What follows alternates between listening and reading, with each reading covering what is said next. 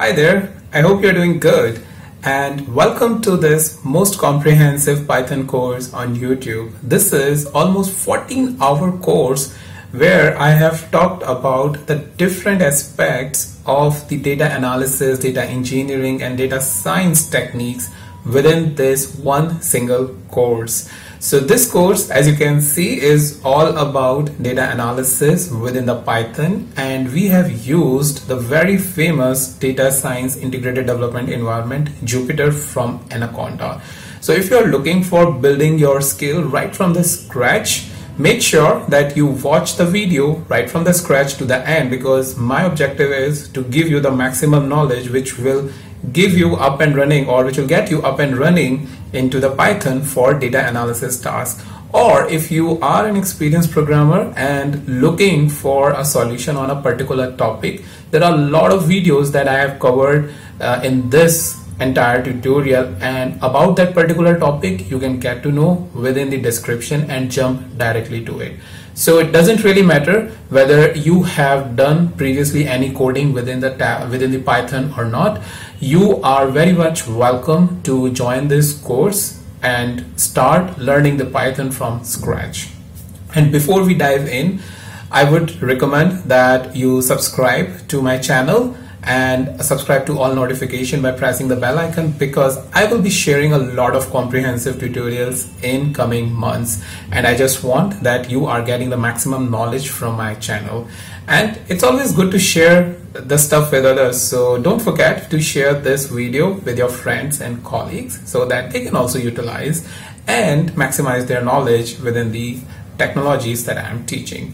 And if you have any question or comments, do post it in the comment section so that I'm replying to those based on the queries that you have. So let's go and get ahead with Python. Alright, so the first step that we have in starting any machine learning or data analysis within the Python is to get the integrated development environment, or in this case Jupyter Notebook. So Jupyter Notebook is something which is given to us by Anaconda, and the website name, as you can see, is anaconda.com.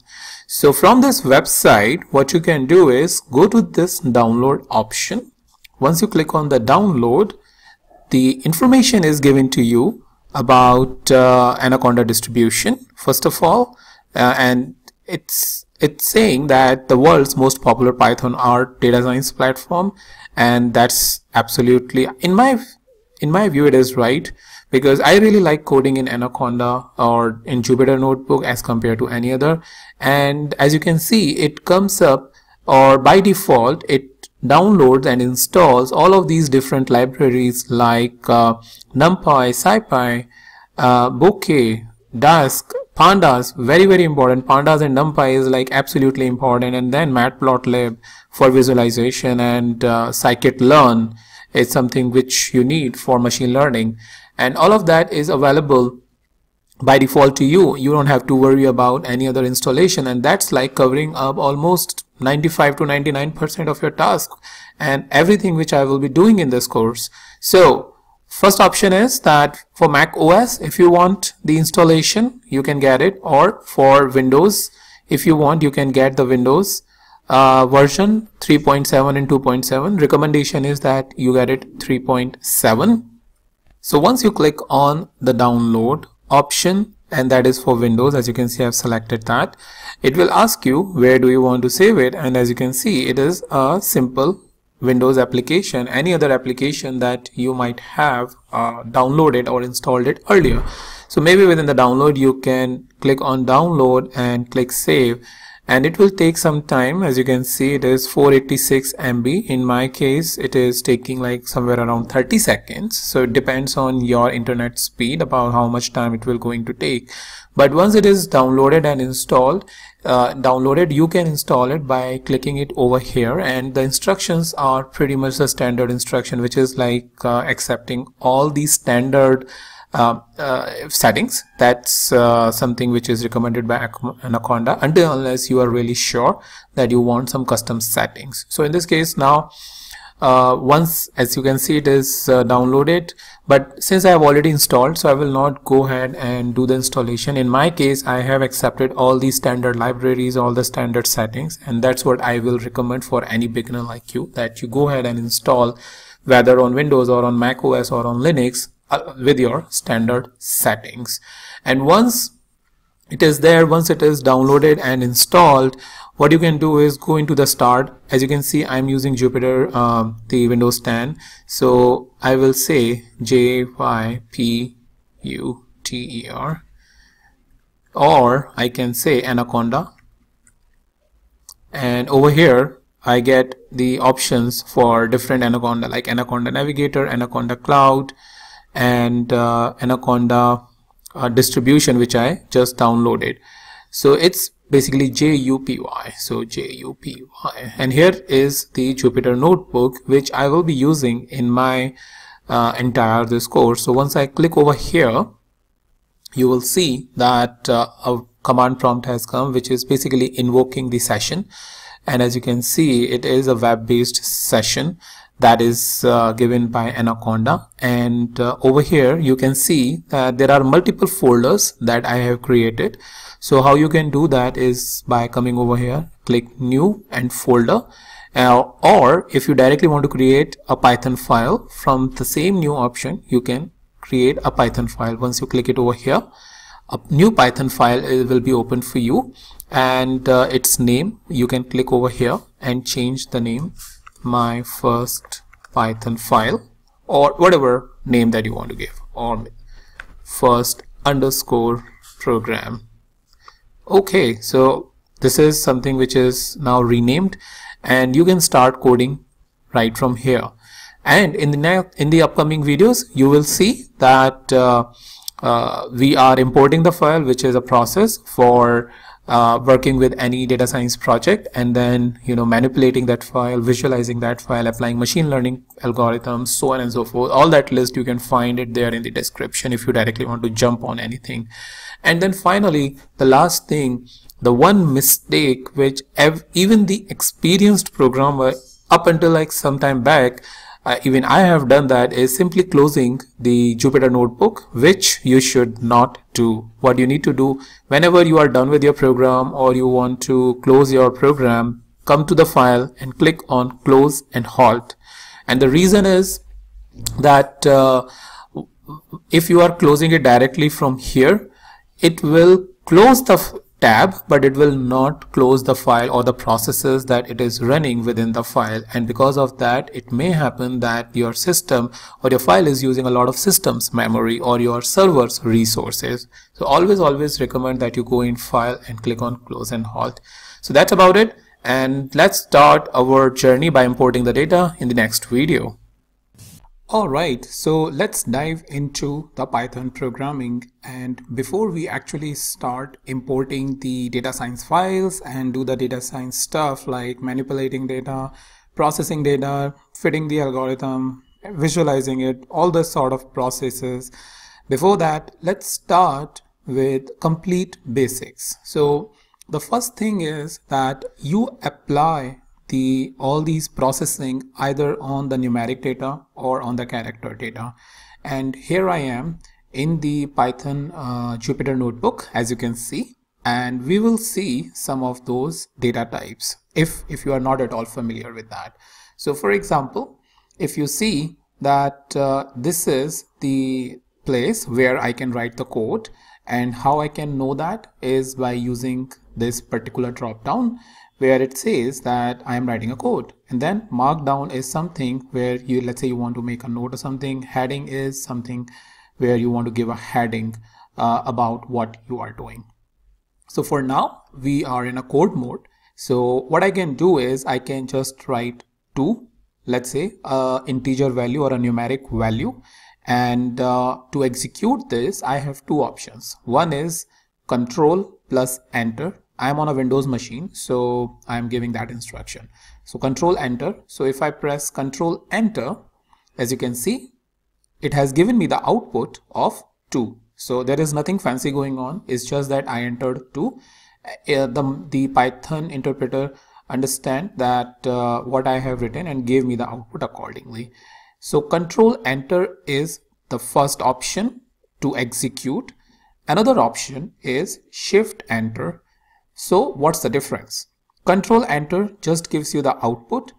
Shift Enter gives you the output along with it creates a new line for a new code. So now I am going to execute it again with the Shift Enter.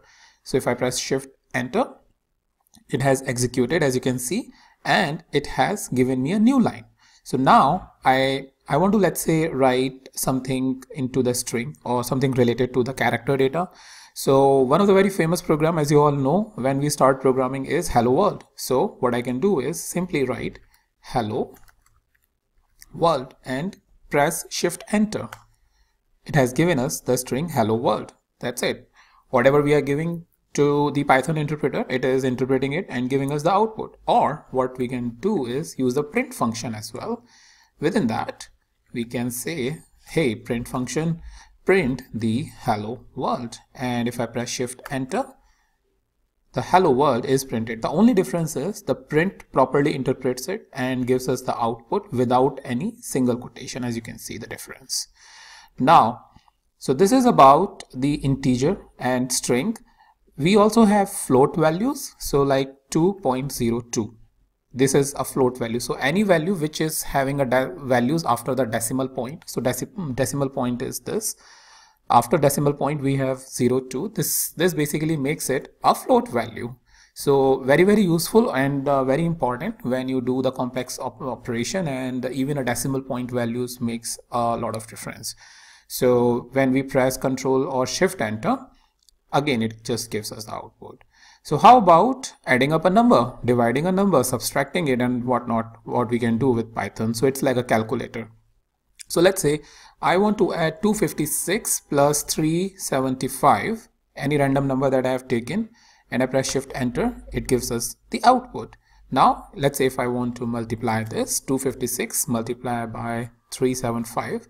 So the only difference, as you can see, is I have given a space, and here I have not given any space. It doesn't really matter at all. So just it looks much better, not very congested. Shift Enter, it gives us the output. Similarly, if I say 256 divided by 375 and Shift Enter, it gives us the division. Similarly, if I, let's say, 265 again minus 375, Shift Enter, minus 110. So whatever operation, whatever calculation that we are giving it to it, it will going to execute that particular mathematical operation. Now after that, let's jump on to the variables part. And variables, if you have not at all heard about it, it basically holds the value so that you can reuse it again within a long program. So why? Because let's say, for example, 256 is basically the quantity that needs to be used at multiple places in a entire program. Let's say you are writing a program for order management, and in that you need to calculate the quantity, and you need to sometimes multiply it with the number of orders, or to identify the discounting and whatnot. So for multiple calculations, what we can do is we can store the values in a variable that can be used again and again into the program, so that we don't really have to use a particular number like 256 or 265, what I have given here. Another benefit is that once you declare the variable, so for example, let's say QUANTITY, quantity equals to 265.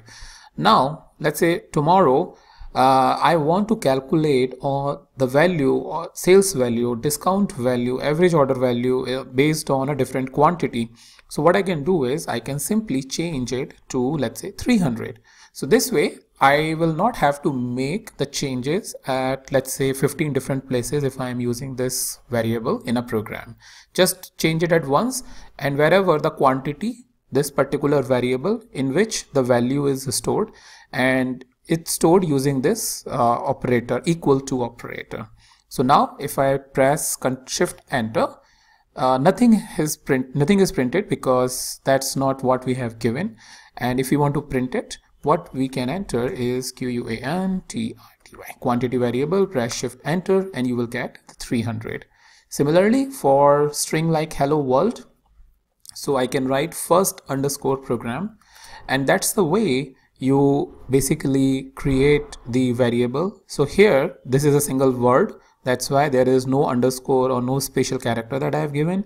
But this first underscore program, if I don't have the underscore, it looks a bit clumsy and sometimes confuses us. So to better write it, we use most of the time first underscore program or quantity underscore month, variable like this, which makes sense. So first program is hello world, and if I press shift enter, nothing happens. But if I write, let's say, first underscore program and press shift enter, it gives us the output.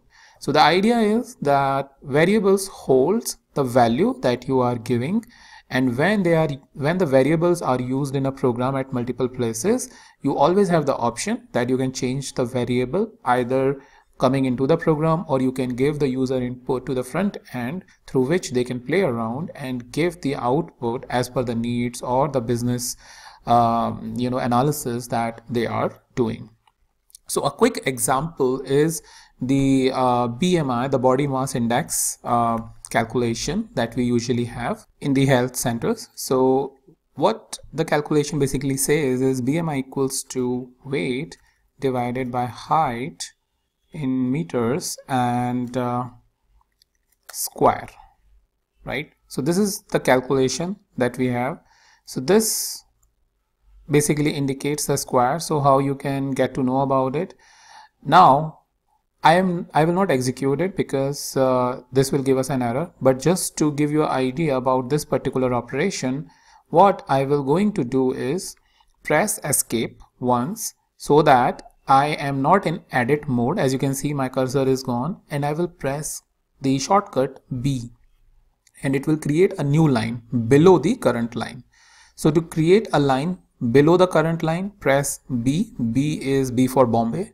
And to create it, the line above the current line, press A, right? So here we will say 2 and 2 stars 2. If I press Control Enter, it gives us 4. So it's nothing but the square.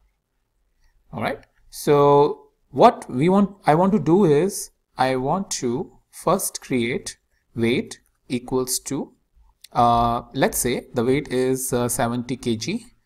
And I press shift enter, and height is, let's say, 1.79 meters, and I press shift enter. All right, I did not write the equals to sign.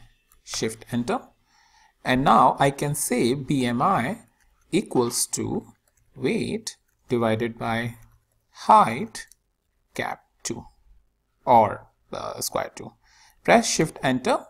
Now it has not given us any error, and I can go ahead and see the BMI and press shift enter, and the BMI value is this. And based on what your height is, what your weight is, the different BMI values comes, and that's a very common operation. If you have seen the particular instrument which calculates BMI, you have to stand up upon that. It calculates your weight, and you manually need to enter the your height, and it gives you what is your BMI index. And based on the standard, you can see whether your body mass index is in your favor or not, and accordingly sometimes even medicine is given. So now let's say there is another patient which is coming. The weight is, let's say, 85 and height is let's say 1.10. So what we need to do is after entering it, we need to press Control Enter. So I'm executing it, coming on to this, Control Enter again, Control Enter again, and now the BMI is 70.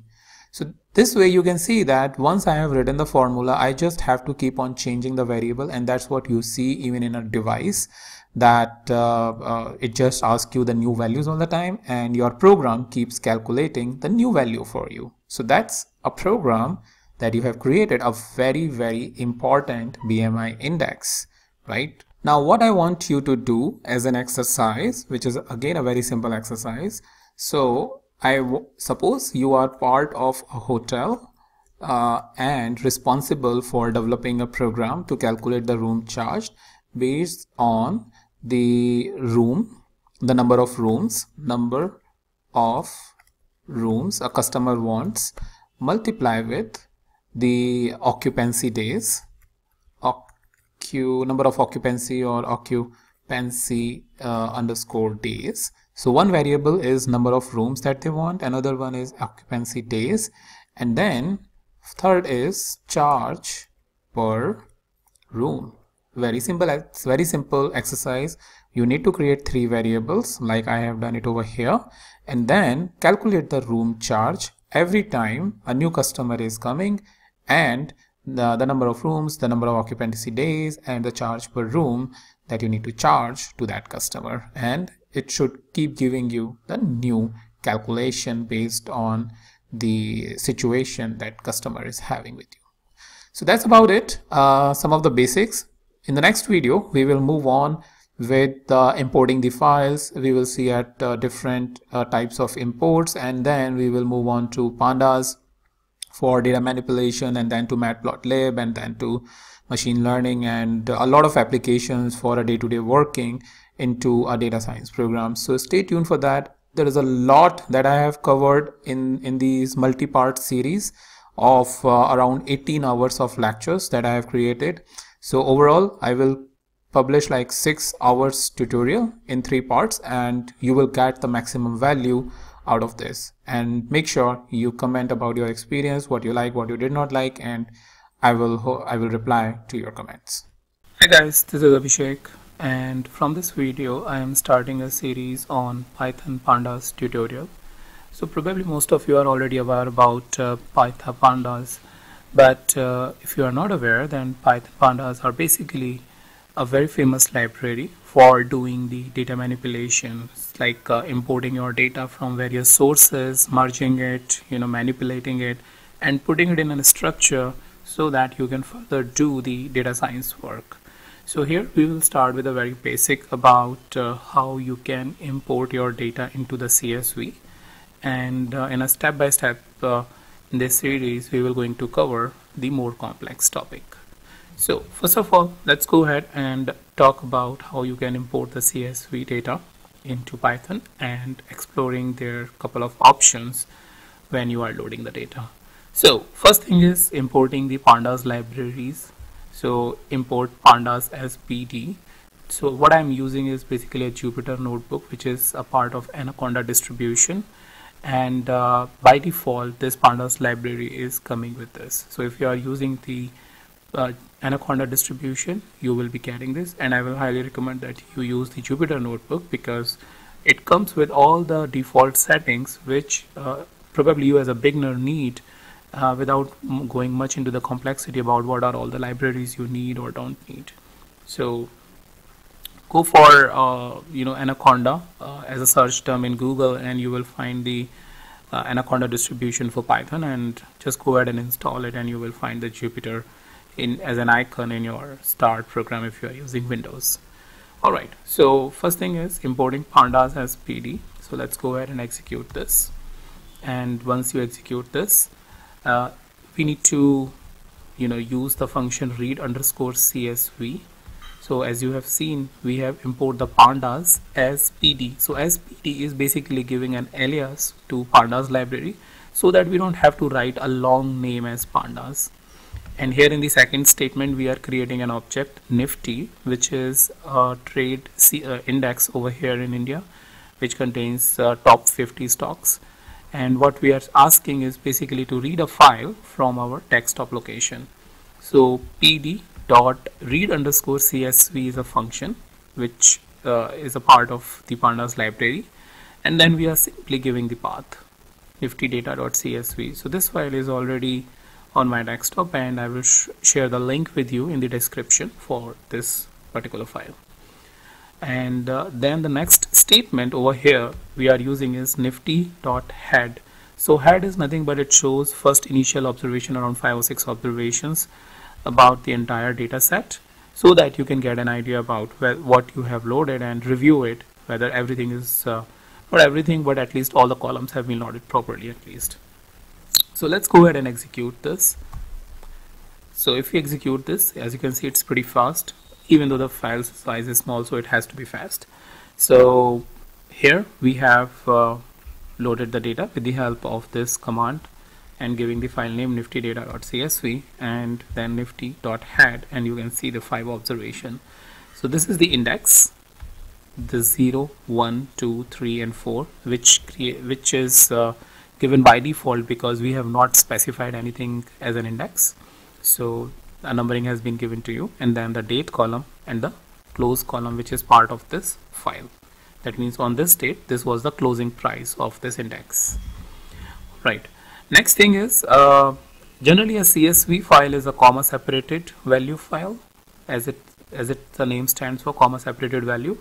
But you can use the option or a parameter of read underscore CSV along with your path name. You can use this parameter SEP, which is nothing but a separator. So separator can be comma, which is the default choice, but if you are looking at your file and you see that it's not a comma but a pipe, let's say, then you can give even pipe or tilde or anything else, which is separating your values. So you can use the SEP, the separator argument of this function, and get your data in a proper format if it is not just the comma. So let's go ahead and execute this, and as you can see, again the output will be same with the head command. So let's go ahead and see the another parameter, which is n rows. N rows is basically helpful. Let's say you are having a file of of a GB or a multiple GBs file, like 3 GB, 5 GB file, and it is taking a lot of time, and while loading, you see that there are some issues with the file. So what you can do is you can load some initial observations like 1,000 observation or 10,000 observations, which will give you an indication whether there is a problem with the file or not. So in that case, if you want to limit the number of rows that you are importing into the Python within this object Nifty, then you can use this n rows parameter.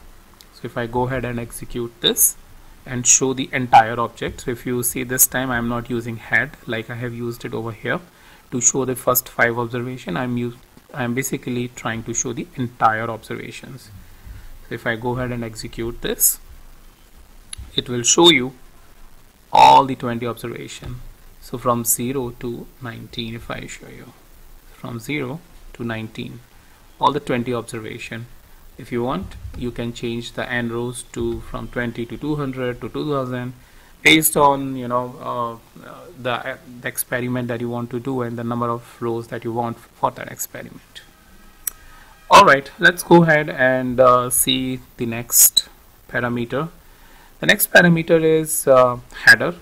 Sometimes your file is not having any header, and in that case you can specify header is equals to none, and by default, like index, the header value will be given as 0, 1, 2, 3, depends on the number of columns that you have.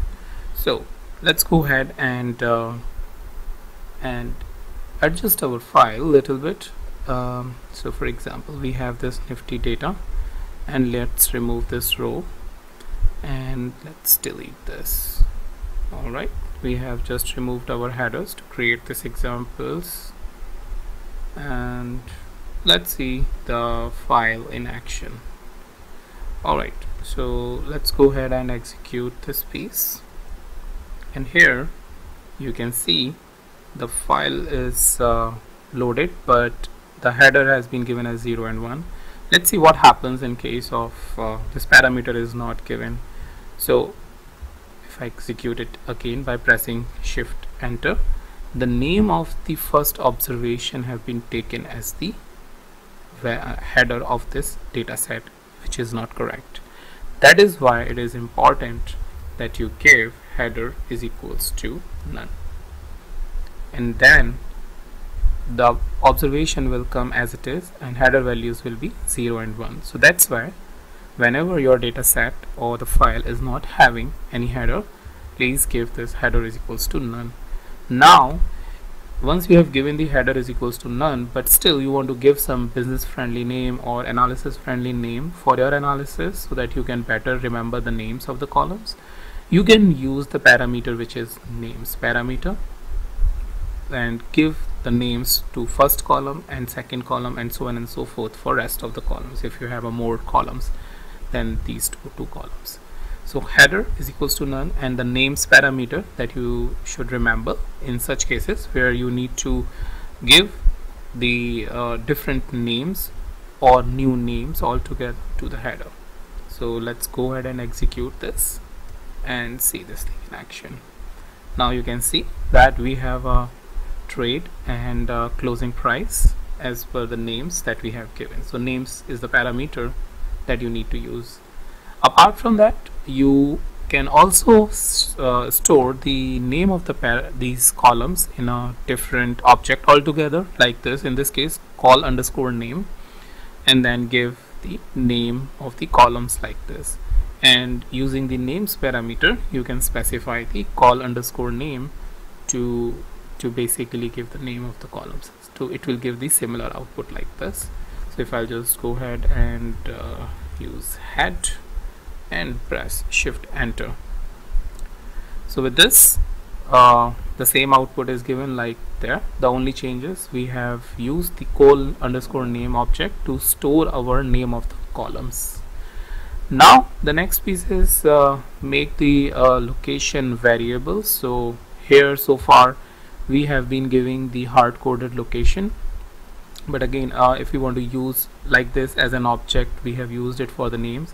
We can give the create an object of location LOC and give it a name over here, so that let's say this particular location is being used at 100 different times in your analysis, for example.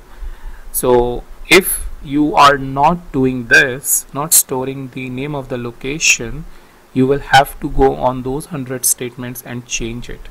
But here in this case, if you are storing it in an object, you will just have to change this parameter at one single time, and all your 100 statements will be changed because they will be accessing this LOC like this, right? So that's the benefit if you are making your location variable. Otherwise you will have to go in 100 different steps and change the hard-coded value. So if I do that, it will again go ahead and execute this without any issue. So that's pretty much all I have for you in this video, and in the next video I will talk about the Excel data, how you can read it, and we will explore some options over there. Hi guys, welcome to the second video where I will show you how you will going to read the Excel data in Python.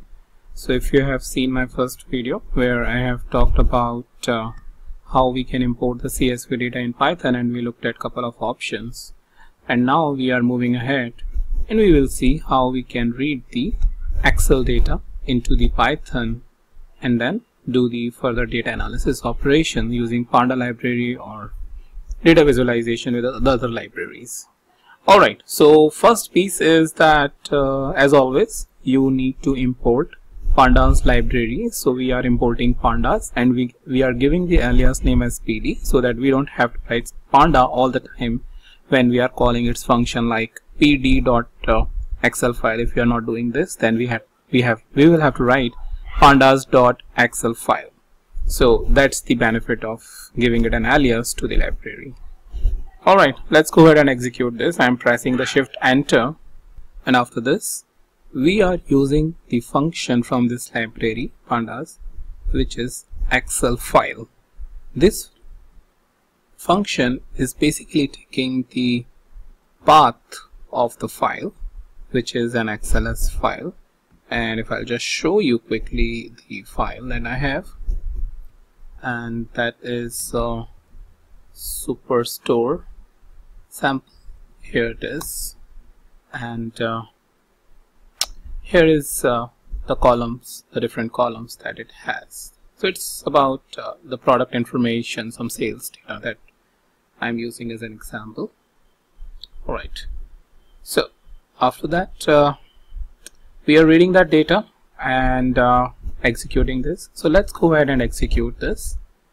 So if we are executing this, it will not give you the output like the direct data which you needed directly from the file. You need to basically parse it. That is a part of this object that we just created. So what we are doing is we are taking the file, creating an object orders, and we are saying that from this file object that we created, as it has all the sheets information and Excel file information, we want the orders sheet, because that sheet contains worksheet contains three different sheets, and one of the sheets is orders. So what we are saying that hey Excel file, we need to parse just the order sheets from this and then show us the first 5 observation. So that's a thing you need to remember. That's like a two-step process. First, get the entire workbook in the object Excel file, and then import the sheet using the parse function and give the name of the sheet. Alright, let's go ahead and execute this. Once we execute this, we see the first few observation. That is a useful function head, which gives first 5 observation, and here now the data is in front of us, that column. If you need any other sheet, you need to specify that sheet over here in the parse function. So that's one thing, one of the ways by which you can read the data. Another way to directly read the data is by using the read underscore Excel function. So this is also a part of the pandas library, and the benefit of this function is that in just one statement you can get the output. So that file has the returns, the orders which have been returned, so that it has that sheet, and what we are saying that using the read underscore Excel function is go to this path, import this file, and take the second sheet.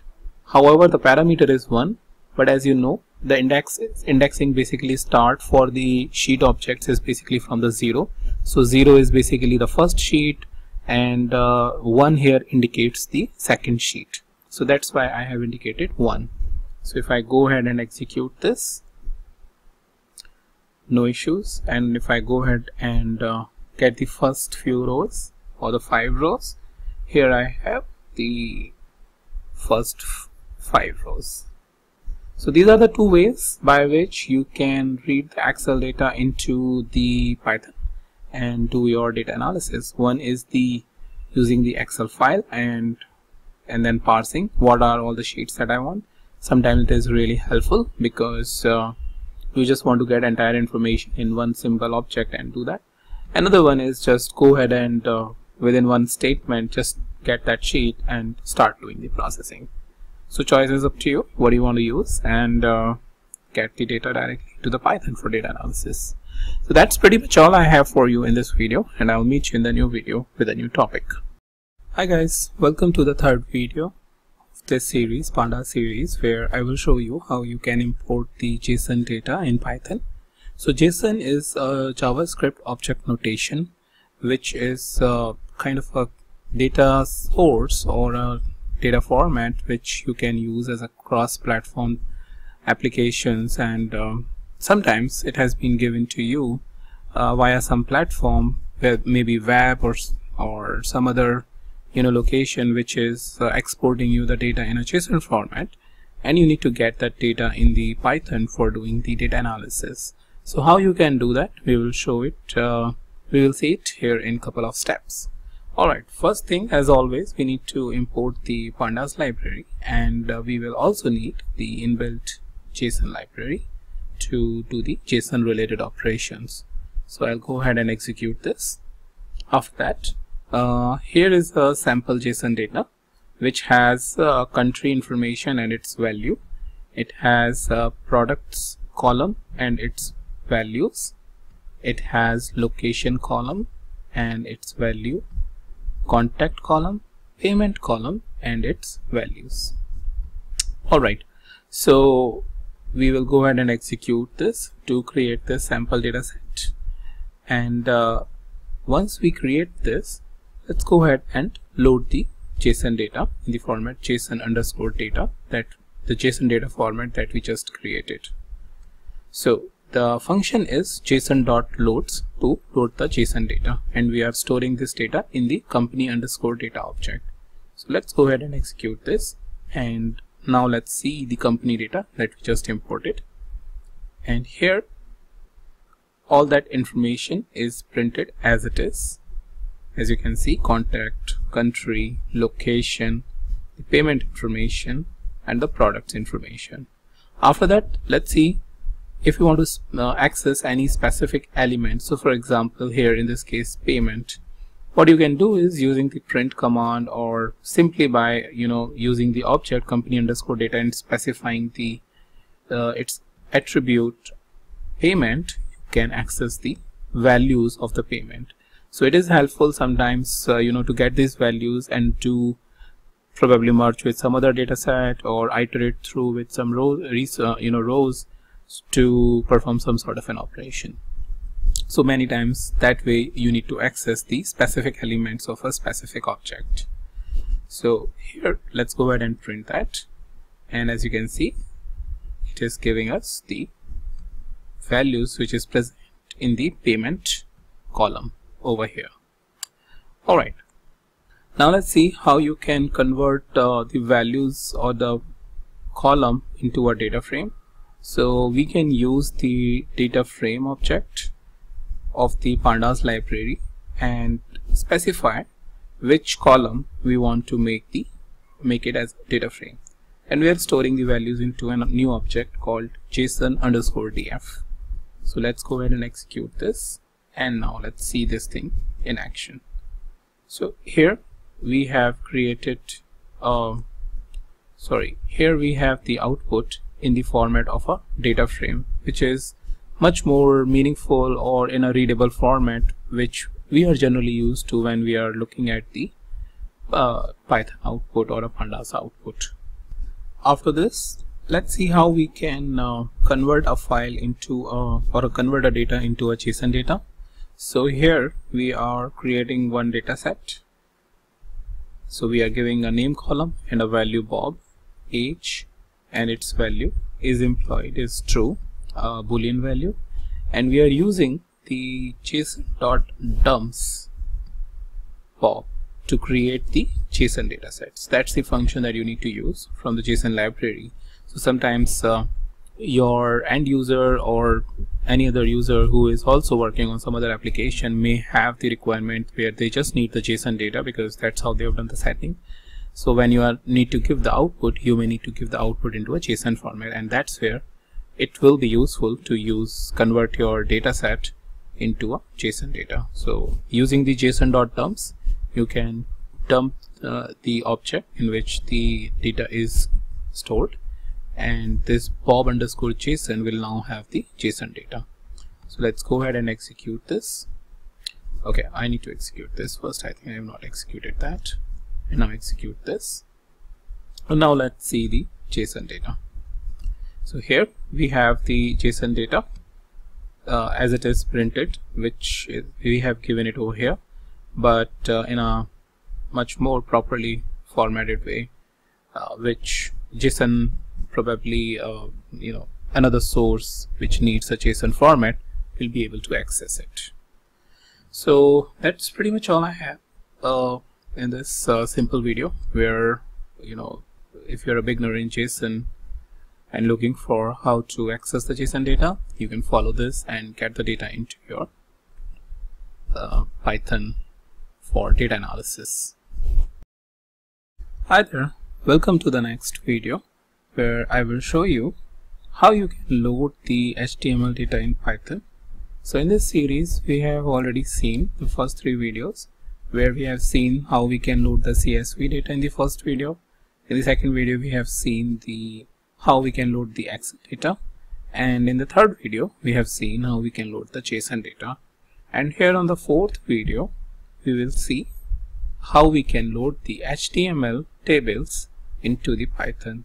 So HTML data is generally present in the websites, as you know, and many times they give you some meaningful information in a format of a table, and that probably you want to access and get it inside the Python for doing the data analysis. So first thing that you need to do that is importing or installing this libraries, which is HTML5lib. And to do that, you need to execute this command !pip install HTML5lib, and it will automatically gather the information which it requires to install the library and install it in your system. Since I have already installed it, I will not gonna do it again, but if you don't have this library, go ahead and execute this command. After that, as usual, we will import the pandas library for doing any data analysis work, and from pandas we will import the read_html as well, and we will also import the HTML5lib to read the HTML data and to do that processing which is required, the communication. Alright, so let's go ahead and execute this, and after that, here is a URL which is giving you the information about some mutual fund. And if I show you here, this is the same link, and here down here, this is basically the table which I am trying to import about the different mutual funds which are mentioned over here.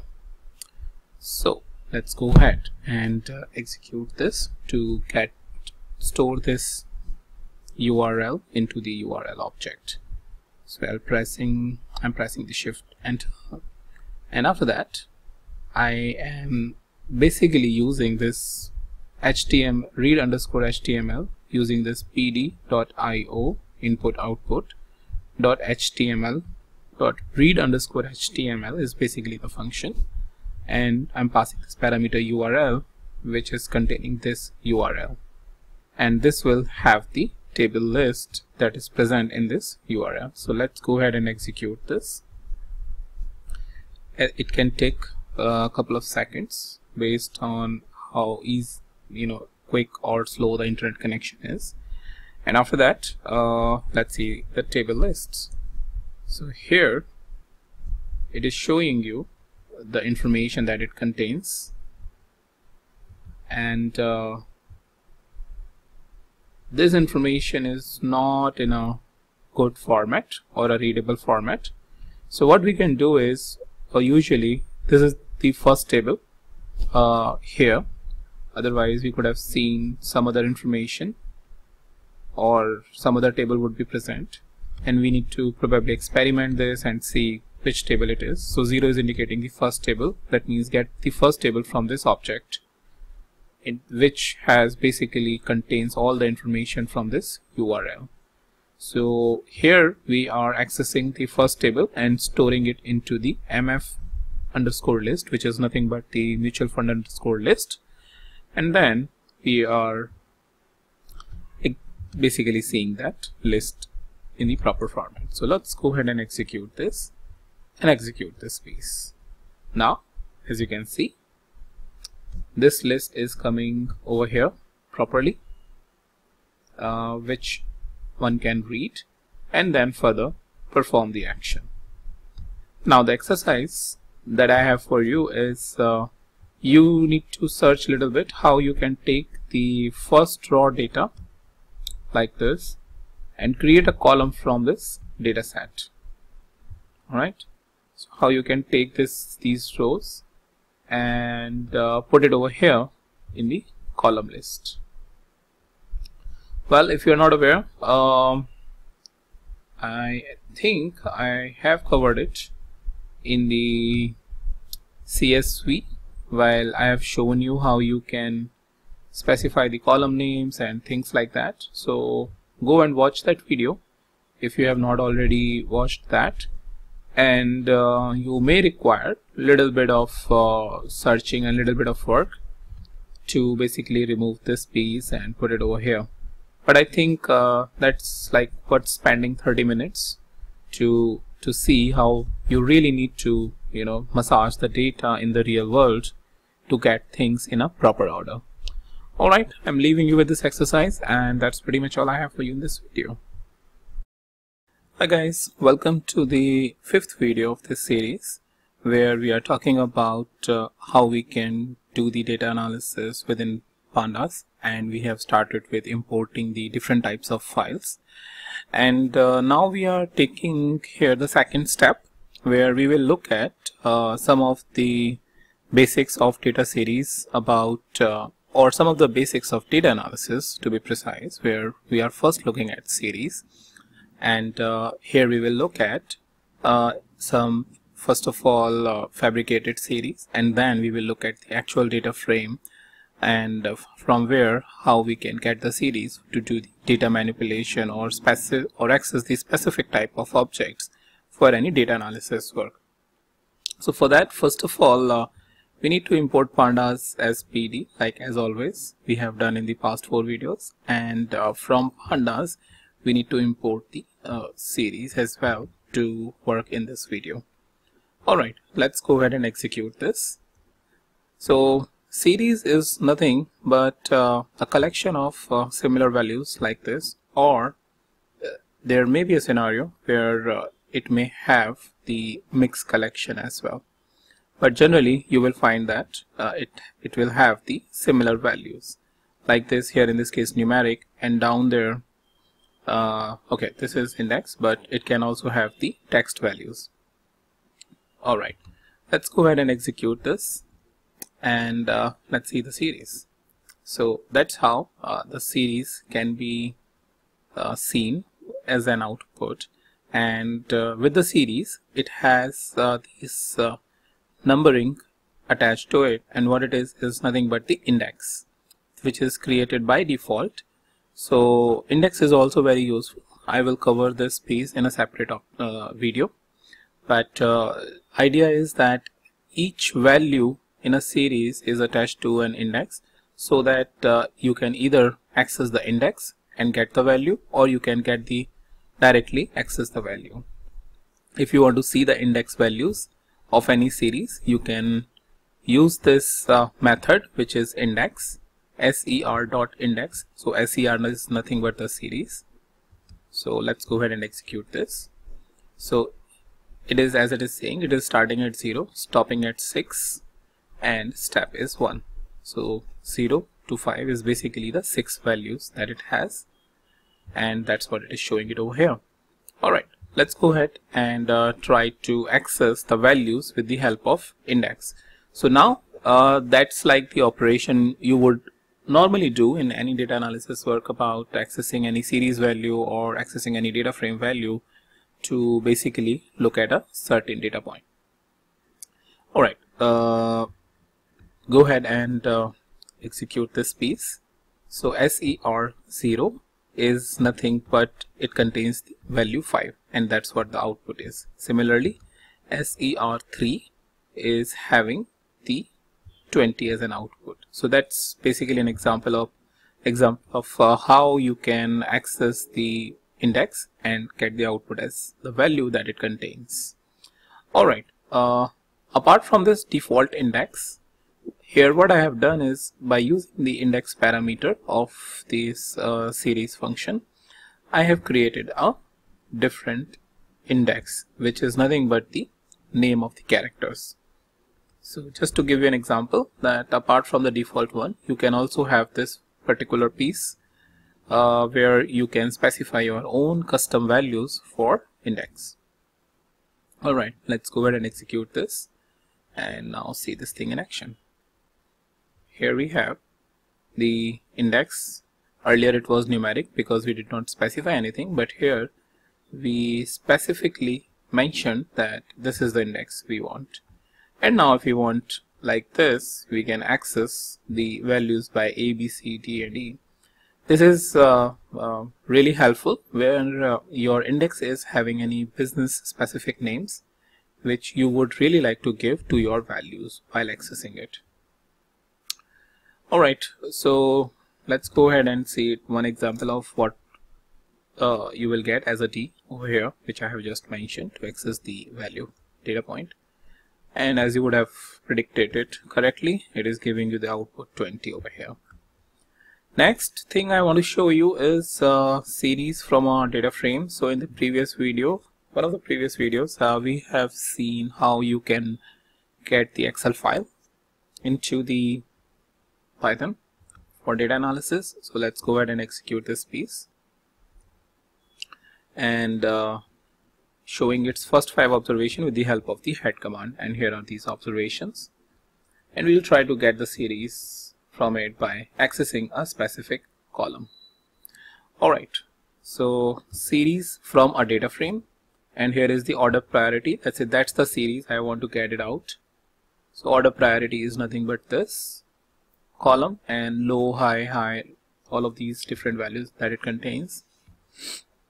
So if I go ahead and execute this, here is the series that it has created, 0, 1. So this is the index and this is the values.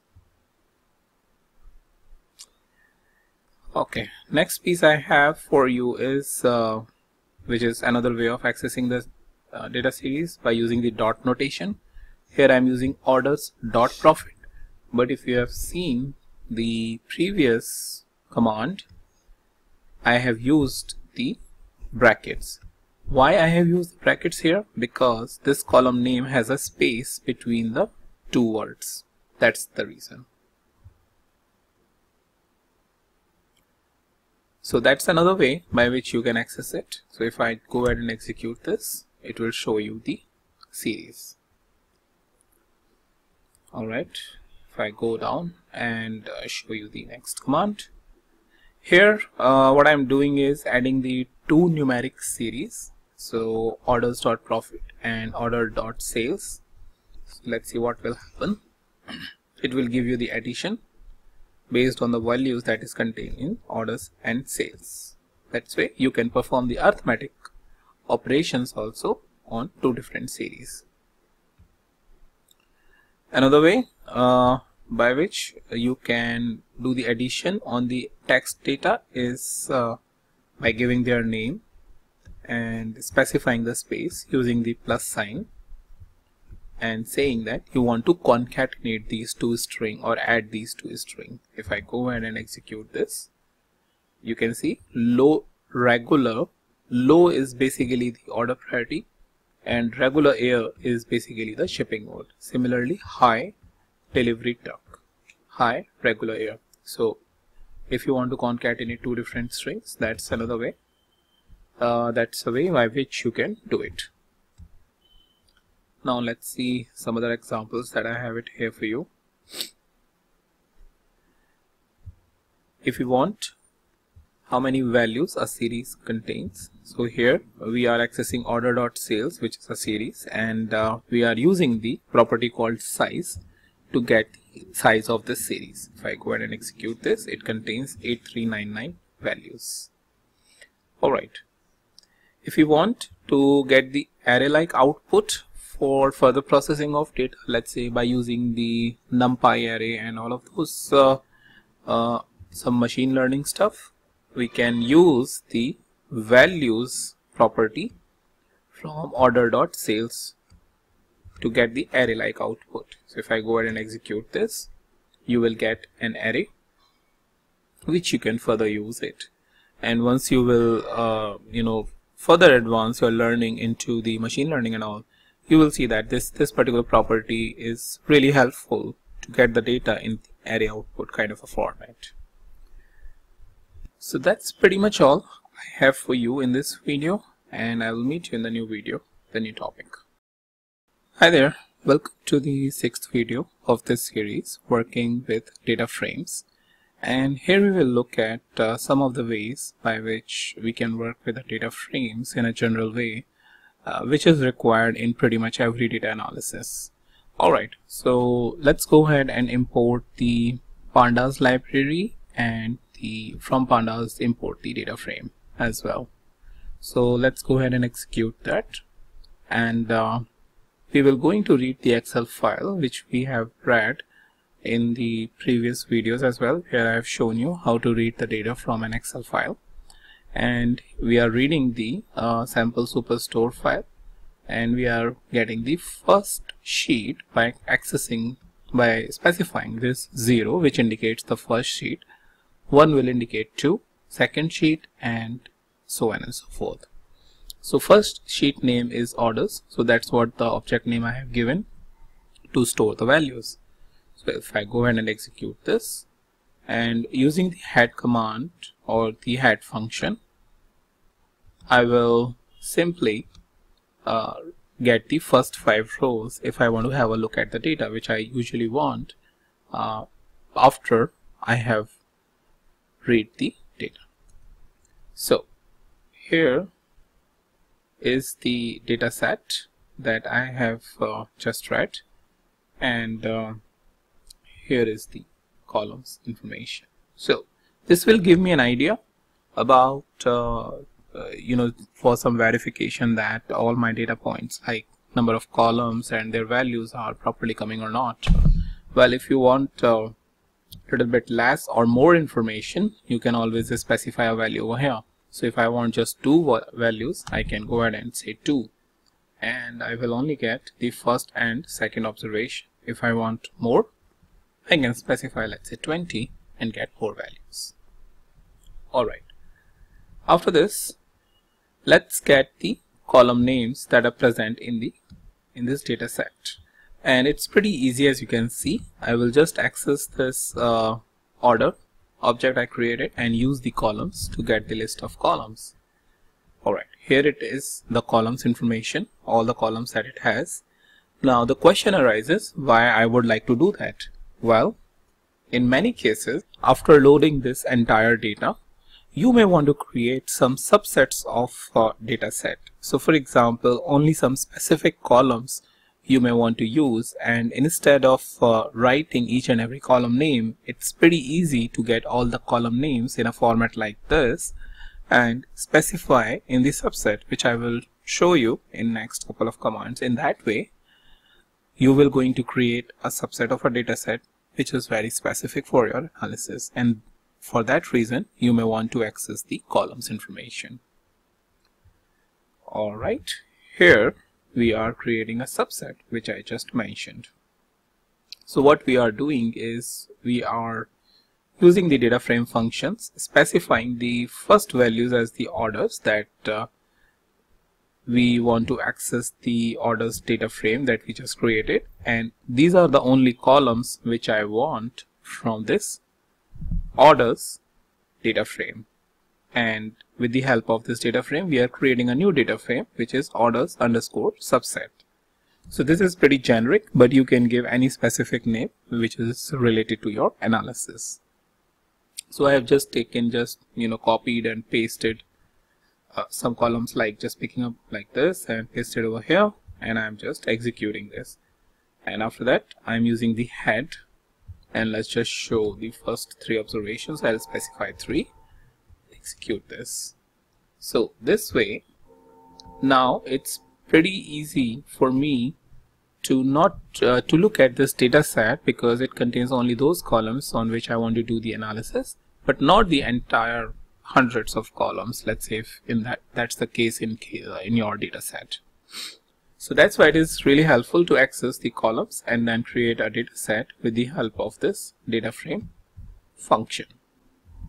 Now let's see what happens in case if you are giving any additional column which is not present in your data frame. And here I have specified the returns after the customer name.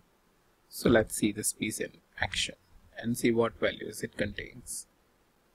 So I'm pressing execute this, and it is just containing the NaN. So sometimes it is useful to create additional columns, and that's the way you can create it.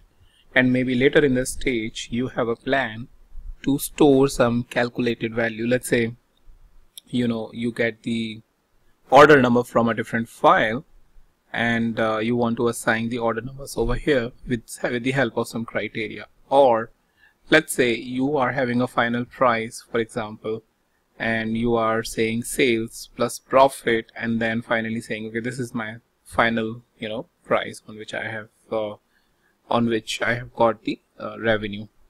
So that kind of operations you can create by creating a new column, and that's how you can specify the new column, and after that you can specify the calculation, which we will see in subsequent videos about how we can do that. And after that we will see how we can get the individual columns, like we have seen in the previous videos about how to work with the series. So if I go ahead and execute this, this is the way I can get any individual column values for, let's say, if I want to do some operation on a particular column values. Alright, after that what we can do is, or what I have is how you can access the series with the help of the dot notation. And if you have seen my previous video where I have talked about series, so this dot notation is helpful only in those cases where you don't have any space between the column names. So for example, this order date is basically having a space between these two words, and that's why I cannot use the dot notation.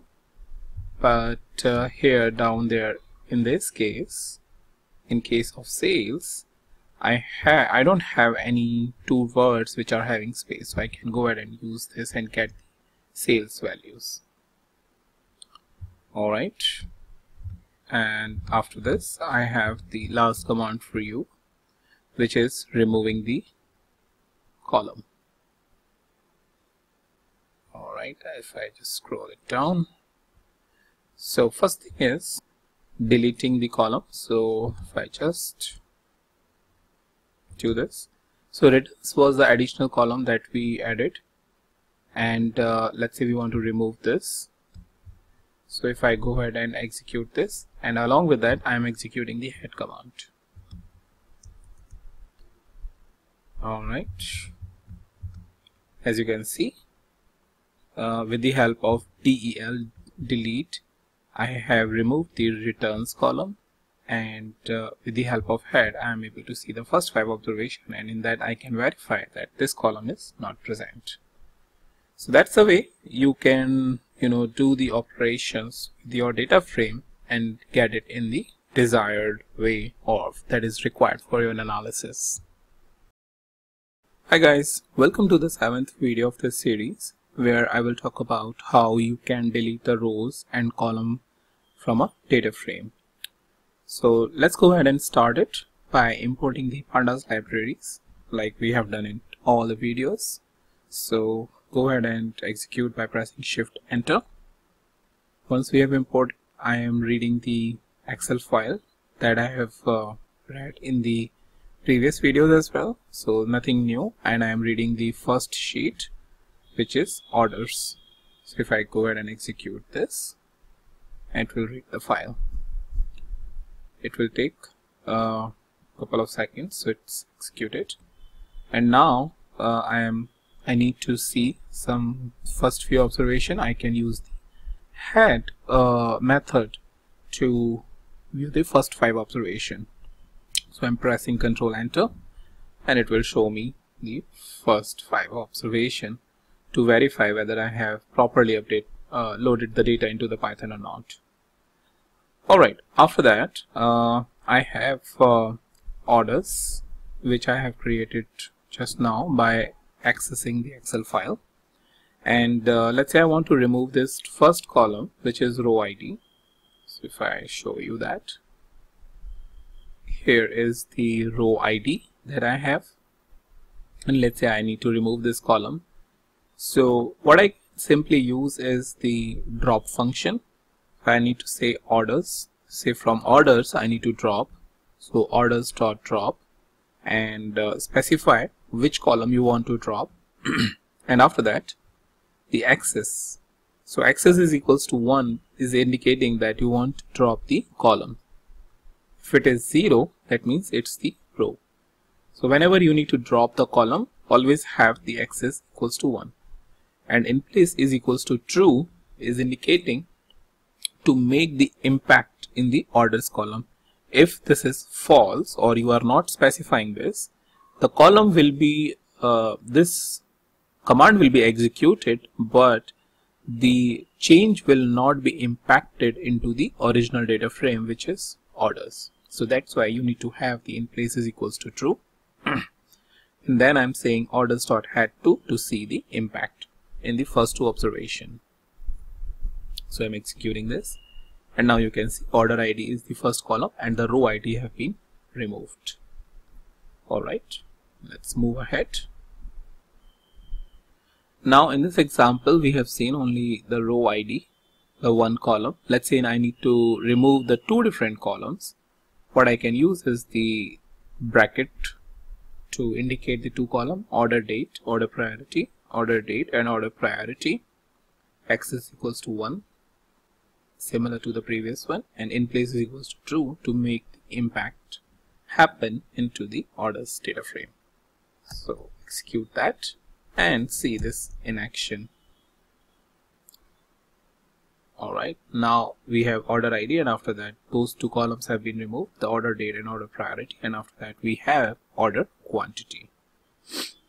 Now let's see how we can remove the rows as well very quickly by specifying the axis is equals to 0. So now what we want is we want to drop the second and third row, and we are specifying the axis equals to 0 and in place equals to true, and saying viewing this in action by using the head function. Head basically shows the first 5 observation. So let's go ahead and execute this and see this thing in action. So as you can see, after 0 and 1, the second and third index values have been removed. So that's the important point, that these values indicate the index values. So whenever you are specifying, that index value will be removed. So that second and third is removed. So after 0 and 1, you are seeing the fourth. So these are the different ways by which you can remove the column or remove the rows and get the desired output from your data frame.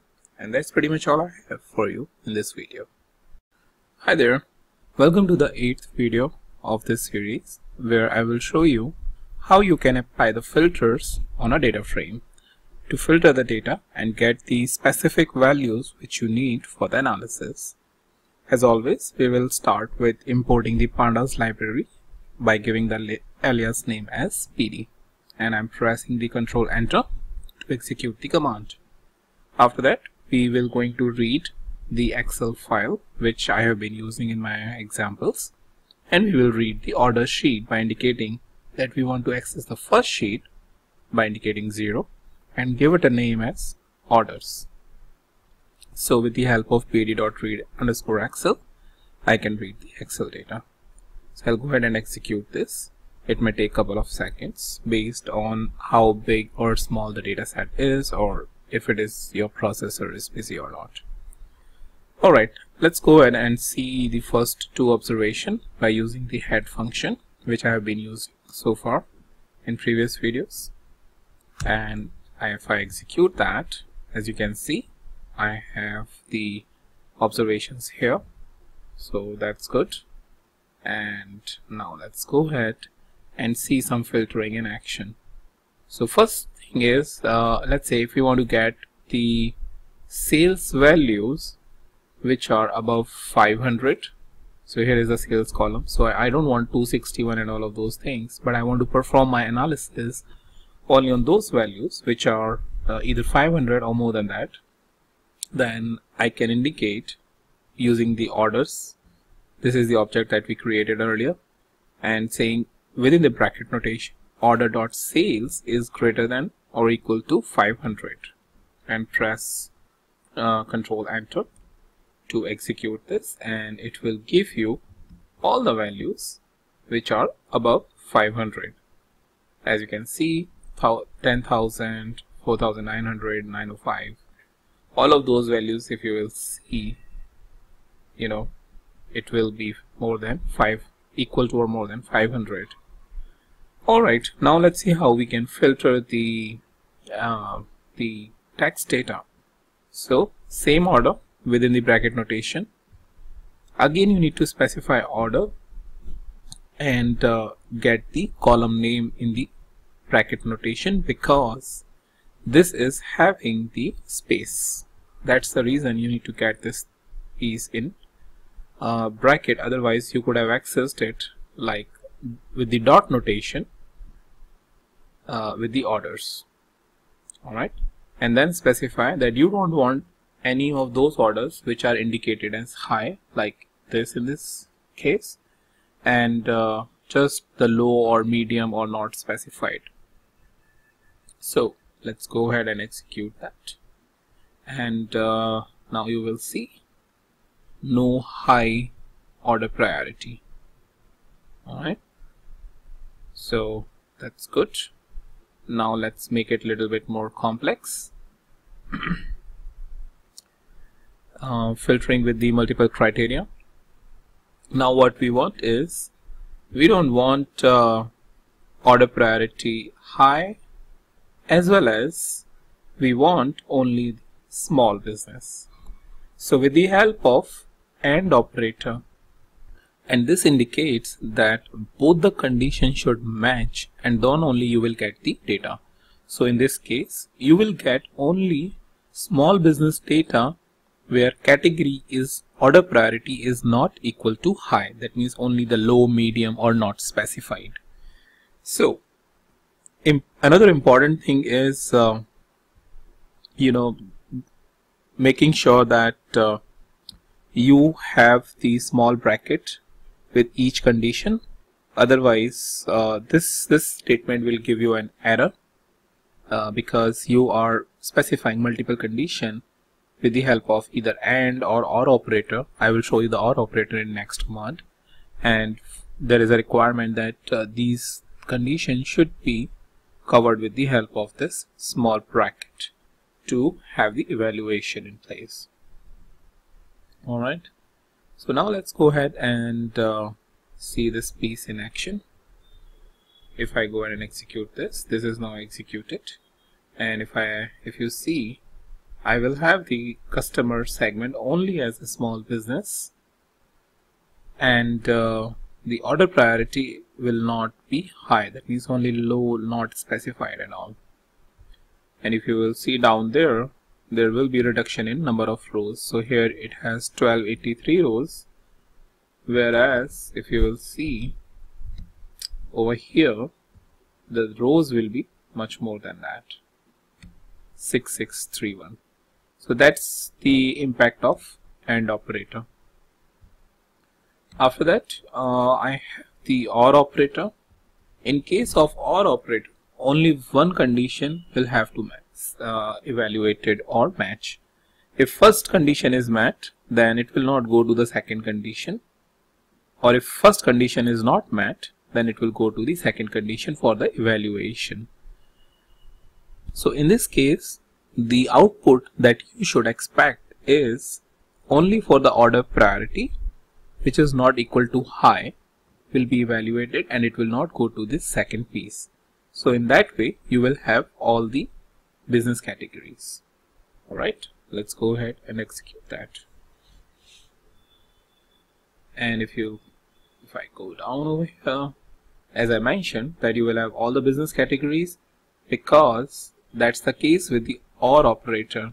At any one condition, either first, second, or if there is any third or fourth condition, should match, and that is equivalent to here in this case is only with that much statement was sufficient.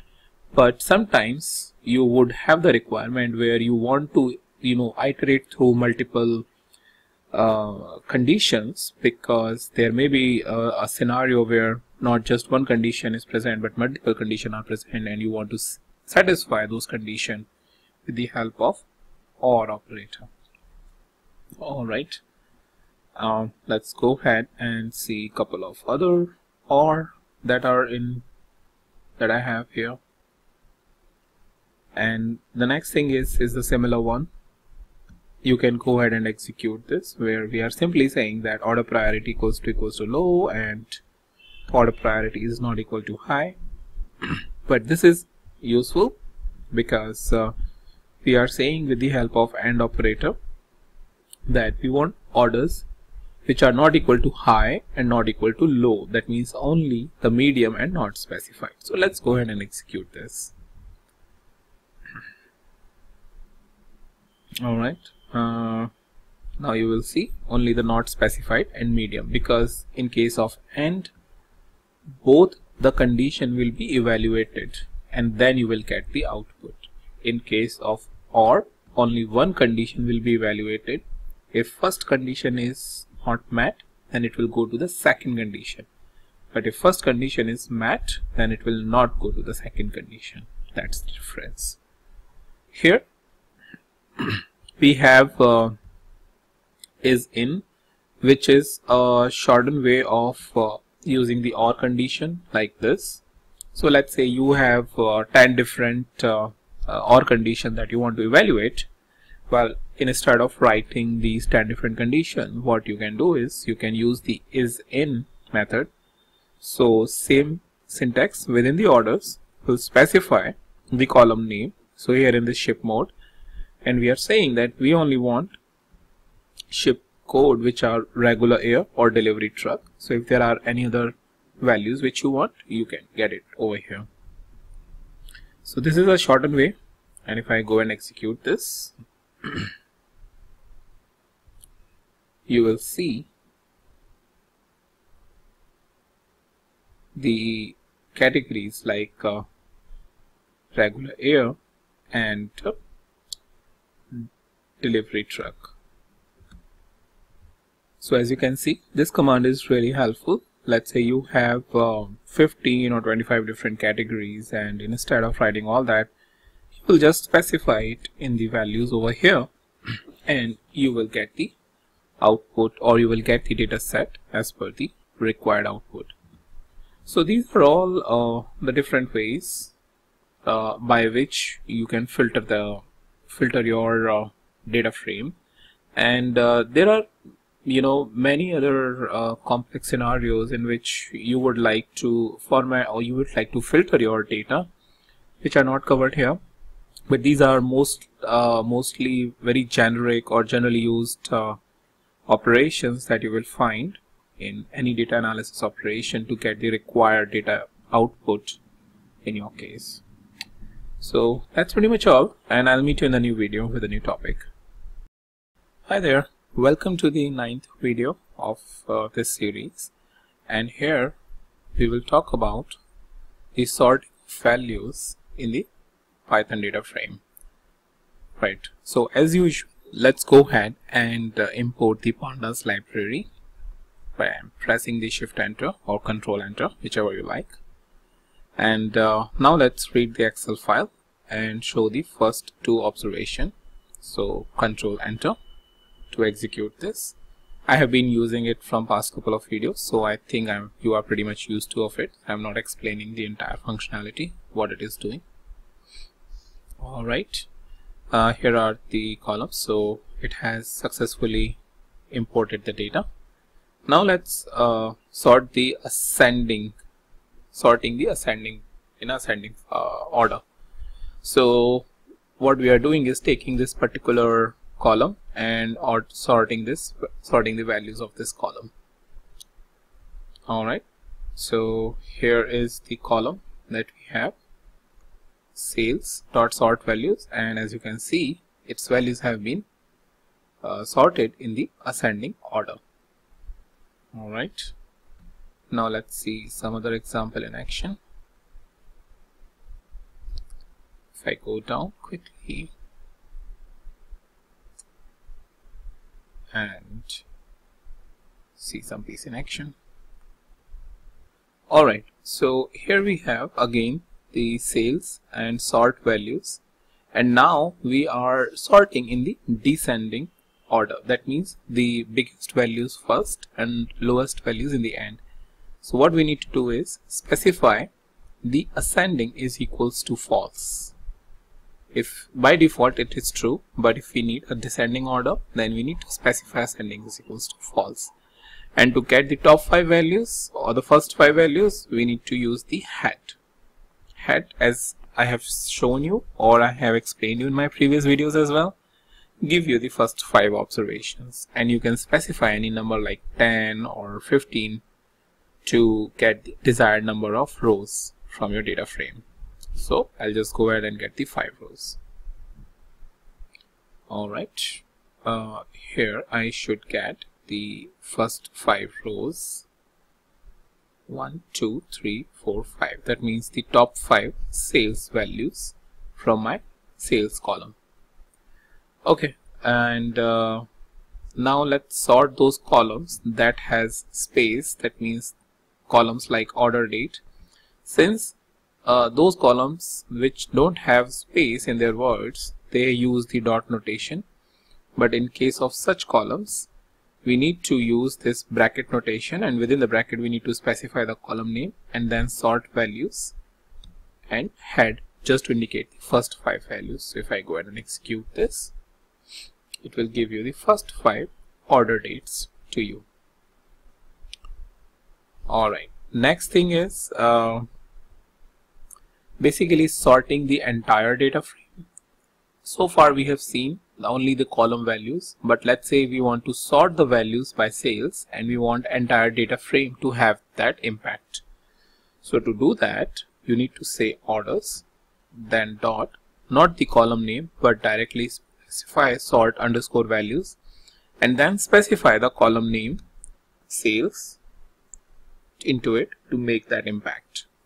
Earlier, if you remember, over here we have said orders.sales.sort value. That means impact was only on sales, but here sort value is attached to this orders, so that's why the impact is on the entire data frame, and here we are specifying with which column we want to make an impact. So with the sales column we want to impact, so let's go ahead and execute that.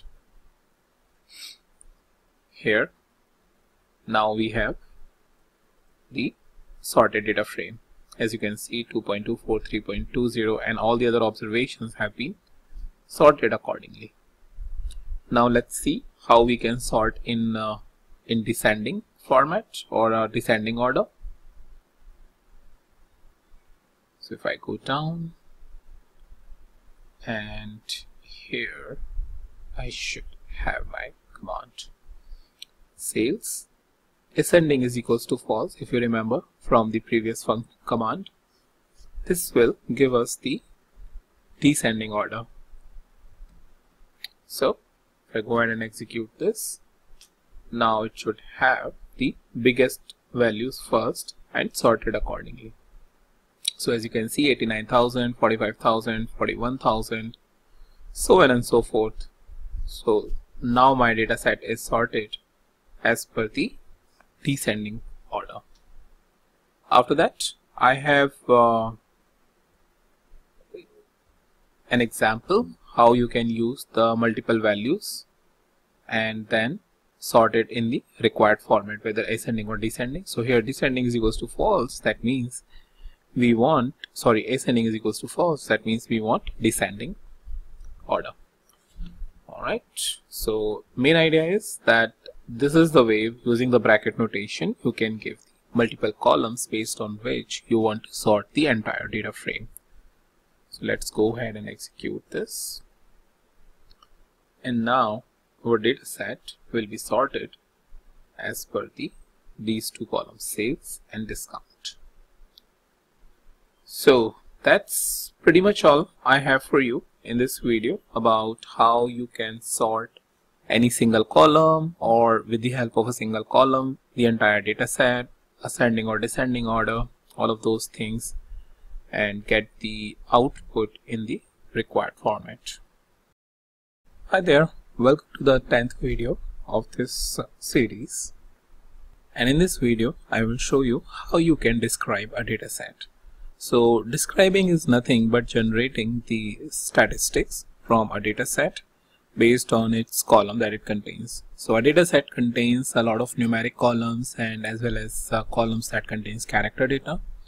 So numeric column has a lot of statistics like min, max, standard deviation and all, but the values, the character values only has one meaningful property, which is count. So let's see this thing in action, how we can perform these kind of operations, generating statistics with the help of the describe method of pandas. Alright, so as usual we will start with the importing the libraries pandas. So I'm pressing Ctrl Enter to import this. Then we are reading the Excel file that we have been using and showing the first 2 rows of this data set. And it may take a couple of seconds based on how small or big your data set is.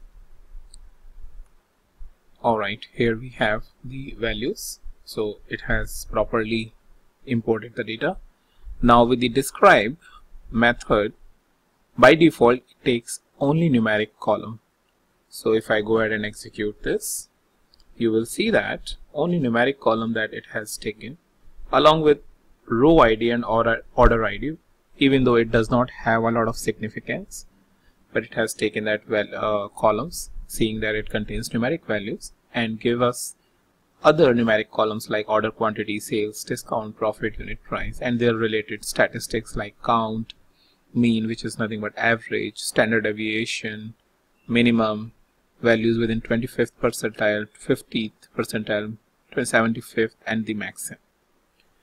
So these are the some quick summaries which every statisticians would really like to see, as the first thing they would like to do start with the analysis. So that's why the describe is really helpful.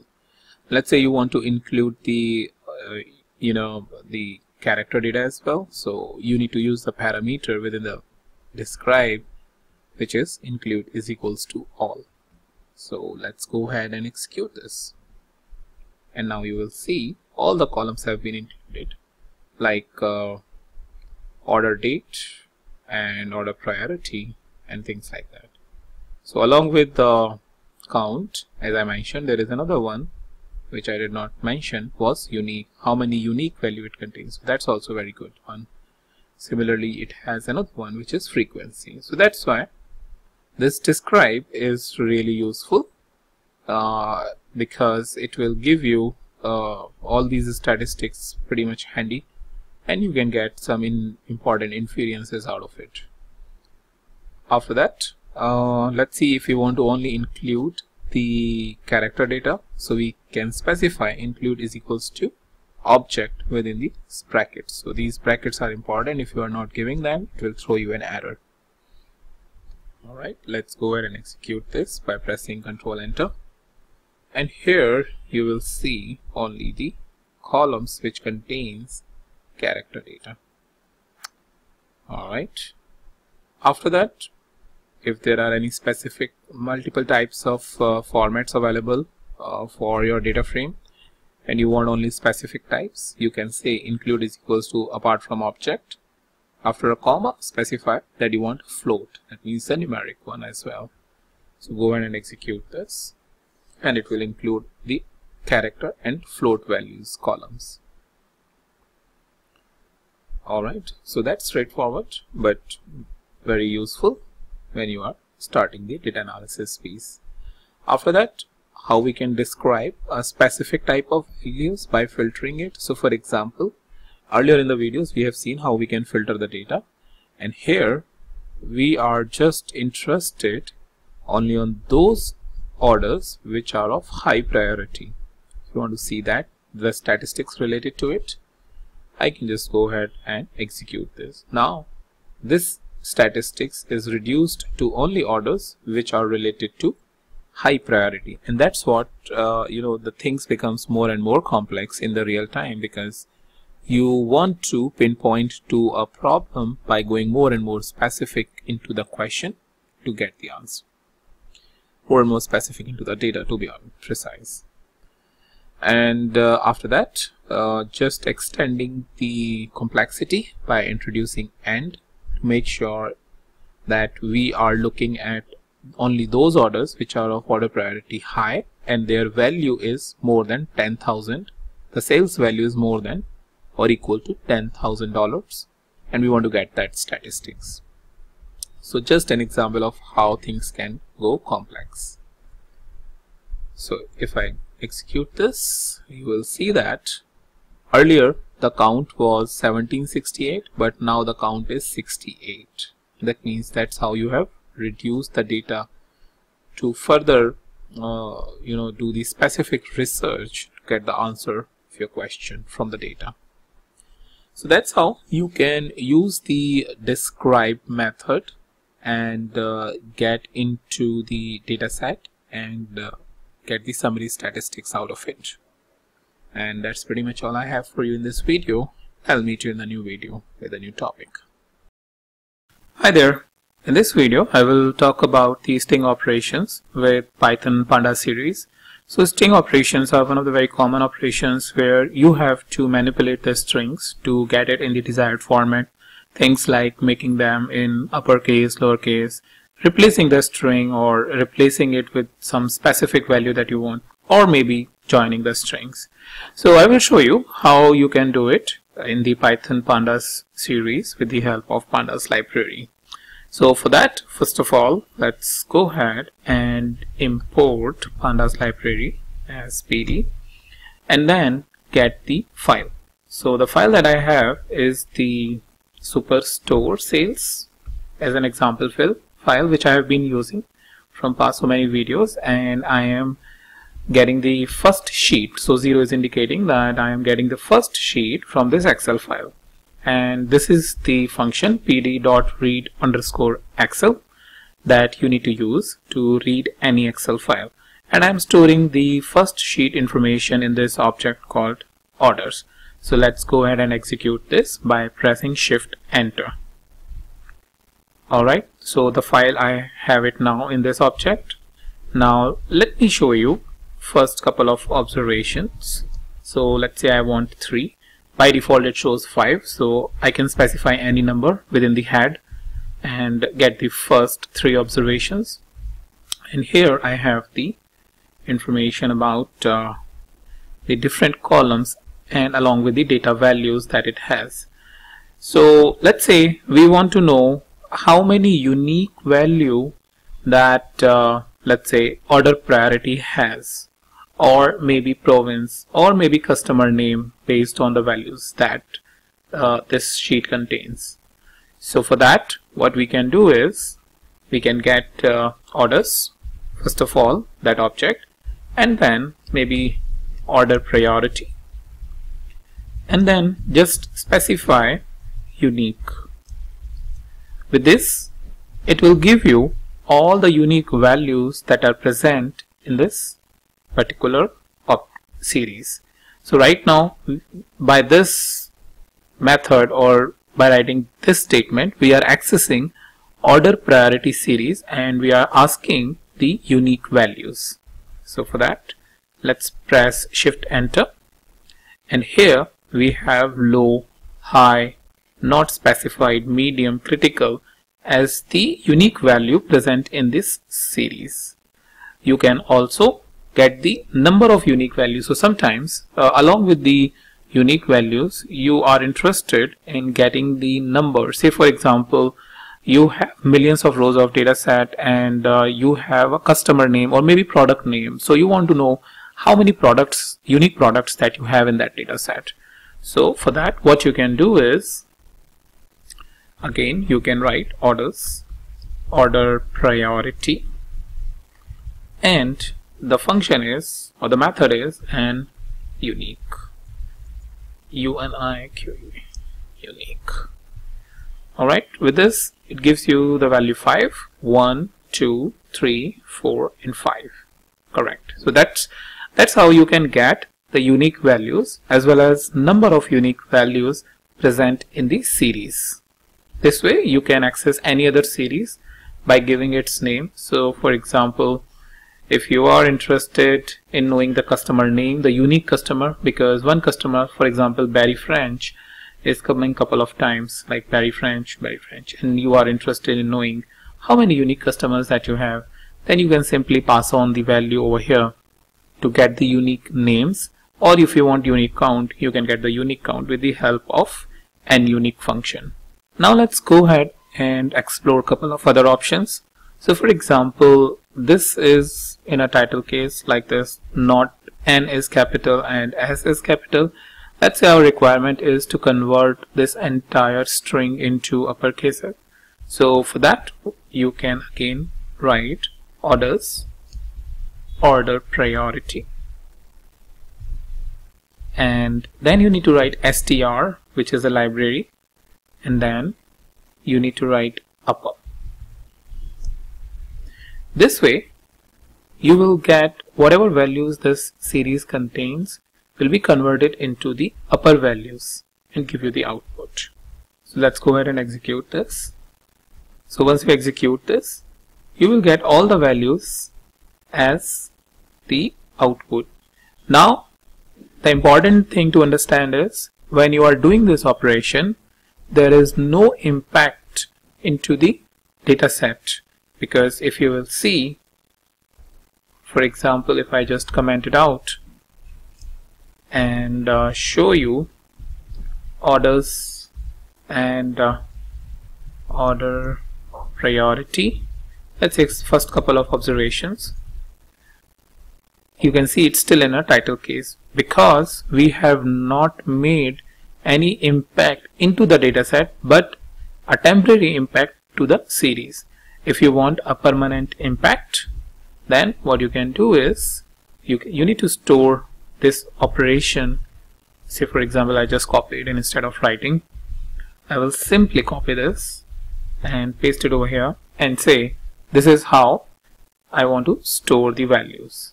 So this way my operation of conversion will store into this order priority series, and it will be a permanent impact.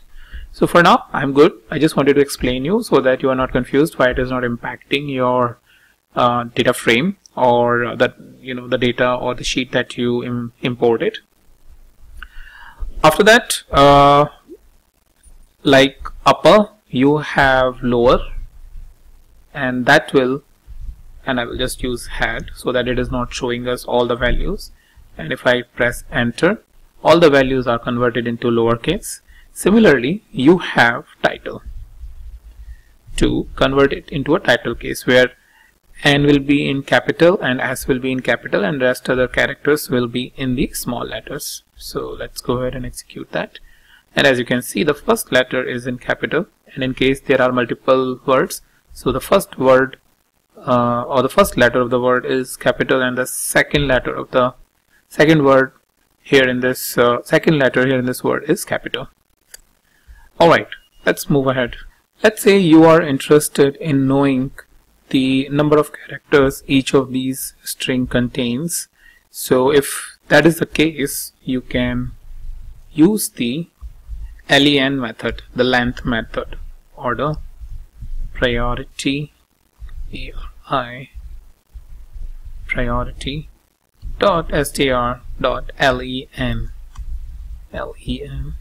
dot head. So this way you will get the character count or the word count for each of the word in this series. And again, you can create a new column, for example like this, orders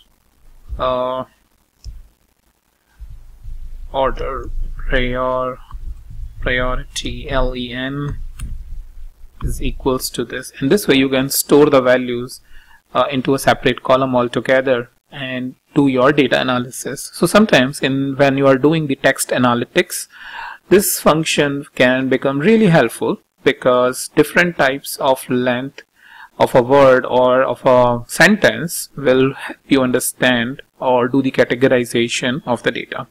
So sometimes that's where you will find it pretty helpful. Alright, let's move ahead. So earlier we have seen that a particular series is in title case or upper or lower. Let's say you want to figure it out from your series whether it is in a title case or not. So that's kind of a Boolean operation that you want to do. So how you can check that? So you can first of all write the series name and then str and then is title and then head. So this function is basically helping you understand whether this series is in title case or not. So if it is not, a particular word is not in a title case, it will say false, otherwise it will say true. So let's go ahead and execute that. So in this case, all of those values are in title. But let's say we change it a little bit. So I'll just copy this so that I don't have to write it again. I'll copy this and paste it over here and say upper. Right, and store the values in the data frame. I'll just copy all the series of a data frame.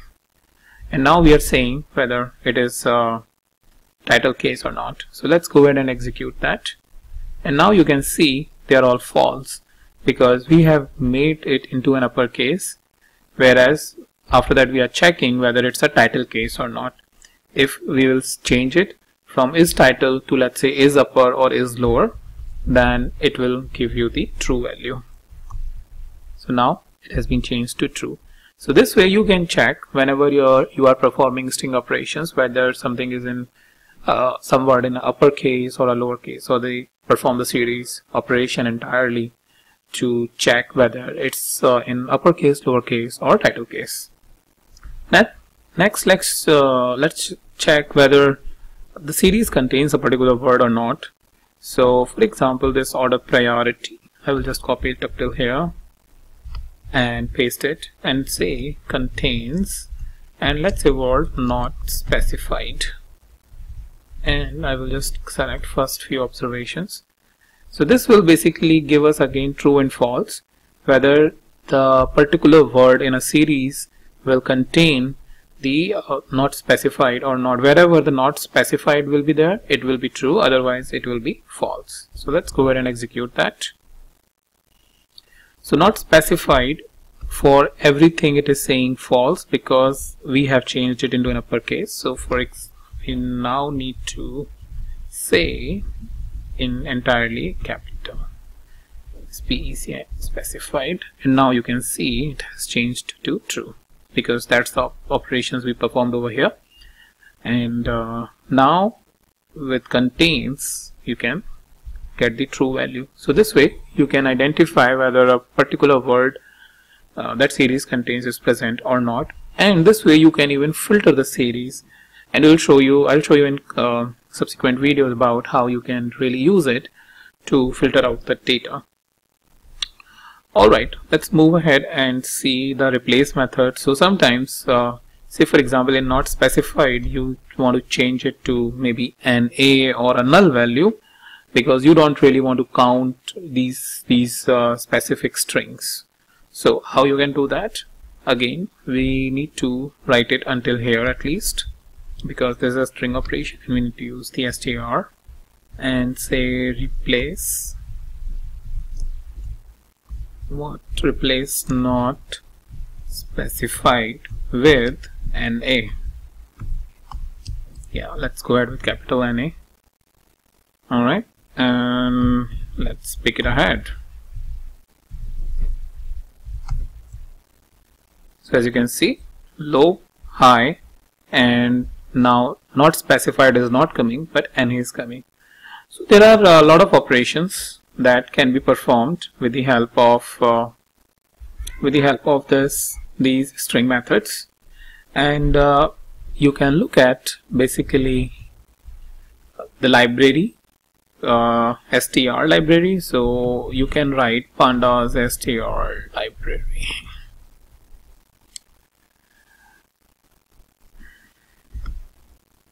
And here you will find the str package or the str library.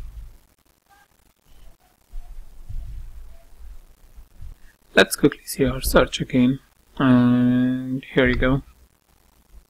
Right, so here you have the str and contains and other things, but down there you will find that string handling, and here are all the different kinds of methods that is present for the string handling. So we saw contains, there is a count method, this capitalize method, len method we saw. So a lot of methods are here, and you can visit just simply writing in a Google search and see whether the particular function for which you are really looking for is present over here or not. So that's pretty much all I have, and I'll meet you in the new video, the new topic. Hi guys, in this video I will show you how you can group data using the group by clause. So let's see this thing in example by first of all importing the pandas library, import pandas as pd, and then our data set which we are using from past couple of videos, the superstore sales, and we are getting the order sheet by specifying first sheet information. And let's look at a couple of observations. So to do the group by, or first of all, why we group by? So group by is really helpful in seeing the thing in context. So for example, let's say we want to understand by order priority the sales under high priority, what is the sales amount, or what is the average sales amount, or the maximum or the minimum sale.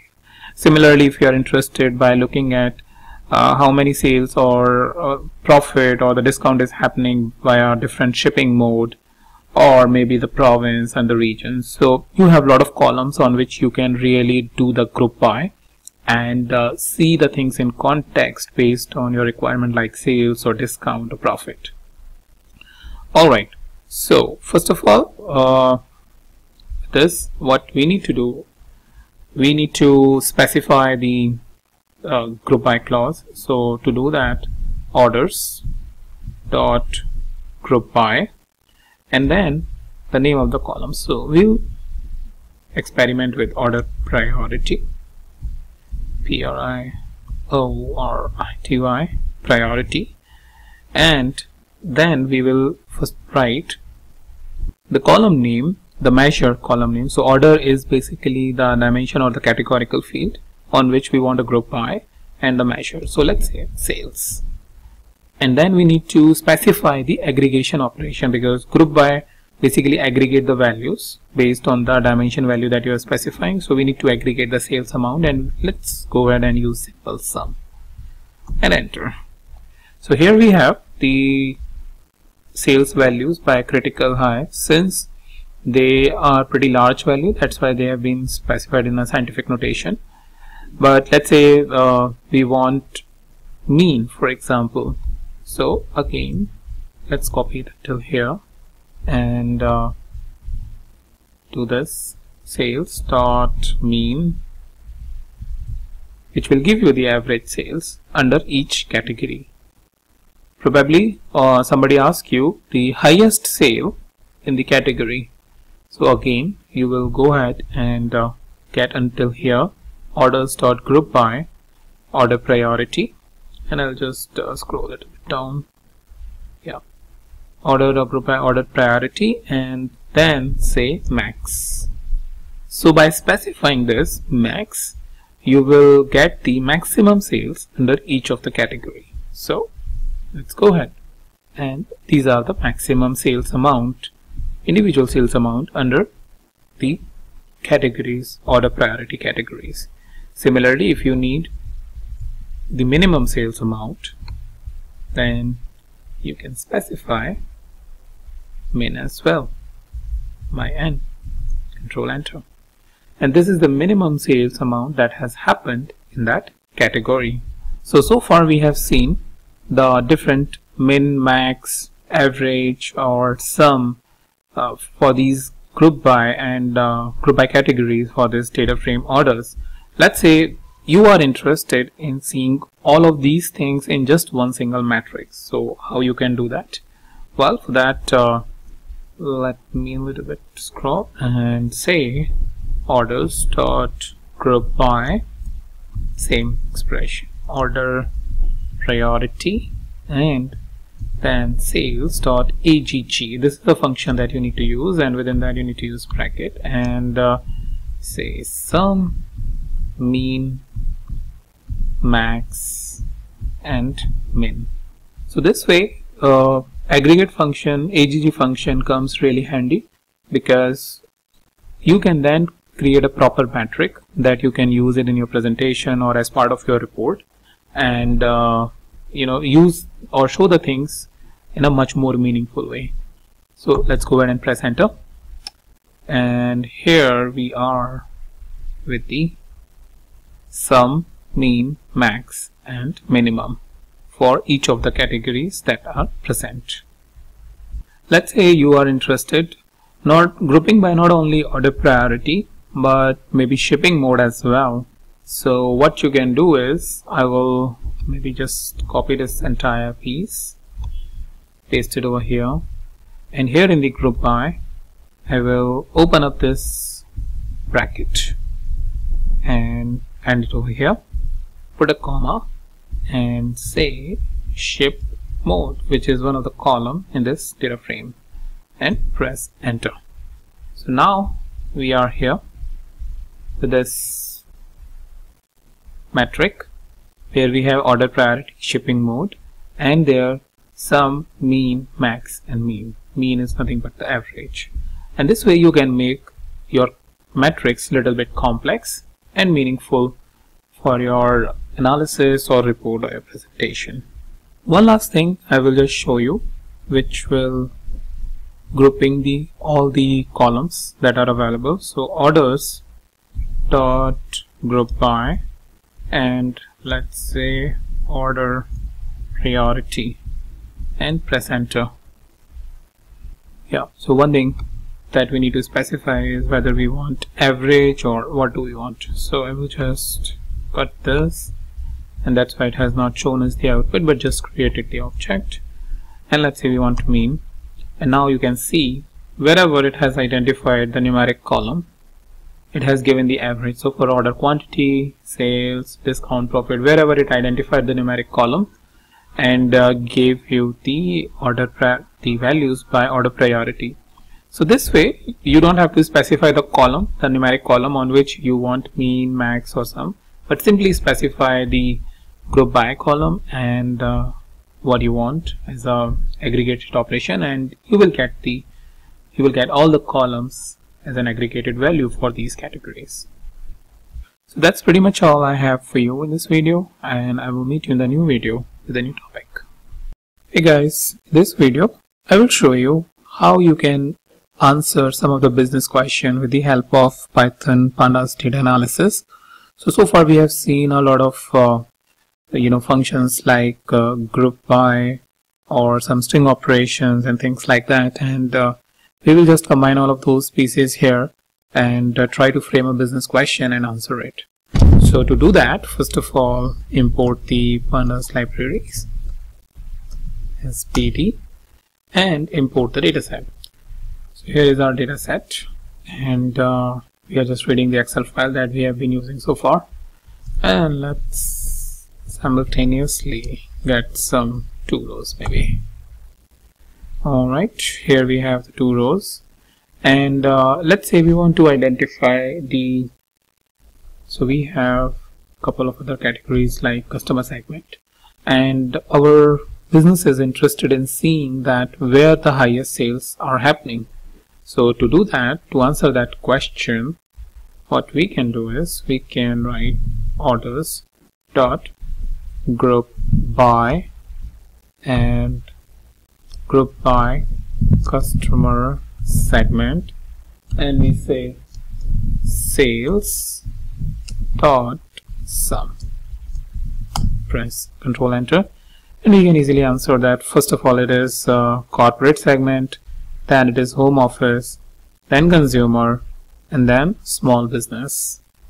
They may say, okay, this is fine, but where is the most profitable area or the customer segment? Well, you can again copy this, simply paste it and change from sales to profit, as profit is one of the columns we have in the data frame, and again press enter, and you can see that corporate is the highest profitable one, followed by home office, then the small business, and then the consumer, which is little different when it comes to sales, because in case of consumer it is the third highest one by sales, but it is the last one when it comes to the profit. Alright, so one other thing is, instead of customer segment, let's say you want to see the profit by some other category, then let's change that category to maybe for example product category. Let's say your product team is interested in seeing which product category is really profitable one. So technology, followed by office supplies, then furniture. Let's say you are interested in seeing that when an order has been placed, how many types of particular product has been appeared in the orders. So for that, what you can do is you can say orders, and there is a field name product name, and to know how many times that name has been appeared in the orders. So basically it gives you an idea whether the product is popular or not. So you can use value underscore counts. So value counts give you this information. So for example, global high risk has been appeared maximum time 24, followed by Fiscus, box office, master giant. All of these three have been appeared at least 22 times. So this way you can get this entire list about how many times they have been appeared, followed by those items which have been appeared very less. And this is really helpful to understand for which product orders are coming more and for which products orders are coming less. Similarly, if you are interested in knowing how many unique products that you have, then you can write product name dot n unique, and it will show you that in your company you have total 1263 unique products. And now I want to show you one of the common operation in every analysis you require, identifying the top 3, top 5 or top 10 product names by either sales or profit. So how we can identify is by using the group by, orders dot group by, and by which we want to group by, let's say product name, and then by profit we want to see, and then we want sum, and then use the function n largest, and specify, let's say we want top 5 products, and press enter. And here you have your top 5 products that you may want to include in your analysis. Similarly, if you have a requirement that Control C, have a requirement where you want the lowest one, then instead of n largest, n smallest, and press Control enter. So these are the ones. So these are pretty interesting because these are in negative. That means some orders have been come back for these particular products, and it will be pretty interesting to see why and go deep down into it. So this is about how you can use the various functions which are present in pandas to reach to some sort of a conclusion or a little deep down into your analysis and give a all-round report or presentation to your management.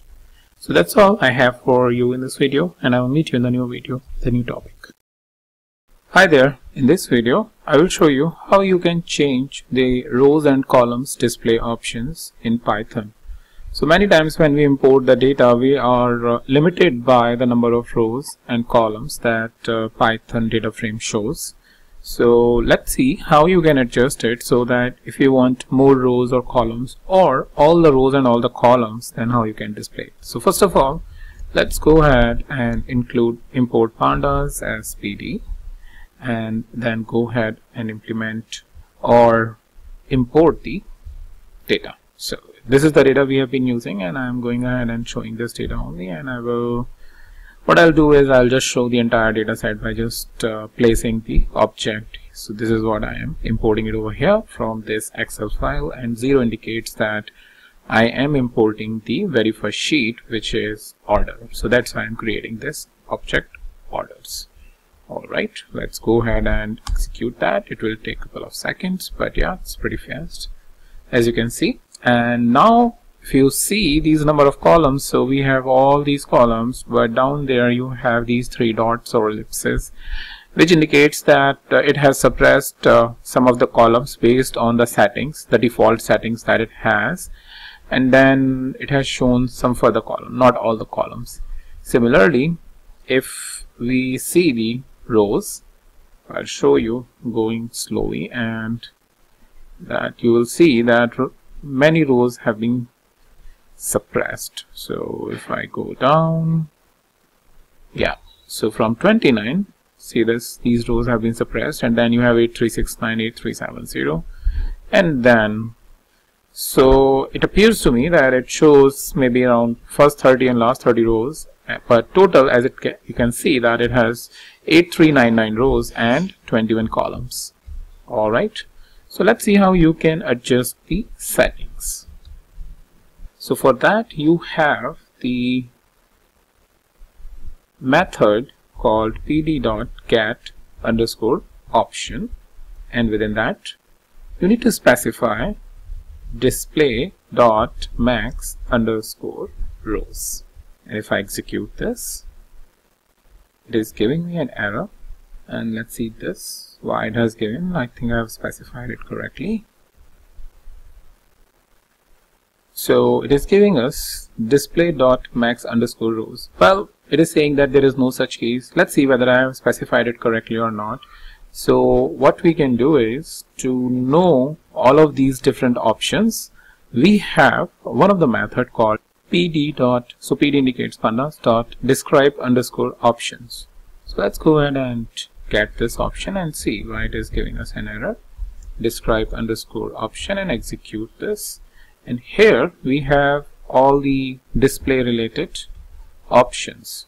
So let's go down and try to see the option that we were trying to execute.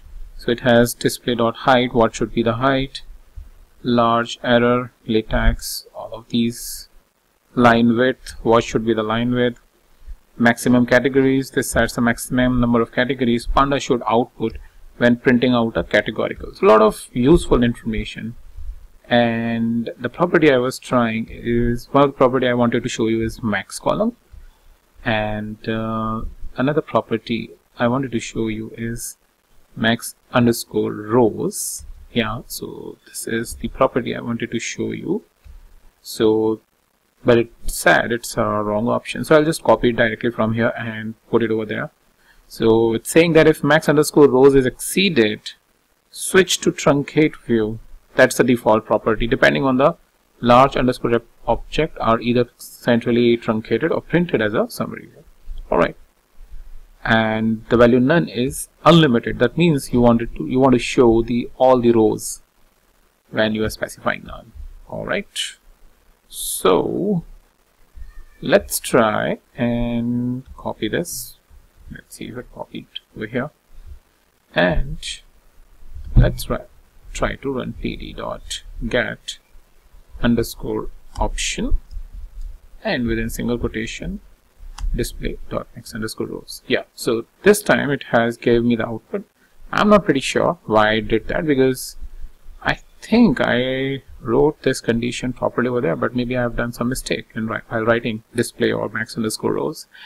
So as we suspected that it is showing us first 30 and last 30 rows, so total 60 rows, and that assumptions have proved right.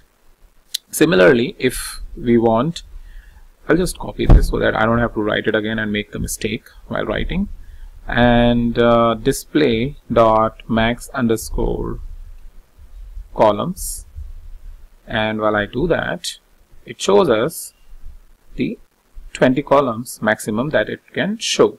However, if you remember from our data set, we had 21 columns, right? So maybe it has just suppressed one column in those 3 different ellipses that I showed you. So how you can show all the columns? Let's say you have 50 columns and you really want to see it, all the 50 columns, but not just 20 columns. Then how you can do that? Well, the option is pd.set_option. It's pretty straightforward, as you can see. And again, you need to pass the same parameter, display_rows, copy, and I'll just paste it over here to avoid those mistakes. I say silly mistakes. So set underscore options. Now if you know the column numbers, like, or maximum rows number, so maybe in my case, let's say I want to specify 9,000 rows, but let's say this is dynamic and it keeps on shifting, like from 9,000 to maybe tomorrow 19,000, who knows, data grows exponentially. So what you can do is specify none, as it was shown over here, not present, shown over here, like none, this properties. So none basically says that all of the rows. So for example, max rows over here, none value means unlimited, and that's what we have done it over here. So we have specified none, and let's execute this. And now if I show you the orders, and this way, now it will take a couple of seconds because it is printing all the rows, not just the 60 rows.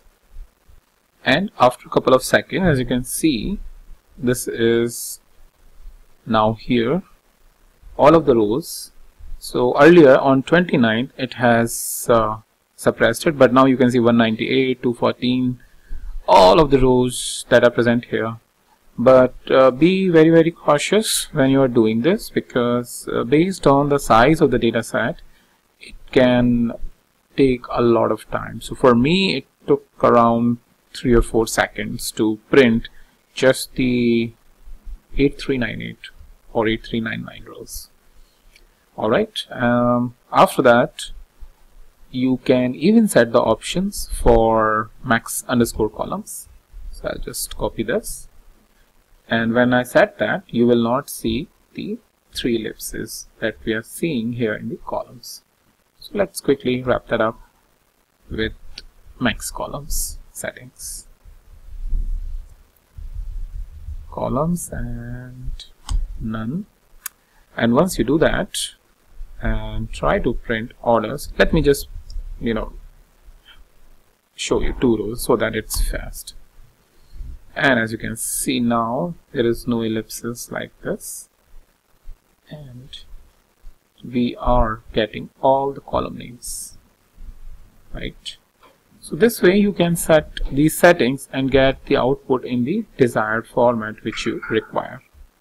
Next thing, after doing all of these settings, specifying that you need all the rows and all the columns, there may be a requirement that once you are starting fresh with a new data set, you may not want all of these options, right? Or maybe an extension to it. Once you have seen all of these rows and columns, there may be a situation that you no longer want to see all the rows and all the columns because it is taking a lot of time when it is printing, and you want to reset the options. So for that, again, it's pretty straightforward. You need to give the command pd.reset option and display.max underscore rows. I hope I have specified it correctly, but let's see. Alright, it has not given me the error, so that means now we are good. Similarly, if you want, you can reset the option for columns, display.max underscore columns, and press Ctrl Enter, and now it has been properly reset the options. And to see this thing in action, you can write order.head and just see the 2 rows, and see now you have the ellipses or 3 dots have come back as it was in the case of a default. So you have a lot of properties. If I just show you again, instead of going back, you have a lot of options. When you go into pd.describe underscore option, you get a number of options which you can visit. If I show you, it will take a long time, so I just wanted to show you the main ones. Like while doing the date setting, you want to say date first, or column space, or column header, justify left, right, all those formatting things which you probably need so that you can get the output in the desired format or in the desired layout. So that's pretty much all I have for you, and I'll meet you in the new video with a new topic. Hi there. In this video, I will show you pivot tables in Python pandas. So most of you have seen the pivot tables which we usually create in Excel. So it's a cross tab and has the dimensions in the columns as well as in rows, and data is present in the middle. So you must have seen a lot of cross tabs in the Pythons, as I mentioned, as well as in other business intelligence system. But let's see how you can create the similar cross tabs or pivot tables over here in the Python with the help of Python pandas and the NumPy array library. So for that, first of all, let's import the panda library and NumPy library. So import pandas as pd, import NumPy as np. Alright, and once we have done that, let's go ahead and get our data set, which is orders. That's what we have been using. And here I have the script for you. So it's nothing but pd.read excel to read the Excel file and read the first sheet. So let's go ahead and execute this. And what we are doing over here is showing first two rows. So once we do that, here are our first two rows. And now let's try to create a pivot table with the help of let's say order priority. So to do that, what you need is pd.pivot_table and specify the object orders and the column name, maybe sales, the numeric column name, and then the column name for the, let's say, order priority to get the dimension on the, let's say, the column or the rows, whatever is. So by default it comes on the rows if you are not specifying two columns. So we are just starting with one column and then we will move ahead with two columns. So let's specify order priority and let's get the aggregate function as np.mean to get the average sales. Let's execute this. And here what we have from the pivot table, we have got just the simple table, which I would say, because in a cross tab you have columns over here as well, so or over here as part of this. So what we have just created is a simple table from the pivot table for the mean average sales and the order priority. Now let's move ahead, copy this and create the proper cross tab, and let's specify the second column. So let's say with order priority we want to see shipping mode, so the column name is ship mode, and you can execute this. But before I execute this, sometimes you are not aware what are those column names, so you can use one command. I'm just creating some space, which is orders.columns and hash. If you execute this, it will show you all of the columns name, and here is the ship mode. So even if you want, you can copy it from here and paste it over there, and so that you don't have to write it, and that way you will get all the column names. So all of these big column names like product subcategory, product based margin, you can directly put it over there. So for now I will just comment this and enable this and paste it over here. So now it's still in a form of a simple table, but have created a view of pivot table. Now let's see how you can take this shipping mode over here in the columns like a normal cross tab or a pivot table. So let's take this in a proper pivot table, and to do that, oops, I'll just take it from there so that I don't have to really write all the syntax again. And what I want is two parameters, which is index is equals to order priority and columns is equals to ship mode. So that's pretty much all I need to do, and let's execute this. And now you can see you have got a proper cross tab from this function or from this settings. So index is order priority. Over here you have the index, and columns is equals to shipping mode. So shipping mode is here, and this central area is having the average value. So this way you can create your cross tab.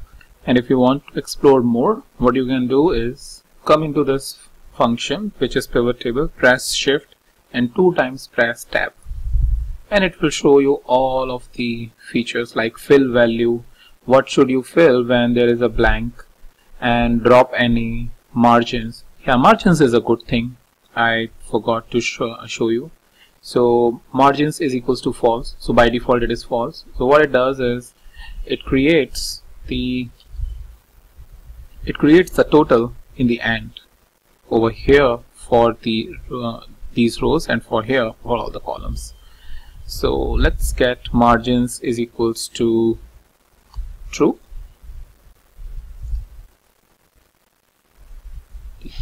True, and control enter, and now you can see you are getting this all as well, all here and all over here.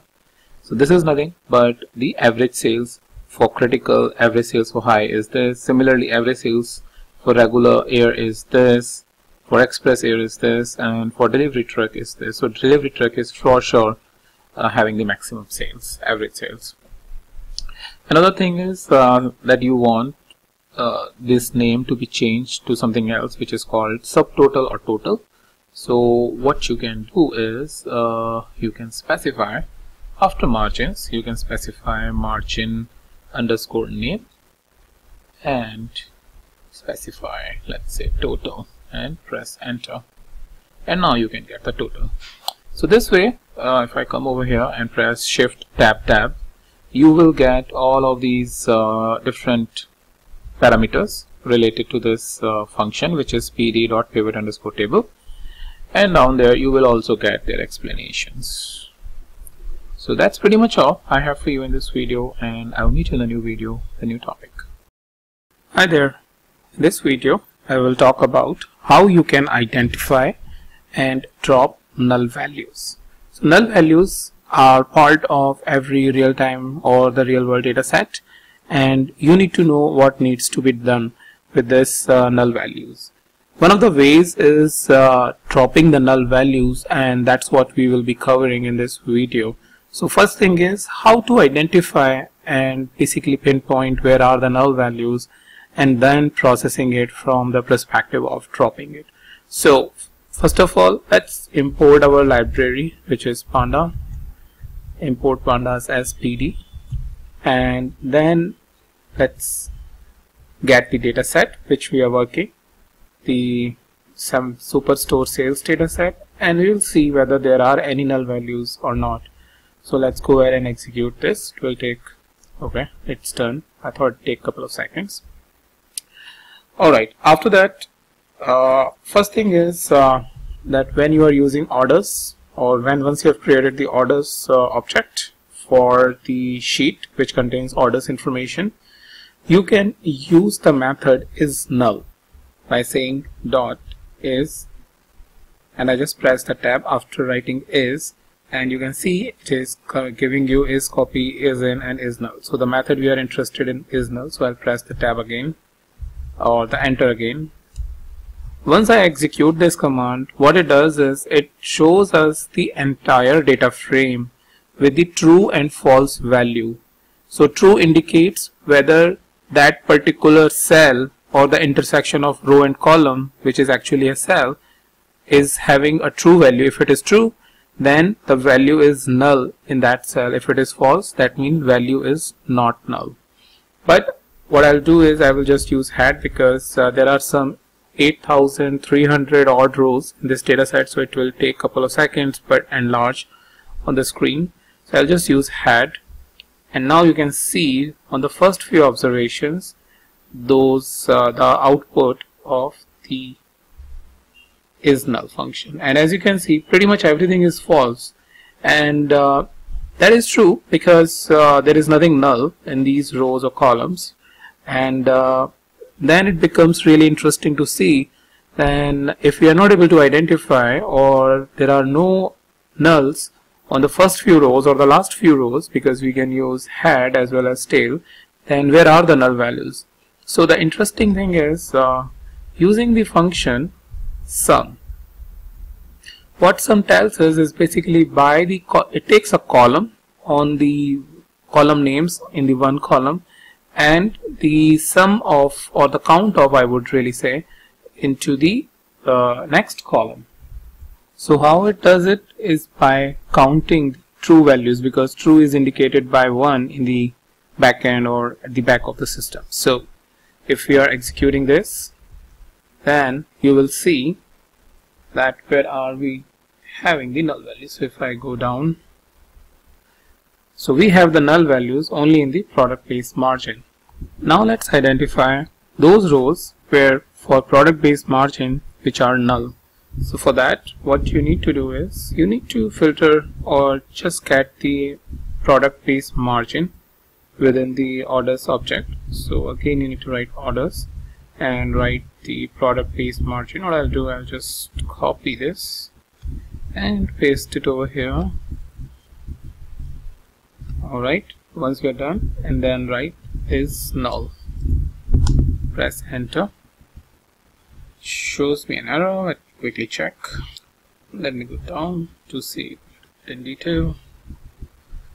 Alright, key error, it's not an index. Okay, I think what we have done is,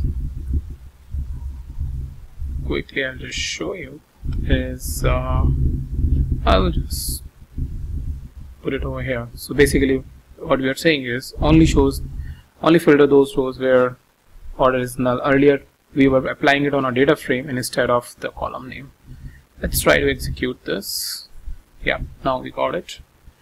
And if I go towards right, here are all the null values, only those rows which are having the null values. So if I see over here, there are 63 rows which are null, and as you can see, the product based margin, earlier it was 63 rows using the sum function what we got.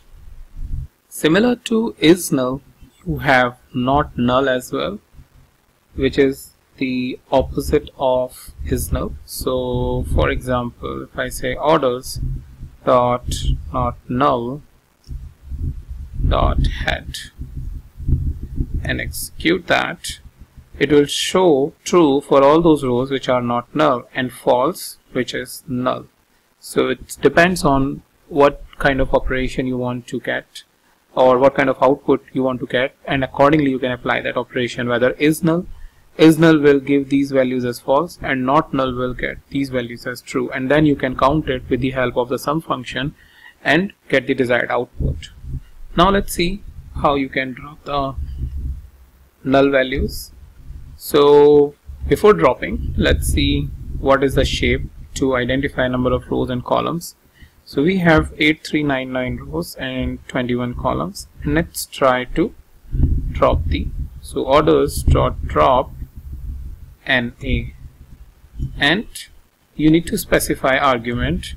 If I show you the argument, going a little bit down, the main argument is this how is equals to any, and then axis 0 indicates the rows. If you change the 0 to 1, then it will be changed to columns, and then there is a threshold, subset, and in place.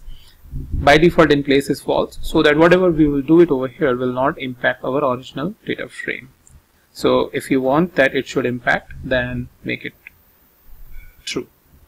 Alright, first of all let's experiment with this how is equals to any, and then see the shape. So those 63 rows have been removed, and now the count is 8366, 21. Apart from any, the another parameter that you get is all. As you can see it over here, how is equals to any or all. If all values are NA, that means all values in the row are NA, then remove that row. So copy, paste, and I'll just press all. And if you don't know how I brought that parameter section, I have just pressed shift and 2 times tab, and here I'll get the information.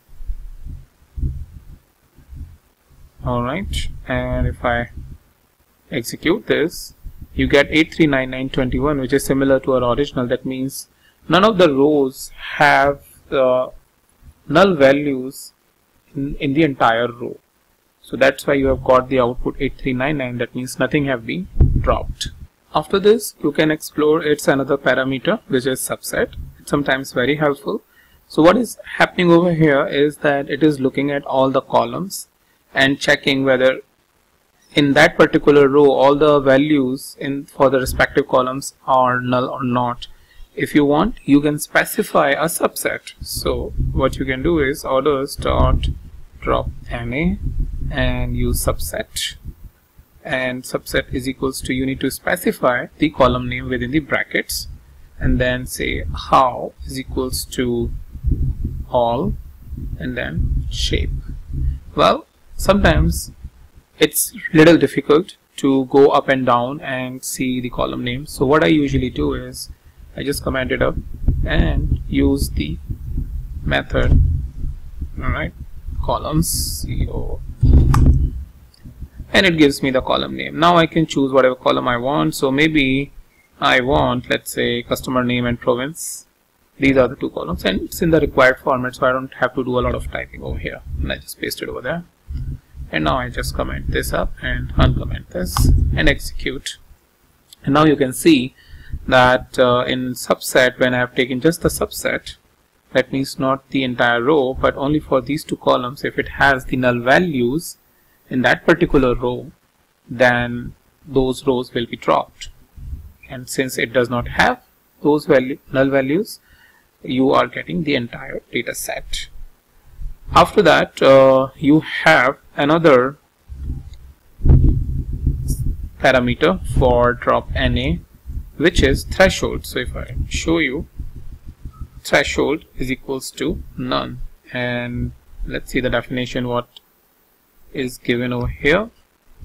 If I go down, require that many non-NA values. That means in a normal English sentence, if I tell you, so threshold is equals to 3 will basically indicate that if any row has more than 3 values as a null values, then remove those rows. But if there are any 2 values which are null or 3 values in a particular row which are null, then don't drop those rows, because there may be a scenario that there are a lot of nulls and you just want to specify a threshold that beyond a certain threshold just drop all those rows, because then it does not make any sense.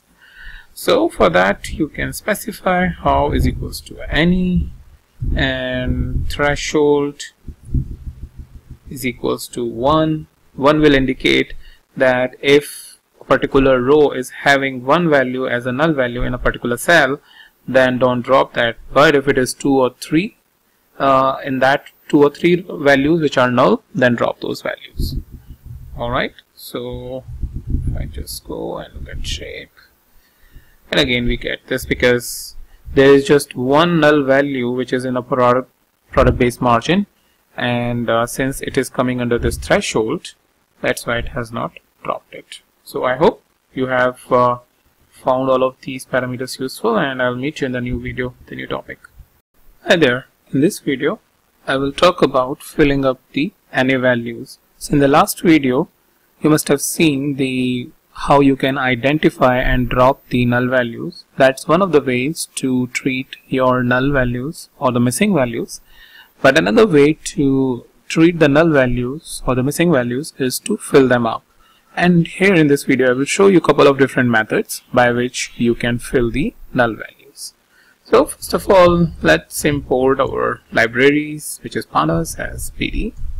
And we will import another library which is numpy as np, because I will just create a custom series which will having the nan, not a number value, which we can create it by using np.nan. So I'll just execute that, and I will just create the object which is null values by creating pd.series, and here I can specify some dummy numbers, which can use this parenthesis and then these brackets, and say let's say 1 comma np.nan, comma 2, comma np.nan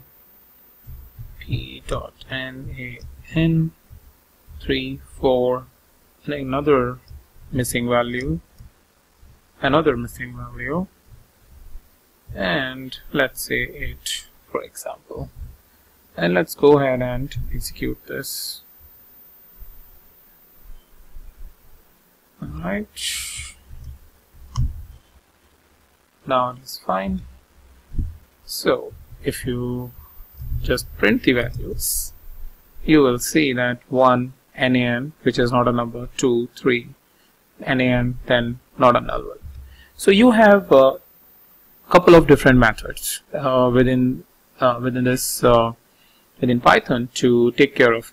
So the methods like forward fill and backfill. So what it does is it takes the first value in case of forward fill, and based on what you have specified, it will going to fill up that value. So here in this case 1 is here, np.n will have 1. Now it has seen second value, then it will fill up this value. In case of backward fill, it will see the last value and fill up the values above which are null. So let's see these things in action.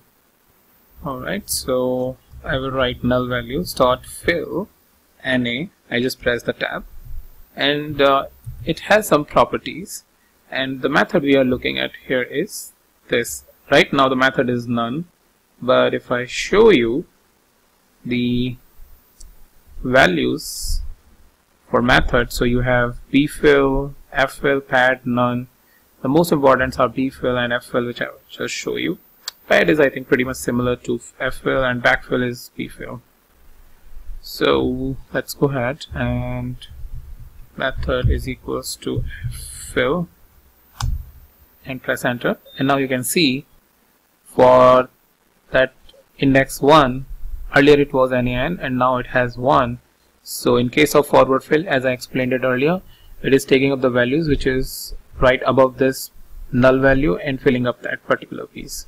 Similarly, in case of 2, the 2 is coming over here for third index number, which was earlier null. When in case of this fifth index number, the value is 4, and right after that 2 values are null. But now you can see the 6 and 7 values are having 4 and 4. Now let's replicate it or reverse it using bfill, and now you can see it's completely opposite. Alright, one other thing is, when you are using fill na, let's say you don't need any value, but you just want to replicate the missing values with let's say 0. So you can just simply specify 0, and now in this case you will see that you are getting 0 for all those values. So this way you can replicate 0 with the help of, and that will help you when you are doing some operations which require that, especially in machine learning, which requires that there should not be any missing values. So it's better to just replicate it with the 0 and don't have any missing values. Another method that you can use is, and it's pretty interesting because I think in many cases it gets used, using the average value, np.mean. Alright, I just need to specify, that's why it is giving a little bit odd output, just the function mean, and I need to specify null underscore values. Now you can see the mean value 3.6 is replicated all over the place. So this way you have np.mean, and there are other methods as well within the np, say for example sum and min, max, and other things by which you can replicate the null values. That ideally that is based on how your data set is and your research problem. Now let's use another parameter. So far we have been using method parameters ffill, and now I'm using limit parameter and specifying 1. So what it does is, after index 0 there was a null value which was the first value, and it will properly pop up. But in case of index number 4 you had 2 missing values. So in that case, or maybe it was I think 5, because I can see 3.6 coming 2 times. So for index number 5, you have, after that you had 2 missing values, so it will just fill up the value for 6th one, but it will not fill the value for 7th one. And that's what limit means, that just add or just fill the consecutive value or the next appearing null value. So let's go ahead and see it in action. Alright, something I have I guess silly mistake. Who will write fill an A? Okay. Now you can see after 5 you have 6 as 4, but for the 7th value there is an AN, because we have specified limit is equals to 1. That means just fill the very next value, not the other missing values. The next and very interesting method to fill the null values is interpolate. Null values dot, if I write interpolate and just execute this, you will see some interesting patterns, like for 1, 1.5, 2, 2.5, 3, 4, 5.33, 6.66. So interpolate is basically a statistical term, and especially useful in such cases where you have the data, let's say specifically in case of distributed time series, the data is distributed over time period, and for a couple of time periods the data is missing. So what it does is it looks at the internal trend of the data about how the values have been distributed, what is the interval, and based on that trend and interval it basically fills up the value. So what it sees over here is that there is first value, there is value 1 for index 0, for index 1 there is null, and for index 2 there is 2. So between 1 and 2 probably you may be having 1.5 based on the trend. Similarly between 2 and 3, 2.5. Now between 4 and 8 you have 2 null values, so that's why it has changed the equation a little bit and saying 5.33 and 6.667, and then filling up the missing values. So this is pretty interesting, and it follows the interval or the trend of your series. Say for example, if you have, let's say, so if I just show you by creating another series, interpolate underscore series is equals to pd dot series, and write 1 comma np dot an comma, let's say 5 comma np dot nan comma 9 comma np dot nan comma 13. So you can see that I have the interval of 4 over here. So between 1 and 5 4 values, 5 and 9 again 4 values.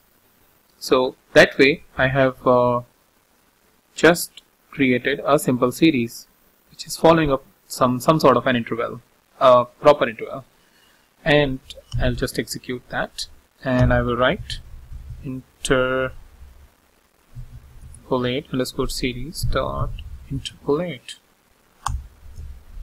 and execute that, and you will see that 1, and after that it has written 3, and then 5, and then 7, and then 9, and then 11 and 13. So this way it has identified a trend that after between 1 and 3 there is an interval of an interval which indicates that probably it is 2 steps or 3, a regular interval like arithmetic progression it is following, and that way it has populated 1 after 3 and 5 and then 7 and then 9 and 11. So that way you can see how it is how it can help you to really populate a bit of a realistic series or a realistic number based on the trend your data is following. So that's about it, and you can see its different method, how the limit direction, the downcast method, as you can see it is linear. I think there can be geometric method if I'm not wrong, or a couple of others, but you can explore. And then you have limit and in place. So this way you can fill up your any values and get the desired output. So I'll meet you in the new video, the new topic. Hi there, this is Abhishek, and in this video I will talk about how you can create dummy variables. So dummy variables are helpful whenever you are doing any machine learning task, because most of the machine learning, or I would say all of the machine learning libraries, basically takes the numerical data from learning from the existing data and build a machine learning model on top of it after it has learned. But in a real world data set, there are chances, or most of the times I would say, you have the combination of numeric data as well as categorical data. So data like where you have, let's say, country information, products information, shipping information, all of that thing. So let's see this thing in action, and I'll just show you what I meant by that. So first of all, let's import our library, which is import pandas. We are importing as PD so that we don't have to write pandas all the time whenever we are calling its functions or methods or properties. So I'll just go ahead and execute that, and I will write what I'm doing is simply reading an Excel file using pd.read Excel function, and this is the path of the file, and 0 indicates that I want to read the first sheet of the workbook, and then I am displaying the first 2 rows of the sheet by using order.head 2. Alright, let's execute this and it will show us the 2 values. Alright, now you will see that we have columns like order priority. It contains the categorical data in character form. Similarly, shipping mode, then you have customer name, province, region. So most of the time things like order priority as well as shipping mode gives us a lot of values. So generally their values are repetitive. So for each of the order, whether it's low, high or medium, what kind of priority is, and like shipping mode, regular air, delivery truck, or by some other mean. So these values are repeating and sometimes unveil a lot of valuable information about, let's say for example, you want to identify those orders where your company is not having a good revenue, from which shipping mode they have been shipped to, or what have been the order priority, so that you can identify the weights by learning from the data using a machine learning model and then move ahead with the predictions.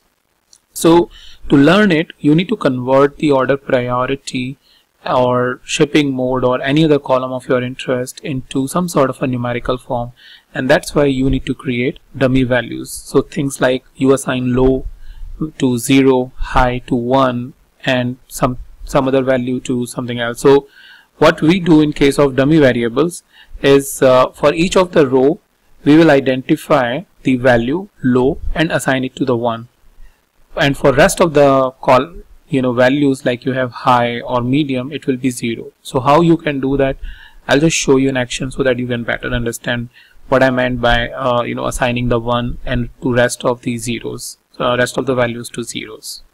And there are 2 ways by which you can create dummy variables. First way is to pick out the data series, like in this case order priority, and create a dummy variables and then attach it back to the data set. So let's do that. So we will write pandas library pd dot get underscore dummies, and then we will write the name of the data set and the column or the series.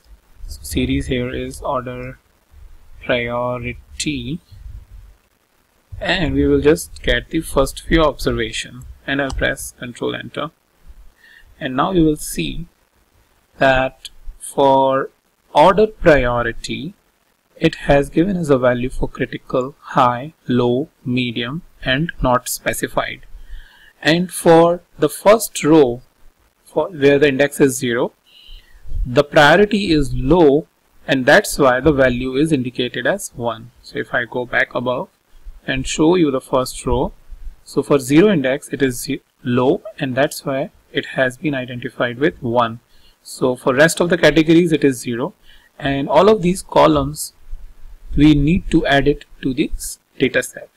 So let's see the same example with shipping mode just to get much better clarity. So I will just copy this and paste it over here, and then instead of order priority I can use any other column. So here in this case shipping mode, ship mode, and press enter, and here is my, now I've got my dummy values. So for index 0, this is the it has gone by regular air, so that's why it is indicated by 1, and rest of the other categories are indicated as zeros. So this is how it identifies and creates a new column by converting into a numeric form, so that the machine learning models can learn from the numeric data.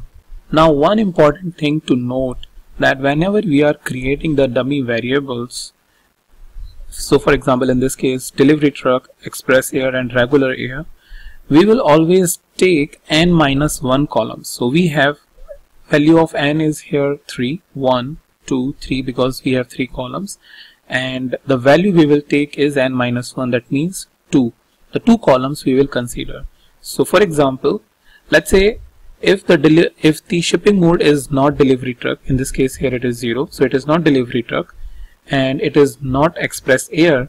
If none of these are present, then by default it has to be regular air. So because we know this already by identifying that it is not delivery truck and it is not express air, it has to be regular air. That's why we don't need this column, and that's also one of the requirements for the machine learning models as well. So always remember that whenever you are creating dummy variables and adding it to your data set, always take n minus 1 values, because this does not make any sense once you already know that the order has not been delivered by delivery truck or express air. Then it will obviously be the third option. So how you can remove the first column and get back the rest of the data? Well, let's see this example here itself. I'll just copy this entire piece and paste it over here. I'll just go a little bit down and I'll remove the head. And one thing we need to do where we select the rows, which is ILOC, that means specifying the integer position to select the columns and rows. And first we want all the rows, so I will specify column. That means I do not want to remove any row, but let's say I want to remove this first column, so I will write 1, index number 1 and colon, and this will indicate for columns start from the index position 1, which is this, and go until the end. And end is specified. Once we don't have anything over here, it will go until the end.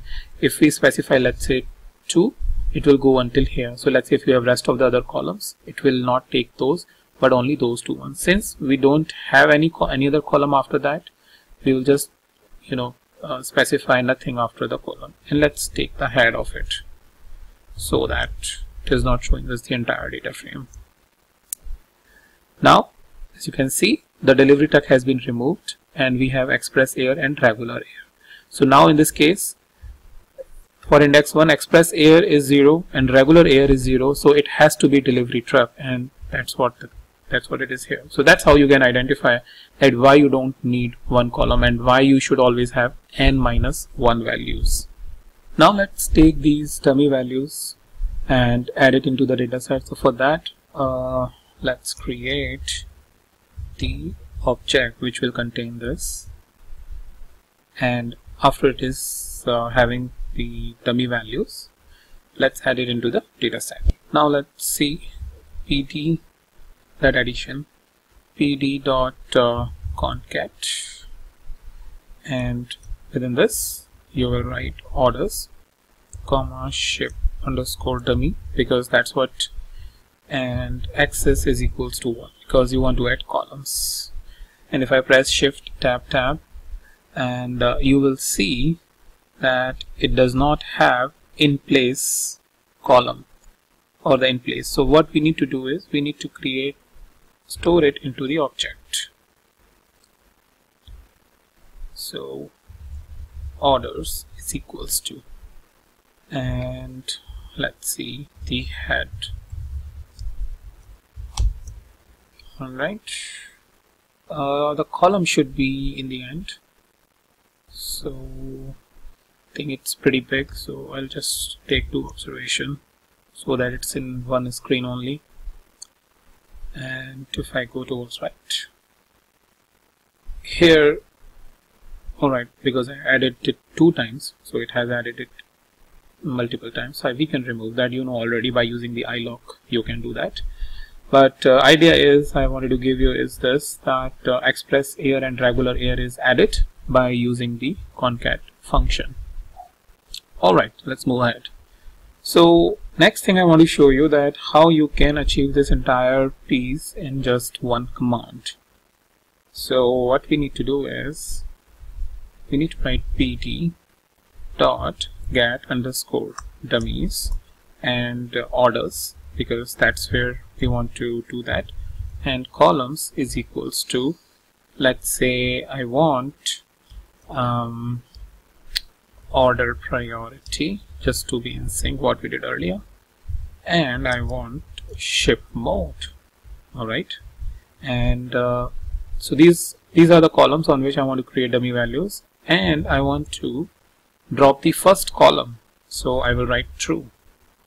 Alright, and use head 2 observations.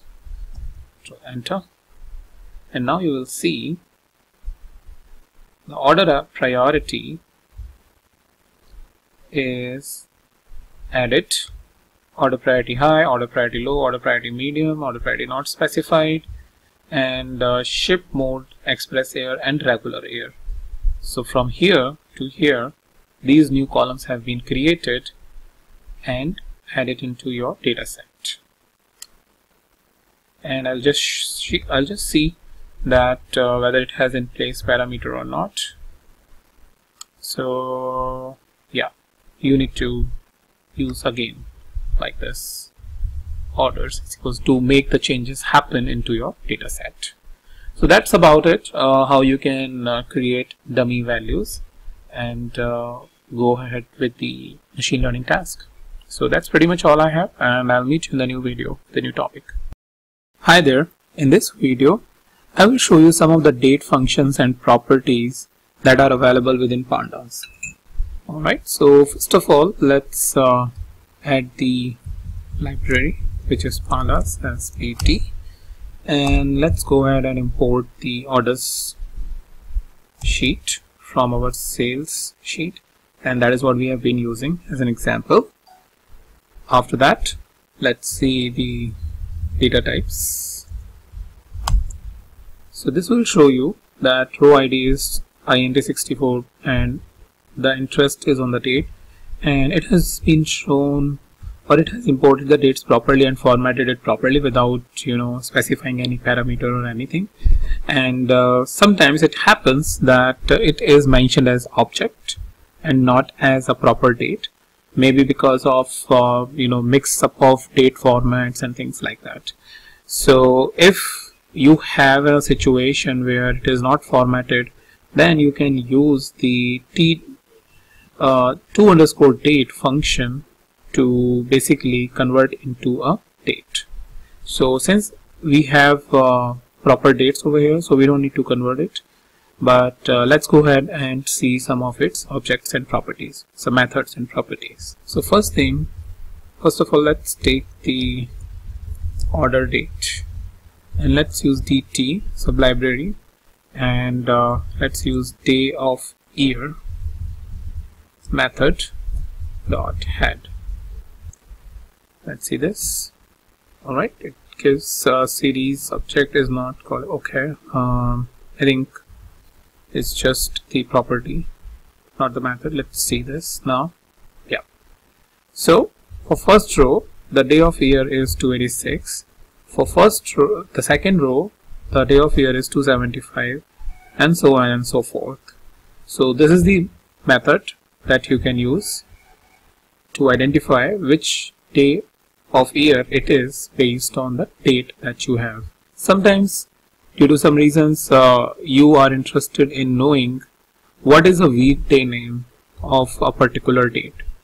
So whether it's a Sunday, Monday or Wednesday, what it is. So what we can use is dot weekday underscore name dot head, and it will show you whether it is Wednesday or Monday or Sunday, which day is occurring, which weekday is occurring on the on that particular date.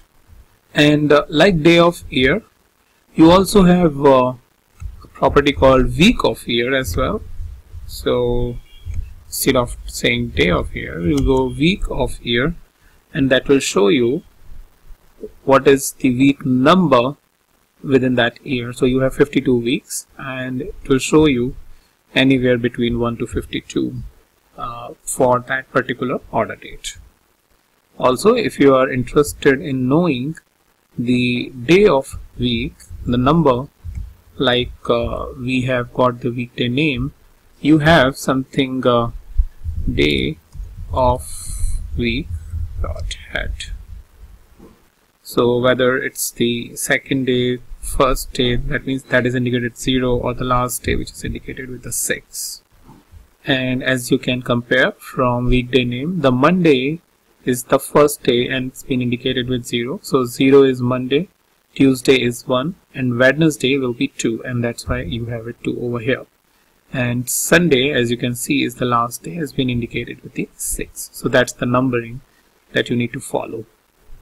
Now many times when the dates are given and you need to create some sort of a reports or dashboard, you have to extract year information or the month information from that dates value. So how you can do that and create a new column in your data set? It's by saying orders dot year is equals to order date dot dt dot year. And now let's see orders dot year dot value score counts. So what it has done, it has created the first of all year column, and then we are counting how many values are present in each of the year. So this way your years are starting from 2009 and going up till the 2011, and these are the values as per the count you have, or the number of rows that you have within each year. Similarly, you can fetch the month information as well. So if I just copy this entire piece so that I don't have to write it again, and if I just go a little bit down there and say I want month information, I will change it to month, and here also month, and it will give me the month information, so from 1 to 12, and tell me how many rows it has. Alright, finally I want to show you the so I have a documentation, and this is the link for date time properties.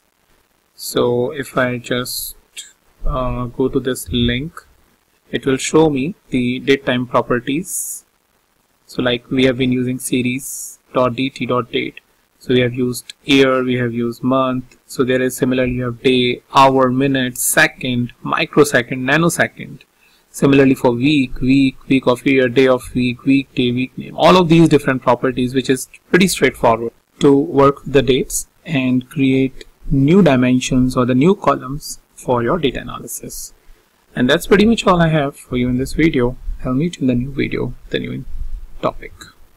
Hi there. In this video, I will talk about how you can identify and remove duplicate reports in Python using the pandas library.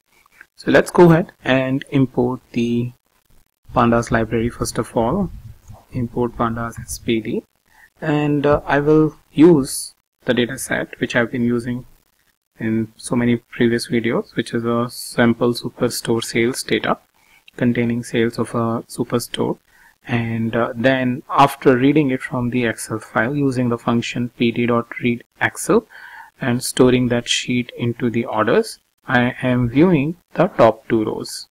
So let's go ahead and execute that. Alright, here are my top top, but the first two rows, I should really say, first two rows in the data set, because top indicates that top rows by sales or discount. So that's not it is. It is first two rows in the data set. All right. Once we are here, we will see that there will be a lot of duplicate values. So for example, multiple customer names are occurring multiple times, and similarly, let's say product category, customer segment, and all of those things. But sometimes these are necessary, and you really don't want to remove that because they actually represent the data which should be there in your data set. But let's say, for example, you don't have a requirement where you need the multiple customer names in the data set. You just want to have a unique one, maybe for some research requirement or something. You want to get to know about your data set by looking at the unique customer name, or maybe for some other reasons you just need the unique values for a particular column. So how we can do that, I'll show you in this video, which is pretty straightforward using the methods given in the pandas library. So the first thing is looking at the entire data set, which is in the object orders, and using the method duplicated. What it will do that wherever it will identify the duplicate row, it will mark it as duplicate and show true or false based on whether it is a duplicate or not. So I'll just go ahead and execute this. And here, as you can see, there are a lot of values which are coming, and it will go until the end. And by default, it will show that all of them are false. That means there is no duplicate row. That means all the contents in these entire cells. So if I just go up a little bit up and show you. Okay, I'm going it's a little slow. All right. So this entire row is getting compared with this row, and then it is indicating whether it is a duplicate row or not. All right. So in our case, the good thing is no two rows are duplicated because it is returning false. Now the next thing is, let's say you want to, if let's say there were some true values inside that, because not all the values have been shown. I think first 30 and last 30 values have been shown over here, and as you can see, there will be 3 dots. All right. Okay, here it is. After 29, you have 3 dots, and so there may be a scenario that you may have a true over here. So let's say if you want to know about that, first thing is getting the count, how many rows are actually duplicated. So for that, again, orders dot duplicated dot sum. Sum basically true here in the back of this program or this text is indicated by 1 and false by 0, and sum will sum all the ones, that means the trues, and give us how many duplicated rows are there. So if I go ahead and execute that, you will see there are no rows which are duplicated. All right. Now let's go a little bit deeper. Let's say, for example, you want to see that in a particular column or a series, how many duplicate values are there. So let's say, for example, orders in customer name, for example, you want to see how many duplicated rows are there. And I'll just use sum. So there are 7604 values which are duplicated because the same customers are giving you the order, or maybe the order is spread across multiple products, and multiple products are in multiple lines, and that's why the customer name is coming, and this 7604 is indicating the value that you have number of duplicate customers. If you want to filter this data set where all the customer names are coming, what you can do is copy this entire piece, this previous command, and write orders, and within that paste it. So what it is doing is, wherever the true is coming, it will filter out the data set by that.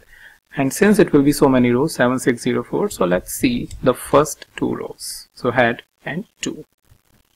Alright, here we are having the first 2 rows which are duplicated. So row number 2 0, 1, 2. So basically the row number 3 and row number 6. These are the rows which are duplicated over here. And if you don't use head, you will get the entire data set. The next thing is that sometimes there is a requirement that, or first of all, the default thing is that first row is not removed, and if the second row is duplicated, it will be removed or filtered here in this case. But there is an argument. So if I press Shift Tab, you will see that keep first. This is a default argument. That means keep the first row, and if the second row is duplicate, then remove that row. But there is an option. If you go down, keep first, last, and false, and by default is first. So probably if you want to use the last row in this data set, you can use keep is equals to last. So in this case, since we are looking at the last row that we want to keep it, you are getting a different set of results. Apart from this, if you want to include all the duplicate rows and no change into the data set, and if I press Shift Tab, you will see that there is an argument which is false, which means that you want to include all the rows, duplicate rows. Alright, let's move ahead. Let's talk about how you can drop the duplicates. So for example, if I look at the shape of the orders data set, there are 8399 rows and 21 columns. And similarly, if I look at orders.customer name and its shape, you will see that there are 8399 rows as they are indicated in the entire data set. There are 8399 customer names, so there is no null, and all the values are properly populated in that column. And since it is a first only column, so that's why you don't have a value over here after the comma. Alright, let's say if I want to duplicate, remove the duplicate customer name. So I'll write dot customer name dot drop underscore duplicate duplicates. And let's look at the shape. So there are 795 rows which you want, which you are getting are dropped. After dropping it, you get 795 rows which are of unique customer name there in the data set. After that, you have, in a similar way, if you see this command, and if I go here and press Shift Tab, you will see again a couple of arguments. First of all, the subset. Subset is similar to that if you want to just use couple of columns. So maybe let's say drop underscore duplicate subset, and I want to indicate that look at just couple of columns. So maybe I don't want to specify it over here. I want to specify it over here, that look at just customer name, or maybe some other column name, maybe ship mode. So this will subset and look at only these two column names when dropping the duplicates. Alright, and if I show you the other parameter, Shift Tab, the next parameter is keep is equals to first. So as I indicated it earlier, that by default it is first, but if you want, you can use the last. That means drop the last row because you are dropping the duplicates, and if you want, you can drop the first row, or you can use the false one. That means drop all duplicates as it is indicated over here. Alright, and finally you have the parameter which is in place is equals to false. So what it indicates is whenever you are doing this operation, it is not impacting your data set. But if you want that whatever operations you are performing on this series getting impacted on your data set, you need to use in place is equals to true. So whatever changes, drop duplicates or anything else you are doing related to this, like keep first or subset, by indicating in place is equals to true, your final data set or the data set that you are using will be having that changes once you finally view it. So that's about identifying the duplicates and finally dropping it. And this is pretty much all I have for you, and I'll meet you in the new video, the new topic. Hi there. In this video, I will talk about how you can align two different series or data frames. So to do that, first of all, let's import the libraries, which is pandas SPD. We will import NumPy library as well because we need to some operations, as well as from pandas we will import series and data frame. So let's go ahead and execute that, and the libraries have been imported. After that, we will create two different series. So let's create series 1 as series, and within that let's specify some observation, simple one, 0, 1, 2, 3, 4, 5. So these are like 6 observations, and let's give an index also as A, B, C. Let's say next one is E and F. So this is 1, 2, 3, 4, 5, and one more, G. Alright, and let's print it. So here is our series 0, 1, 2, 3, 4, 5, and related to that the index values are here A, B, C, E, F, G. So let's go ahead and create another one. I'll just copy this so that I don't have to write it again, most of the pieces. So let's start, maybe to see this thing in action, let's start 3, 4, 5, and maybe 6 and 7 and 8. Right, so let's give it a name as A, B, and let's say D, let's say F, let's say H, and I, just to do the experiment, and change the name of the series to 2. Alright, let's go ahead and execute this. So here we have our two different series. First series is straightforward, 0, 1, 2, 3, 4, 5, A, B, C. D is missing, and D we have got over here in series 2. So first thing is, what happens if we add these series? So SER1 plus SER2. Let's execute this. And if you see that wherever it has identified the first series value A, B into the second series, and similarly in second series we did not have C, so if any of the value is missing, it has indicated that not a number, right? So whenever you are playing with your data frame, doing some data analysis, and you are getting some weird result when you are trying to add the two different series or trying to perform some operations, I think you need to go back to basics and see why it is. So maybe the reason about their internal structure, or maybe specifying or using the right function to do that, and we will see in a couple of minutes that how we can correct this behavior. But idea is to show you what happens when we do that. Generally our thinking is, if you are coming from the SQL or Excel background, that there should be A, B, and C should come as it is, like 2, and for D it should be 5, and so on and so forth. And but that's not what is happening here. So it's an important to get an idea what really happens when you add two different series.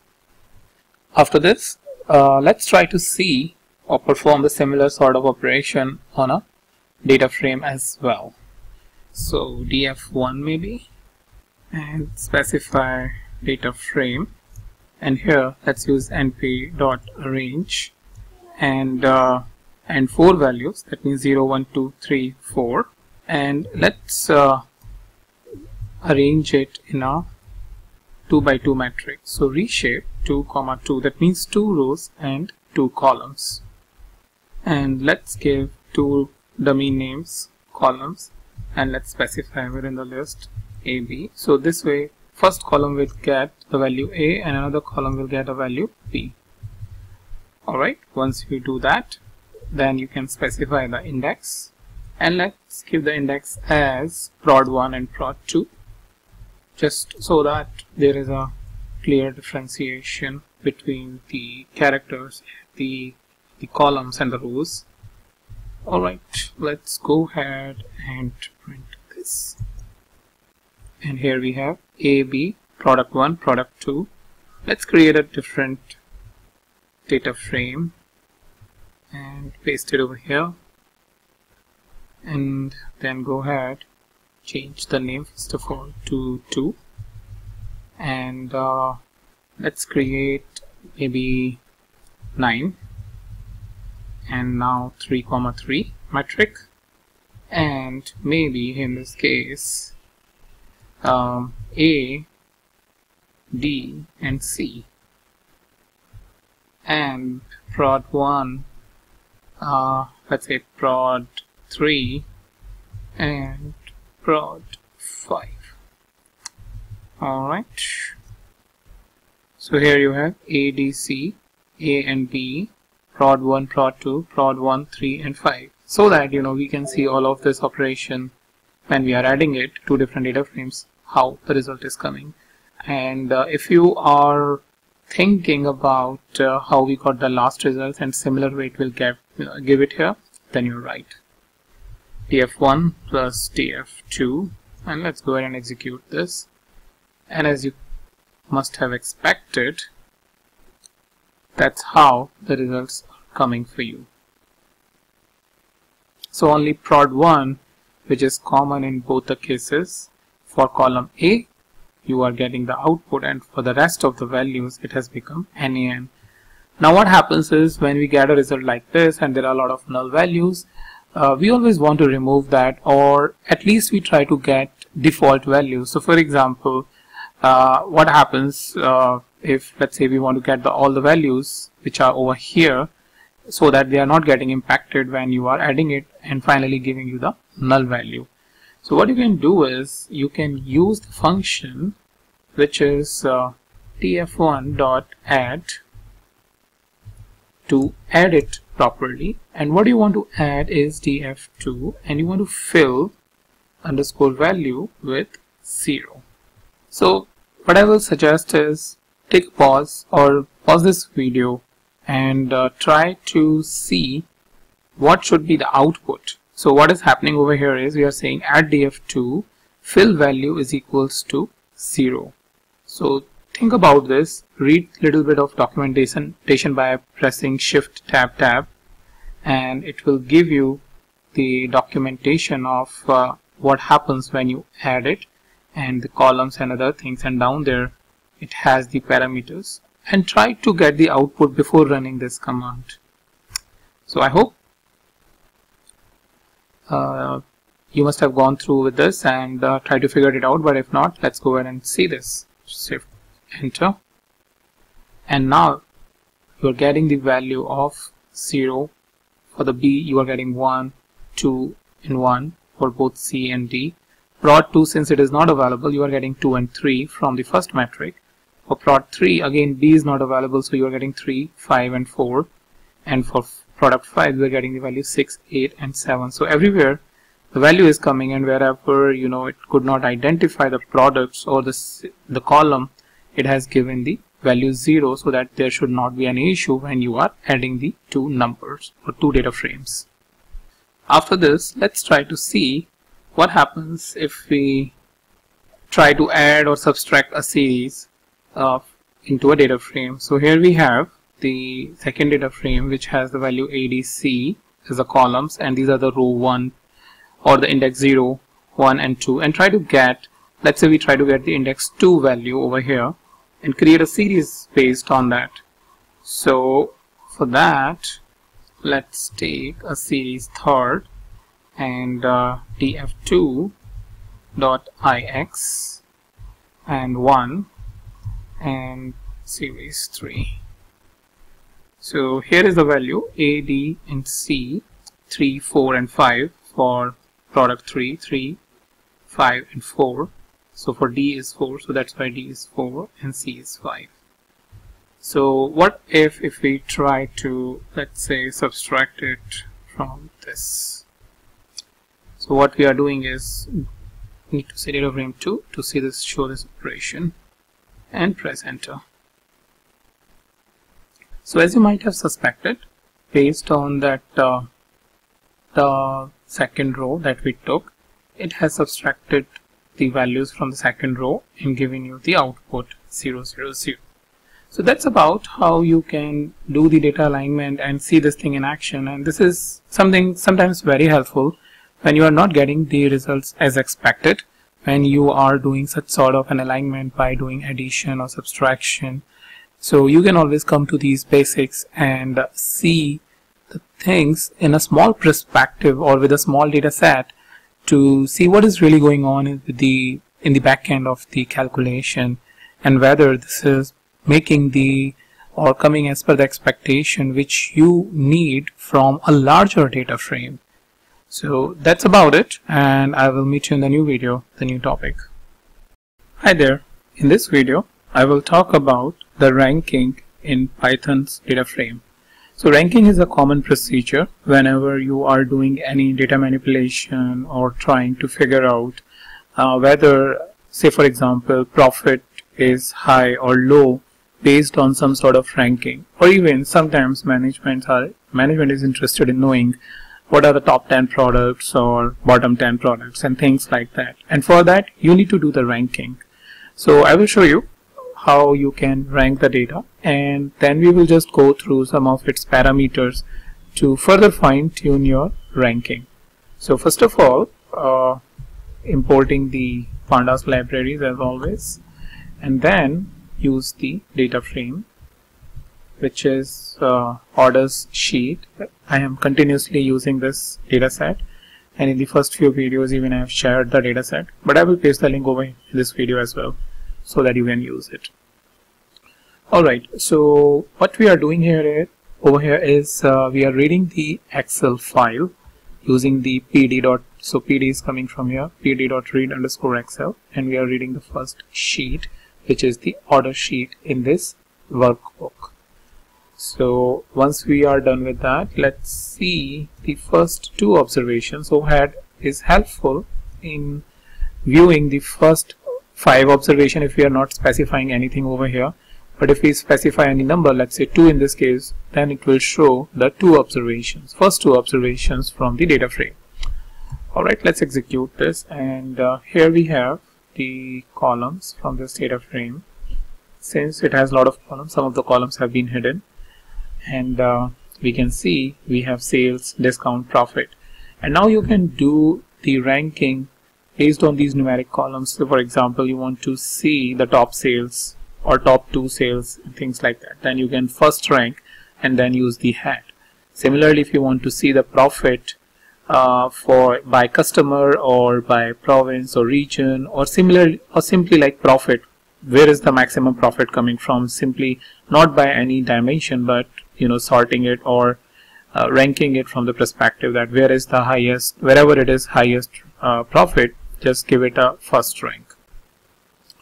So how you can do this is by using the rank method. So first of all, what I'll do is I will simply say that orders dot rank is a function, and it has some argument. If I show you, like it has access, method, numeric only, any underscore option, and you can see all these arguments by pressing shift and 2 times tab. So shift tab, and it will show you these arguments, and then it has some definitions as well if you go down and all. Alright, so if I simply say orders.rank, that means simply apply the rank on the entire data set, on the entire columns. So if I just go ahead and execute that, it will take all of these columns that it has along with province, regions, convert into a numeric, whatever the numeric form is, and do the ranking in the ascending order. But this is a bit complex if you try to interpret it. So that's why you always have the option of taking any column, in this case let's say profit, taking any column and then do the ranking and apply it on the data set. Alright, so for that let's create a column rank by profit so that it becomes part of this data set, and then say orders, and then you need to specify the column name, which is profit, and then say rank. Alright, now if I show you the arguments again by pressing shift tab, by default ascending is true, that means lowest value will be ranked first. So what we will do is we will say ascending is equals to false, and in that way the highest value will get the rank first. Alright, let's go ahead and execute that. So it's executed, and let's see orders dot head. First few 5 observations. Okay, so here we have -213. If I show you a couple of more rows, then 457, and then you have 46, 1198, and then 30. And if I go towards right, these are the respective rank. So 555, 555 is giving to the profit of 1198, and lower rank to 30, 3248. So that's in the right direction if we want that highest value should be ranked first. And if I show you the column name by going up, rank by profit has now become part of this data frame. Now the next logical question that can come into the mind is sorting these ranks. So generally we want to see the first rank is coming over here, then the second rank, and then the third rank. So for that you can use the sort underscore values. So if I say orders dot sort underscore values and specify the column by which you want to sort profit, and then you have another argument saying ascending is equals to true. Let's make it false because we have the rank also in the descending order. And let's take first few observation. Alright, if I go down, and so here is the maximum profit, 27,220, and if I go towards right by scrolling it from here, then we have the rank 1, 2, 3, 4, 5, so on and so forth. So that's about how you can first of all define the rank for each of the column and then sort it by the these values. Then you have a couple of other parameters as well. Say for example ascending, sorry, if I go up a little bit, because this is sort values parameter. Alright, where are you? A little bit up. Okay, so here we have figured it out, the rank by profit, saying rank ascending is equals to false. So this is one parameter, but if I press shift tab, you will see a couple of other parameters. So first parameter is the axis is equals to 0. That means this ranking is getting applied on the rows. So if you see, this is the value, or this is the rank for the first row, this is the rank for the second row. So this is by default axis is equals to 0, so rows are getting ranked. Whereas if you want by column, let's say this column and then this column, you want to compare it by column and then want to get a rank, then you need to specify the axis is equals to 1. Okay. Then second argument is about method is equals to average, and basically it is that if two values are having, if the two rows are having the same value, then the average method will be used to rank those two rows. But you have couple of other parameter values like min, max, first, and tens, and you can basically experiment with that, and it's pretty straightforward. As you can see, average is basically average rank of group, minimum is lowest rank in group, maximum is highest rank in group, and so on and so forth. So you can experiment it, because condition may change and you may want maybe min, max, based on that ranking if you want. Numeric only is equals to none, because generally we want to apply the ranking is equal on the numeric data, but none indicates that even apart from numeric, it also consider the character data by converting into numeric and then applying the sorting. So by default it is none, and I will just suggest to keep it that way, because mostly you will indicate it by the column name how you want to sort it. Then you have the option of NA underscore option is equals to keep. So this is helpful in scenarios if your data set is having the NA values, and in that case you have three options if I'm not wrong. So if I go down, keep, top and bottom. So keep is basically simply saying keeping the NA values where they are. If we, let's say, specify keep is equals to top, then in that case smallest rank in case of ascending, and in case of bottom we will say the output will be smallest rank if descending. So that means they will get the NA value will get the smallest rank, or in this case smallest when you are ascending it. So you can experiment with that and get the data in your desired format. And ascending we have already seen, and the final parameter that we have is PCT, the percentage, and it's simply compute percentage rank of data, right? So basically wherever the highest data value is, so highest profit is, will get the highest percentage, and then the lower one for the subsequent values. So that's about the rank method that you have for the data frames in pandas, and to do the ranking in your dataset. So that's pretty much all I have for you, and I'll meet you in the new video, the new topic. Hi there. In this video I will talk about how you can work with the hierarchies that are present within the index. So if you have seen my previous videos, we have covered in couple of few videos we have talked about indexes, and in this video first of all I will show you about the index hierarchy, and then how we can perform some common operations like selecting data or sorting or summing the values based on those indexed and their hierarchies.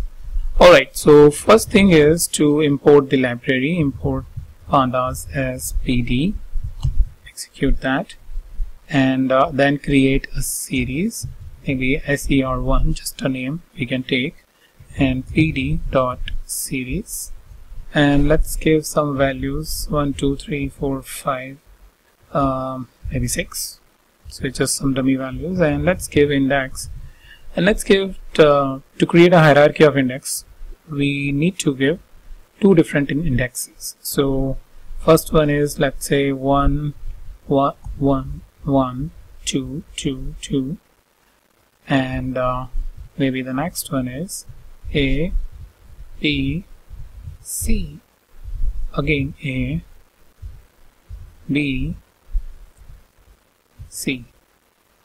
Alright, if you look at this index, this one is a first index, so that's why, or a high level index having the value 1, and then this is a lower level index, second level index, this is having the value ABC, and again repetition of ABC. That means with 1 ABC is assigned, with 2 again ABC is assigned, so there is some sort of hierarchy which is present. So let's go ahead and see the output. So here is the output. As I mentioned, this is 1 and 2 is the upper level hierarchy, and ABC is basically second level hierarchy, and then you have their respective values 1 2 3 4 5 6. Now the first thing is that probably you want to give names to these hierarchies so that they are more meaningful. So maybe in this case ser1 dot index dot names is equals to indx underscore 0, indicates the first index, indx underscore 1, so this is index level 0, level 1, so just to give you an idea, and let's print it. And as you can see, we have the indexes over here, indx 0 1, the names that we have given, and then their respective values. Let's say you want to access any specific index, maybe 1 or 2. So what you can do is simply pass the parameter ser1, and so this should be ser1 and then the index value 1, and it will give you the output for index 1 ABC. Similarly, if you pass the index level 2, you will get the second index. So that way you can access the first level index. But there may be situations where you need to access the index which is at level 2. So what you can do is simply, maybe I'll just copy this and paste it down there. So we need to first of all use colon, then comma, and then the value a, and let's access this. And with this way you can access a value. So first is 1. So if I go a little bit up, so first a value is 1, second a value is 4, and that's what you are getting for value 1 and 4 for the index. So this is about accessing the data based on the index levels or index names that are present for your series. Now let's see how you can convert this series into a data frame. So for that, maybe we can create a data frame 1 and use ser1 and use the column unstack. Alright, let's print it. And this way, if you will see, your ABC is coming over here in the column. So one of the straightforward way about how you can unstack it.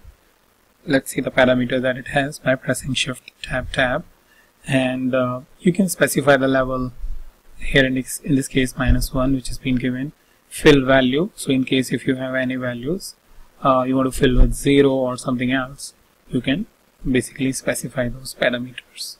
So you can view this by going there in the parenthesis and pressing Shift and then 2 times Tab key. Alright, let's come out from here. Now let's see how we can swap the levels of series. So if I go up and show you the series, what probably you may want to do is swap these levels. So ABC is coming first and then the second one. Alright, to do that there is a very straightforward method. ser1 dot swap level. If I press enter, here you are. Those levels have, if you see, one was coming at the very first time and this ABC was coming second, but now it has been swapped. So this way, whenever you have a need or requirement where you need to swap the level, you can very straightforward specify swap level, and if you go press Shift Tab, you will again see that it can take 3 parameters which you can customize based on the values that it takes. But it's pretty straightforward. I mean, simply by specifying it, it's pretty intuitive that it will swap the levels which are present here in the series. After that, let's see how we can sort it. So maybe what I'll do is ser2, I can just store the result over here and say ser2 dot sort, and it will take the sort level, and with the sort level I need to specify whether the level 1 or the level 2, so or the 0 or 1, because that's how the index sorts 0, let's say in this case, and execute that. And here we have now it's sorted by A. So for A 1 or 2, for B 1 or 2, for C 1 or 2.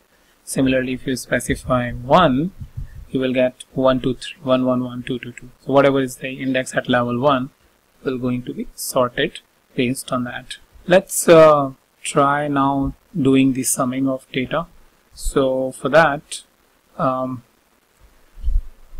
what we can do is go down and over here write the ser2 dot sum, and let's indicate the level maybe let's say level 0, and let's take output. So here we have for A 4 plus 1 5, for B it is 5 plus 2 7, and similarly for C you have 6 3 and 9. And like level 0, since you have two level 0 and level 1, you can have the sum by level 1 as well, so 1 and 2. So what is the total sum? 3 and 2 5 and 1 6. So for 1 the value is 6, for 2 it is 15. So that's about how you can basically do the sum for this series, or even if you want to do it at a data frame level, you can do that. And you can see its additional properties by pressing Shift Tab. Again, access is equals to none. Skip any, whether you want to skip any or not, and you can actually expand its properties so that you can go down there and see its different properties and their explanations about what it is. So what we are using over here is simply the level parameter, but nothing else, because it's pretty basic and simple example just to understand how the sum basically work based on the different levels that we have in the series. And generally when you are applying the sum, this sometimes confuse, okay, why it has the level parameter and what is the applicability when it comes to doing the sum at a data frame level, because most of the time you just have in one level of index in your data frame and not at a multi-index or a hierarchical index. But in such cases where you have the hierarchical index which are related to each other, and you want to access the summing or maybe average or any other operation that you want to do, you can basically utilize the level parameter to go in and out into the hierarchy of an index. So that's about how you can perform some of the very common operations into the series. And that's pretty much all I have, and I'll meet you in the new video, the new topic. Hey guys, this is Abhishek, and with this video I am starting a series of Python data visualization. So as you are aware, or you must have seen, that visualization creates a lot of impact.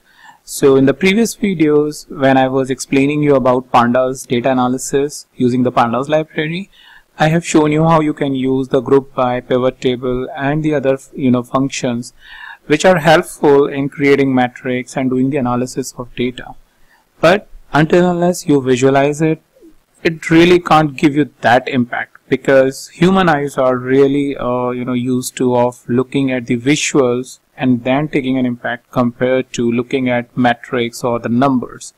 So with this video, as I mentioned, I'm starting it, and I am using the matplotlib library, which is a basic library, and the path is this: https://matplotlib.org, and within that the sub library is the pyplot API we will be using to basically plot the basic plots in the initial videos, and then in the future videos we will look at how we can import the data like a normal scenario. You need to get the data from an CSV file or from the database or anywhere else, and then you need to visualize and then slowly move on to the complex visualizations.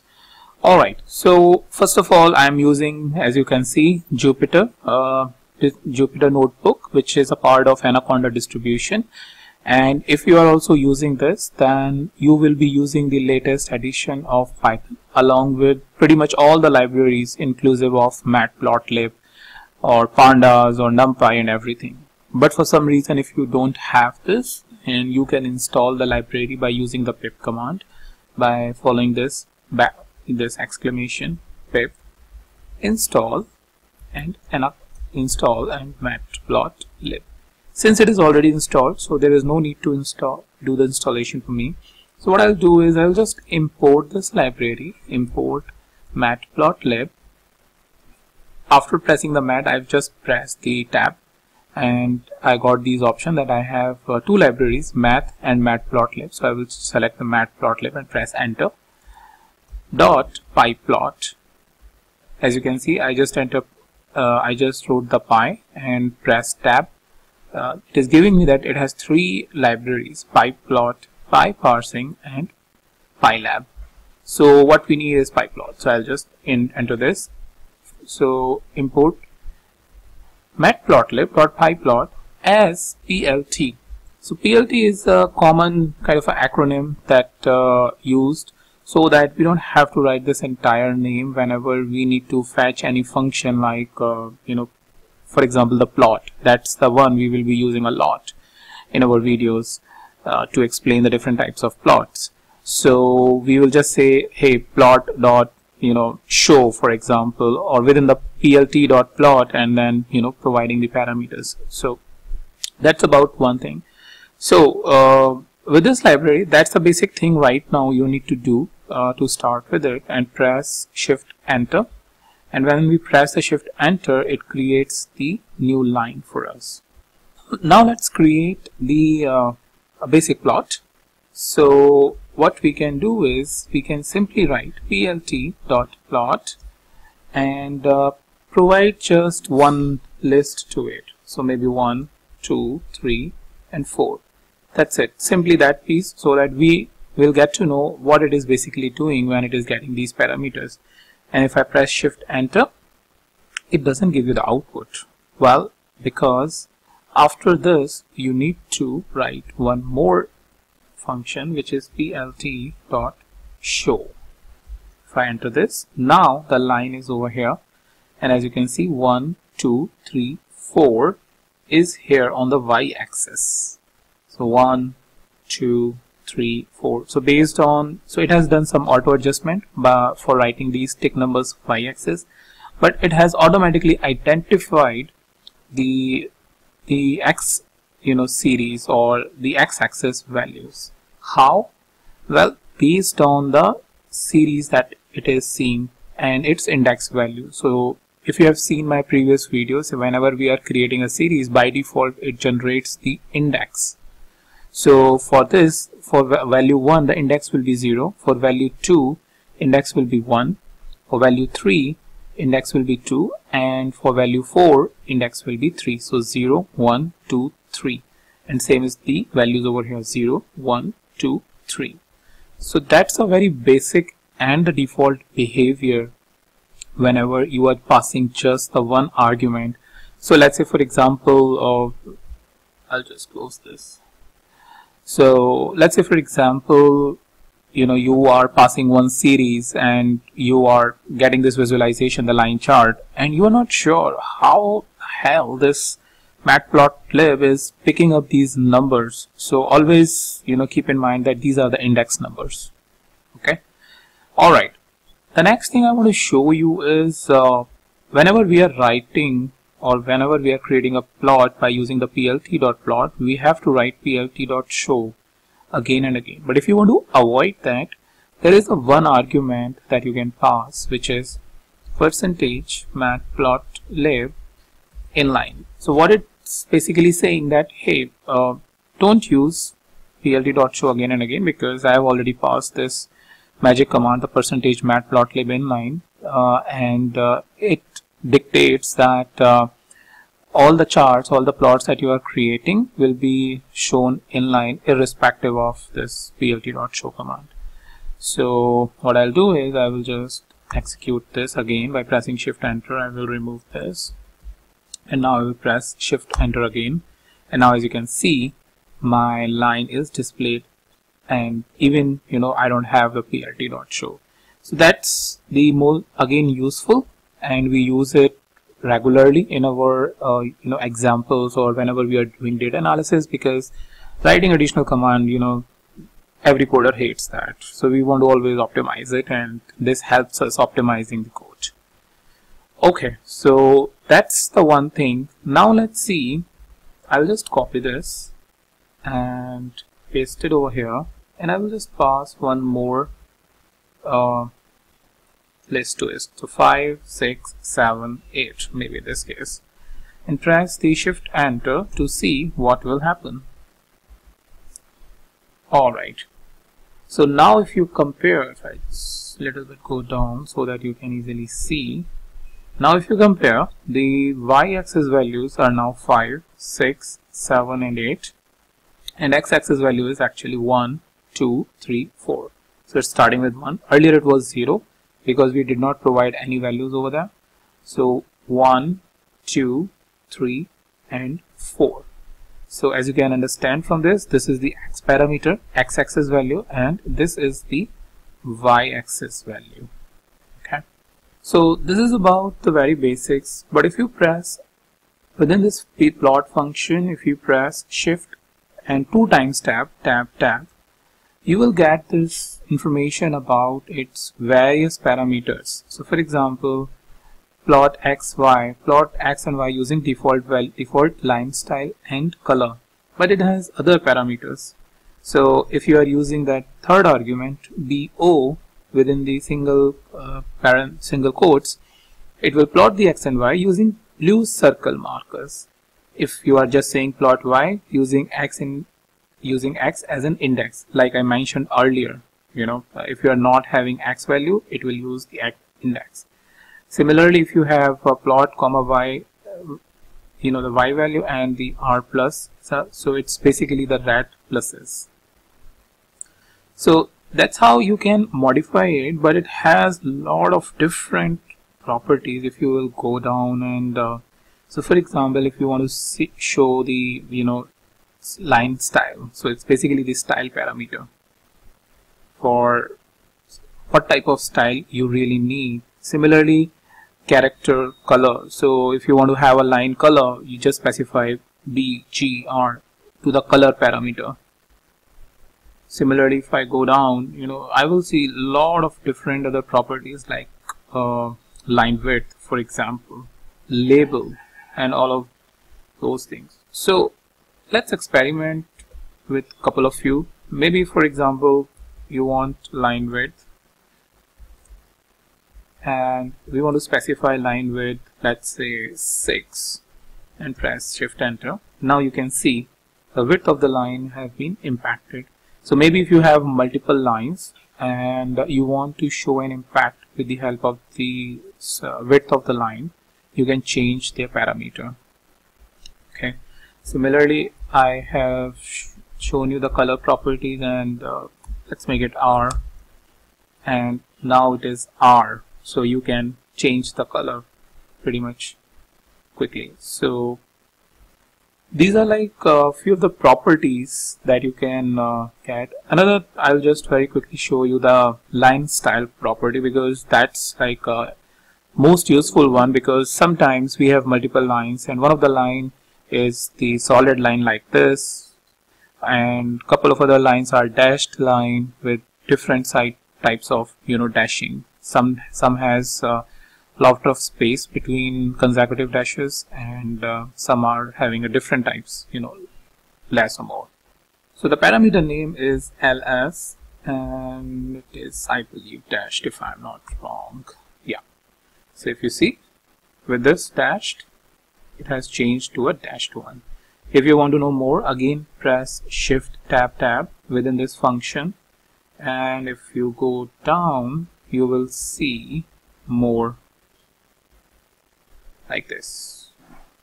So dashed line style, dash dot, solid, dotted. When you specify dotted, this is how you will get. I have just specified the dashed, so I've got this one, as you can see it over here. So you have other ones like triangle down, up. So whatever is feasible to you and useful to you, you can change it and make an impactful line chart. So that's about it, the very basics of the line chart or the basic charts by just providing simple parameters. And I will meet you in the next video with bar chart probably. Yeah. Hi there. In this video I will talk about how you can create the bar chart. If you have seen my previous video, if I go up and show you, I have shown you the first video of matplotlib and introduce you to the basic plots using the plt.plot and all. So taking the second step and creating a bar chart, which is again a basic chart, gets created for pretty much every different kind of analysis that you are producing to see the sometimes the comparison among the different categories, or there is a stack bar chart to see the percentage difference between two categories, and sometimes group chart. So first of all, let's see how you can create a basic bar chart. So before I do that, we will import the library, which is matplotlib.yplot splt, and I will use the percentage matplotlib inline. So as I suggested in my first video, matplotlib inline is helpful in cases where you don't want to use plt.show function again and again whenever you are creating a new plot, and this will help us creating the plot inline to our command. Okay, so I'm executing this. Now let's create two different lists. So maybe x to represent the x-axis, maybe 2, 3, 5, 6, 7, okay, 5 values, and the y is equals to maybe 10, 15, 20, 25, and 19 maybe. Press enter. Now you can create the bar chart with a very straightforward command, which is, I'll just delete this. Okay, so I just press DD, which is a shortcut to remove that extra indentation that was created. So to create a bar chart, plt.bar x, y, that's it, and you have the bar chart. Now as you can see, 2, 3, and it is seeing the values in the continuation and basically trying to see that whether for value 4 there is a value or not. So either one thing that you can do is, maybe for this basic example, let's not go into the complexity and create a value which is 4. So 2, 3, 4, 5, 6, 7, and 10, 15, 25, 19. And add one more value, maybe 17, and create it. Alright, so here we have our very simple bar chart. Okay. Now the next thing is, in a bar chart, you always want to create some sort of label, so which is more or less like a label for this particular chart. So what we have is basically plt.title, our first bar chart, and that's how it will create the bar chart. Similarly, if you want to give the labels to the x and y, you will use the x label, and this is x labels text, simply because we are not showing. Similarly, and you have y label. So since we don't have a business context, we are using the arbitrary text values, y labels text. So here you have x label, y label. Similarly, if you see, you have a lot of different properties. Like if I start with the x, you have x label, x limit, x scale, x ticks. So we'll see as and when the need will arise to create the labels. But this is how for any chart, like previously we created the line chart, and you want the labels over here and here, you can easily create those labels, and with the help of the title you can create the title as well. Now let's say you have the requirement where you need to create the multiple bar chart related to this. So one thing is to create the dummy values. So maybe x2, and create the value, maybe a similar 2, 3, 4, 5, 6, 7, and y2 is different values, maybe 15, 25, 19, 16, and 18. 1, 2, 3, 4, 5, 6, 1, 2, 3, 5, and 6. Alright, let's enter, and plt.bar x2, y2, and let's enter. So this is how you will get your bar chart, but as you can see, there is a problem, and the problem is that in some cases the blue is not getting a proper value. So for 5 the value is 25 for the y, and that's why it is coming over here. But here in case of y2, 1, so the 5 value is around 16, as you can see. So that's why you are able to see. So whenever the first y value is more than the second y value, you are able to see the chart. But if it is less than that, then you are not able. So here in this case it is 15. It has completely overlapped the first value, which is 10. Okay, so in my view there are two different ways by which you can overcome this issue. So the first thing is using the alpha value. So alpha is basically, you know, the transparency. So completely the alpha is 1, so it's anywhere between 0 to 1, and if I specify alpha value as 0.5 and similar the alpha value as 0.5 and press enter, you will see the output a little bit in a better context, right?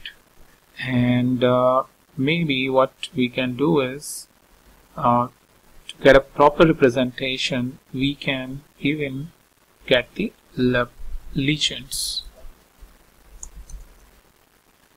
So our legend is not applied because labeled object is not found, as it is saying. So let's give it a label. First chart and label second chart. Let's see this. Okay, this gives some error. Let's quickly figure it out what it is. Unknown property LABLE. So I made a mistake while writing it. LABEL. Okay, so now we got it. So the first bar chart, the second bar chart, and wherever, you know, the grayer area over here or the darker area on the second bar chart indicates that it is the first bar chart. So that's one of the way by which you can overcome this issue. Another way you can overcome with this issue is using the width property. So let's say width and width, width, yeah, the spelling is, and right now the width is same. By default the width value is 0.8 as per the documentation. So I'll try and experiment it with. I'll make the first width value as 0.9 and the second width value as 0.7, and let's see what happens. Okay, now we get a better presentation. So alpha is removed and clearly we are able to see that first chart is over here and second chart is over here. They are getting overlapped, but as you can see with the help of it, it's clearly representing that when the first chart is getting finished and whenever, you know, the second chart is surpassing, where it is surpassing. So I think this is a more cleaner way to represent similar types of problem if you are facing it, and get your presentation in a much better way. So the next piece or the next set of information I want to give you is about how you can resize your chart, because right now as you can see there are a lot of values and it's a bit you know, squeezed up here in this space of bar chart, the boundaries. So what you can do is you have something called plt.figure, and within that you can give the fixed size, and this is a tuple. So we specify, let's say 10, 5 in this case, and press shift enter, and as you can see this is a bit good. Maybe we can do 15, let's say, much better. Okay, so that's about how you can change the figure size, how you can use the alpha or the width property, depends on what makes sense in your case, and get the output. Okay, so that's about your first bar chart. I think we made a pretty good success with how we can make it impactful. And I will meet you in a new video with some new type of bar chart. Hi guys, in this video I will talk about the histograms. So in my previous video I have talked about how you can create a bar chart like this within the Python matplotlib library. And the basic difference that we have between the a bar chart and the histogram is basically histogram is useful for looking at the distribution of data. So what happens is on the x-axis you have the x-axis value. It can be, let's say, your age, your height, or anything, and then these bars basically or always represent the count. So this way we identify whether in a particular nation, there are people who are like of less height, or there are people who are more height, or if it is like this, then we say, okay, that's okay, that there is a proper distribution. There are good number of people on higher side, lower side, as well as on the middle side. So it's kind of a normal distribution that it follows. So that's basically the differences between a bar chart, usage of bar chart, and between the uses of bar chart and histogram. So I will go to my code over here and import the library, import matplotlib as .pyplot as plt and percentage matplotlib inline, so that I am getting my charts inline to my code. Otherwise, if I don't write this line, as I mentioned in my previous videos, I will have to write plt.show to view my charts. But with the help of this magic command, I don't have to write that particular line of command. So shift enter to execute that. Let's create maybe value 1. It can be anything. I mean, let's say it is the height, and generally NP, the height is between anywhere between, I would say, on an average it is between 150 centimeter to 200, let's say, for example. So what we can do is we can actually get the numpy also to basically get the ranges. Import n numpy as np. So first what we can do is we can use np.arrange. I think I executed this. Ideally it should come if I'm np.arrange, yeah. And then first of all the start value 150, the end value let's say 200, and the step maybe let's say with every 2 values. And so this is the data that is being created for us, and let's see, it should be fairly straightforward but while plotting it, but that's basically represents, let's say, the height of probably man, let's say, for example. So what we can do is we can not shade hist and height. Alright, here we have the height starting from 150 going up to 200, is showing the distribution which is relatively flat. What we can do to make it more meaningful, since it is right now having no width or no space between the bar, we can use the r width parameter, which is a row width parameter, and say let's 0.9, and here we have a proper row width. Now after that we can also have the distribution, let's say between 150 to 170 there is 1, and 170 to maybe 190, or then rest of them 200. So maybe like 3 bins. If you want, we can just specify the bins over here. So let's say 3. Now we have 3 bins. If I want 4, I can get 4. And that's usually, people really experiment with the bins, about how many bins that they have. Generally, when you are creating the bar chart, the histogram first time, you are not aware how many bins you really need. So people usually experiment with this.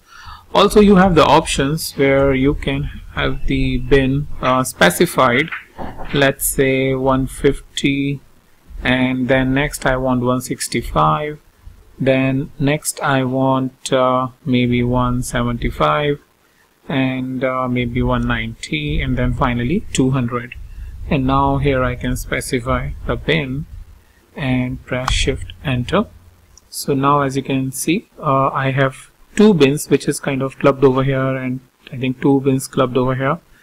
So but it has basically segregated the data into multiple bins for me. As I can see, 165 is coming over here, then 170, and then here 185, and then finally 190, and then finally it is going to 200. Now after creating these bins, you have some other properties also which are very useful, like let's say if you have multiple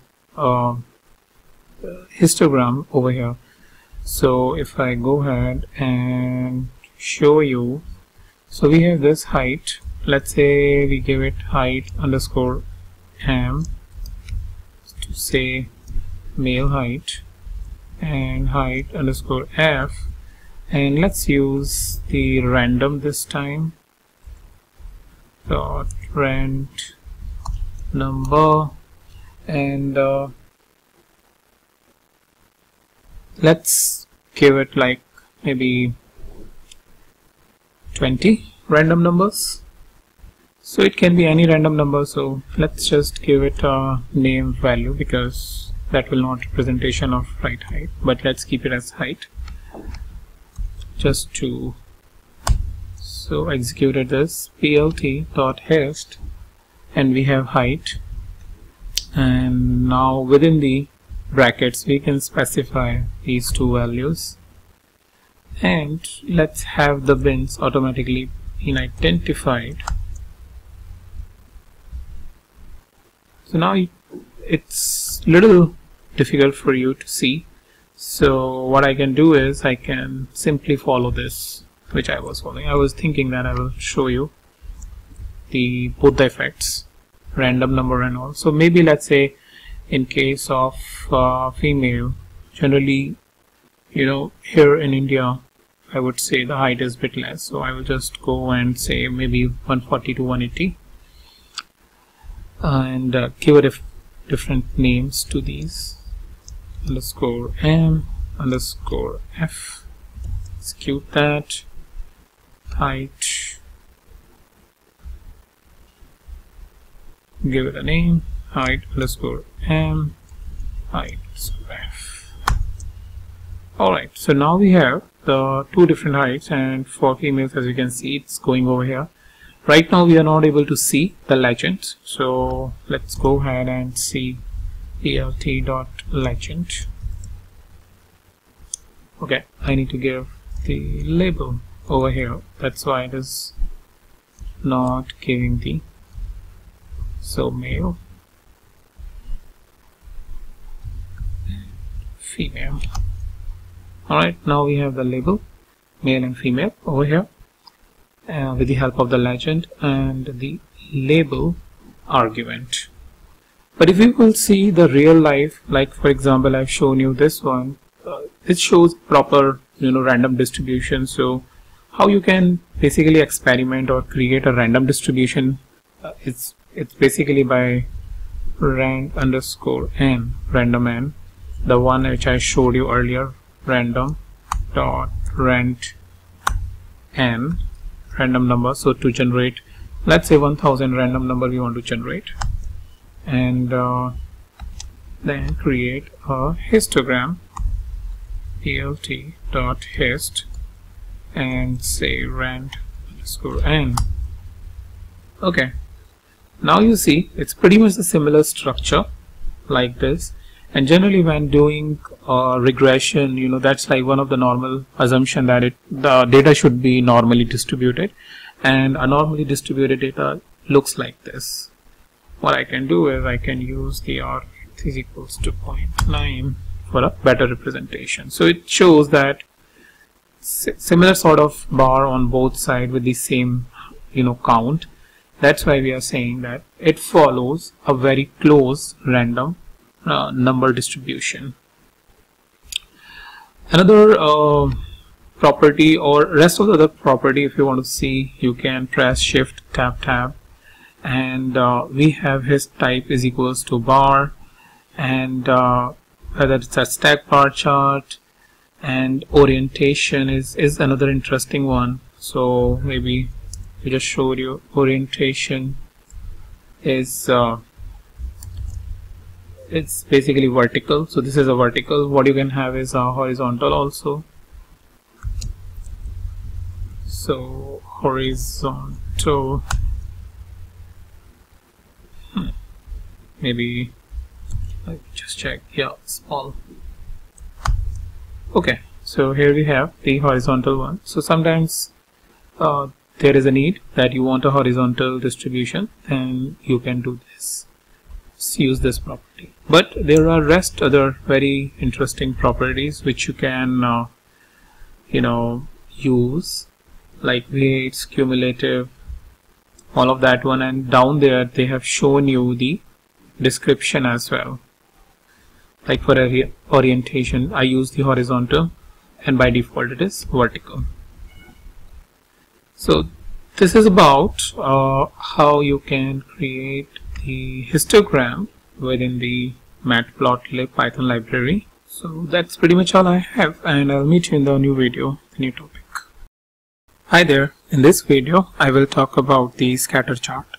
So scatter chart, as you can see it right over here, it's very useful for visualizing a lot of data points. Let's say if you have, so for example on x-axis, let's say you have discount values, and on x-axis you have discount values, on y-axis you have, let's say, sales values, and probably you want to see that when your sales is high, then whether there is a high discount or not, or if the sales is less, even after that you are giving a high discount or not by maybe your sales rep or channel partner, things like that.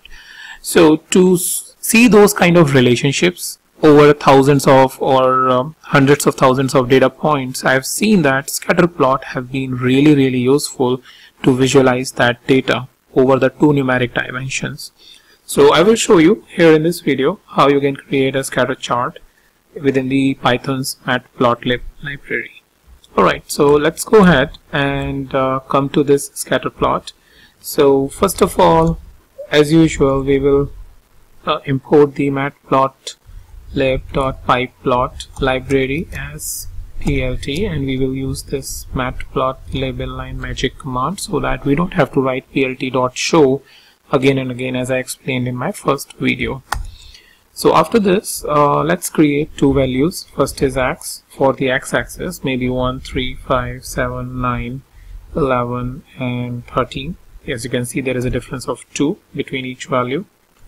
And the y value, let's say there was 25, 35, 21, 67, 63 and maybe 55.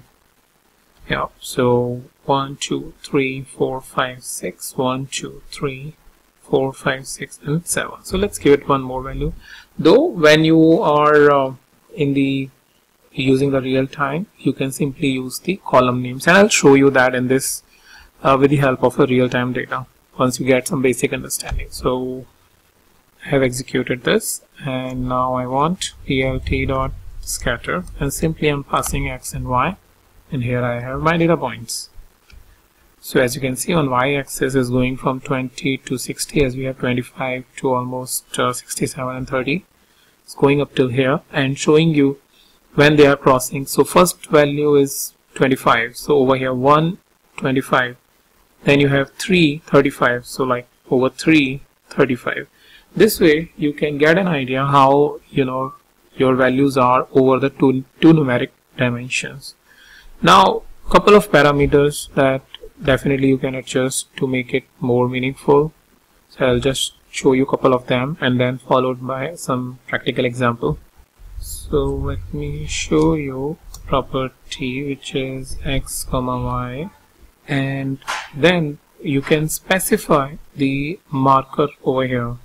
So the property which is marker, and let's say I want x as a marker, so I can get x as a marker, and you have a lot of different,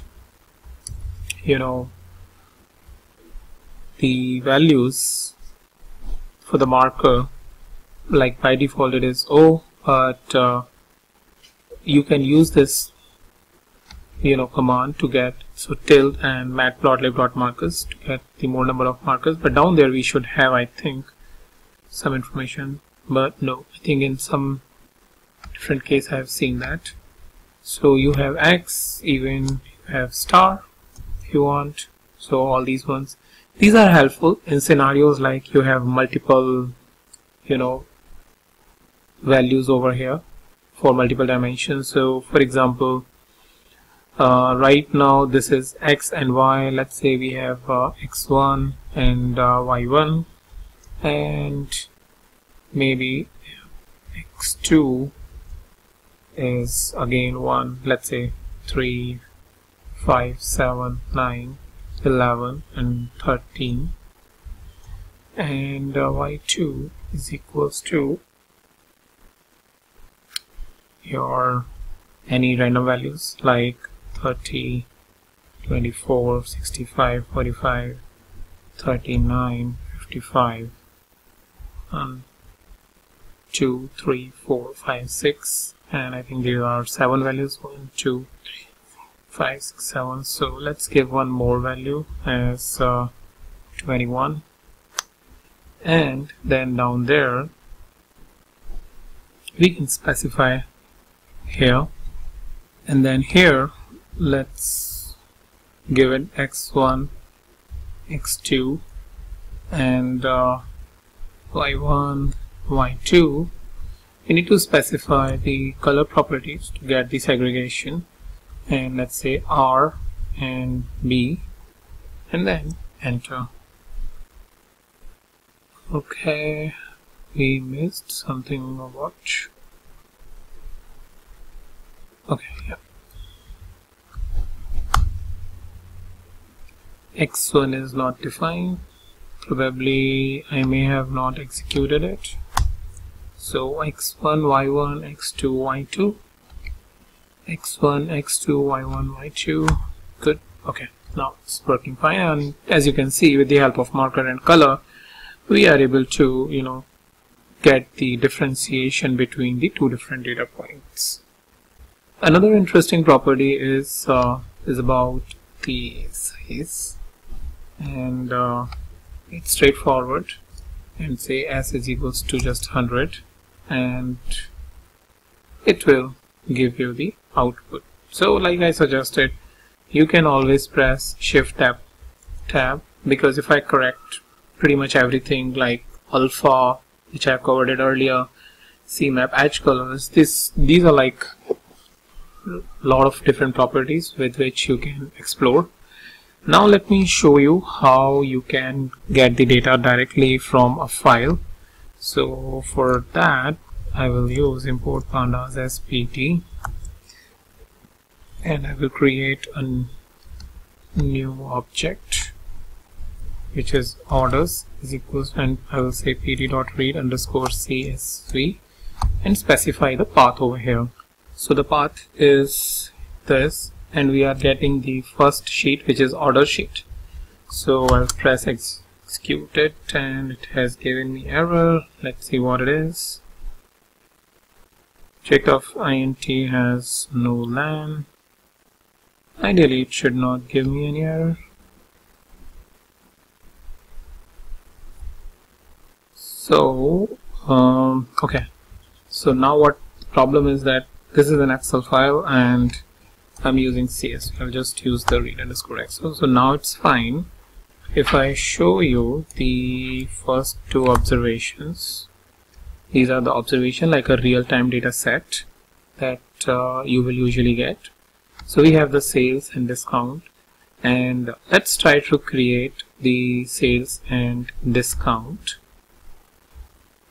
So for that, what I'll do is simply plt.scatter, and here I will pass orders.sales and orders.discount and shift enter, and here I have in just a few seconds my chart. And as you can show you on the y-axis you have the discount, since we have discount over here.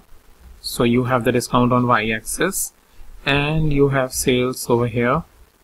So here the sales is high, even after that we have given the last discount, but here sales is low, but in many cases we are giving the high discount.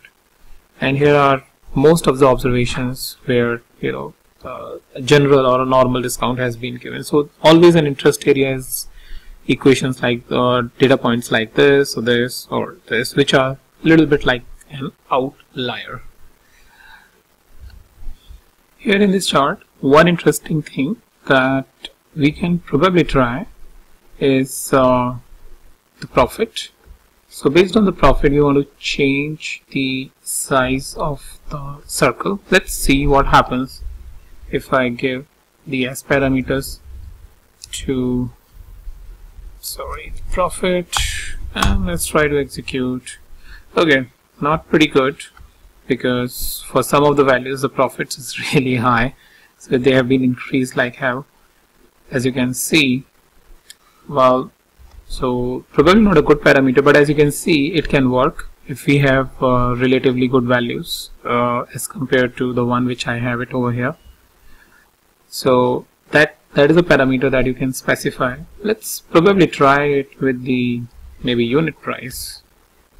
So unit price has a space, so I will have to write unit price like this. And with the unit price also, I think there is a good unit price for some of the value, some of the orders. So over here showing the less unit price, and this is like a big unit price. So with this you can change or do the variation into your chart and make it more useful.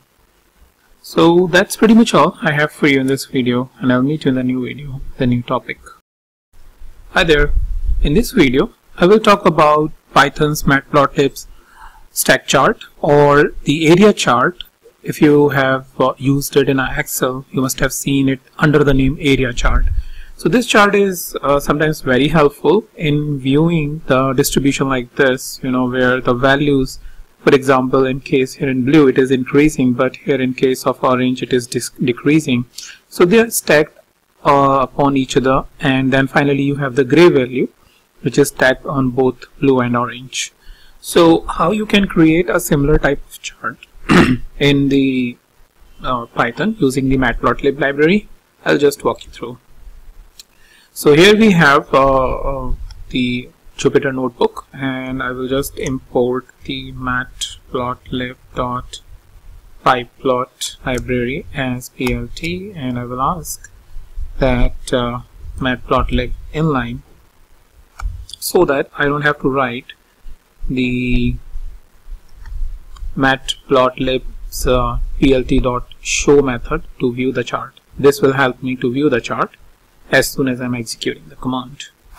Alright, so here we have both the libraries imported, and since this is a stack chart, we need to have one x-axis, so maybe x, and or I will just give you some context. So for example, let's say you are a manager of a processing center where the shifts are going on, and maybe let's say there are 3 shifts which are going on, and you have the data for these shifts for 5 weeks, and trying to evaluate how the things are happening in the different shifts, so whether there is an increase, decrease, or how it is. So let's say we have week and 1, 2, 3, 4 and 5 weeks data, and maybe for shift 1 we have let's say 40 hours, then 35 hours, then 26 hours, then 20, let's say 3 hours, and finally 20 hours. Shift 2, let's say you have 40 hours, then 32, then again 40, then maybe 45 and 50, and in shift 3 it's pretty normal, 40, 35, 45, and then 42 and 40. Okay, so we now have this data, and now let's create a scatter. So what we need to give is week and shift 1, shift 2, shift 3, press enter. Why I used scatter, I don't know.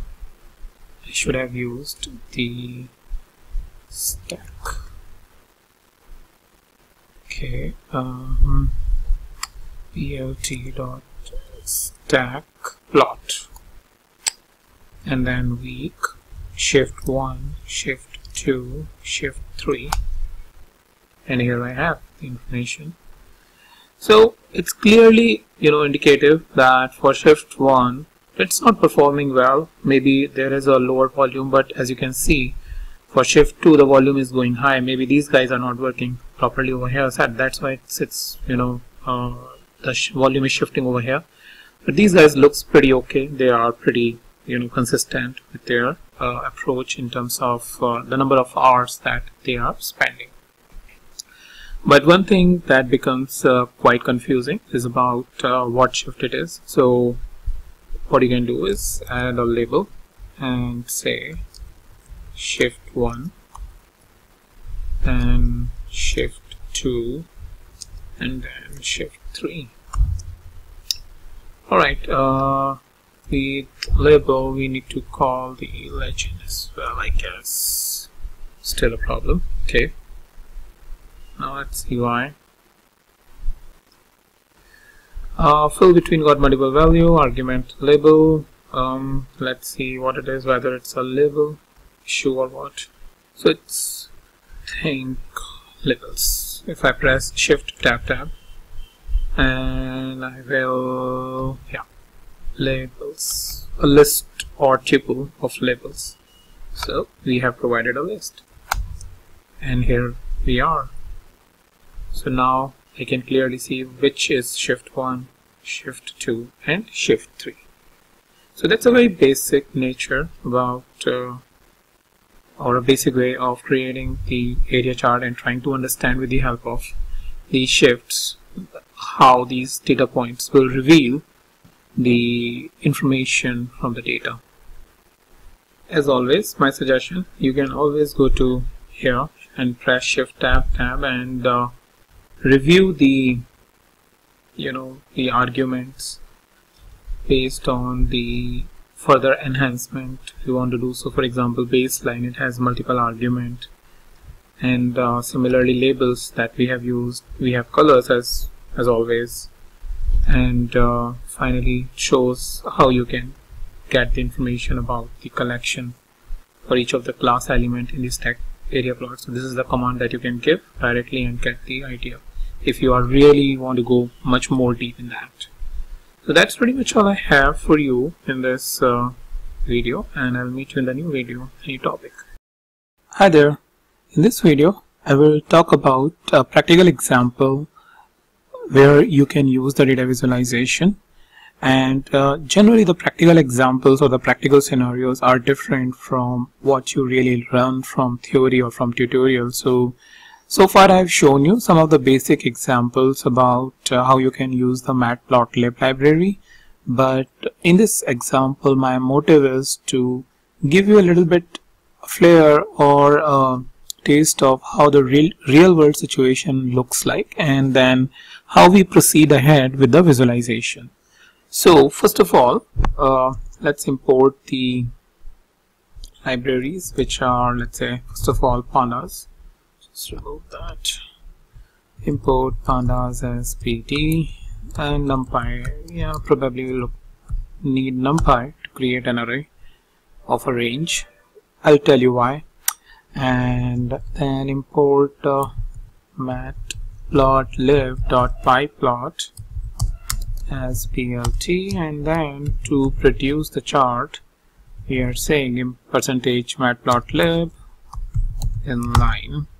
Okay, quite a fast way we have imported pretty much the basic library, but if we need anything else in terms of libraries, we will see it during the example. And I want to show you this example by utilizing the file that I have been used since my pandas series, where I have shown you this sample superstore sales example, and we are getting the first sheet by indicating 0 as the parameter for this function pd.read_excel, which contains the orders data. So if I go ahead and view the first 2 rows, here I have orders. Okay, so it's pretty straightforward. You have a lot of columns like order ID, order date, priority, order quantity, shipping mode, and all of that thing. Now let's say based on the dimension you have, that really basically trigger the analytics. For example, based on the order priority, whether your sales is really high in a particular type of order priority, or your sales is high or low on a particular type of sales, on a particular type of ship mode, maybe, you know, province, region, who knows, right? That's kind of a job of a data researcher or data scientist to, you know, look at really all the angles, you know, do the comparative analysis, and then figure it out and show the observations back to, you know, the user or the management who is really interested in knowing what's actually happening, you know, what is impacting our sales. So in this video, what I'll do is, looking at the shipping mode, we will try to segregate the 3 different shipping modes. So if I'm not wrong, you have regular air, delivery truck, and I think there is one more. So if I want to see the shipping modes that are available, then what I can do is I can say orders ship mode dot values dot unique. If I'm not wrong, it should show me the value.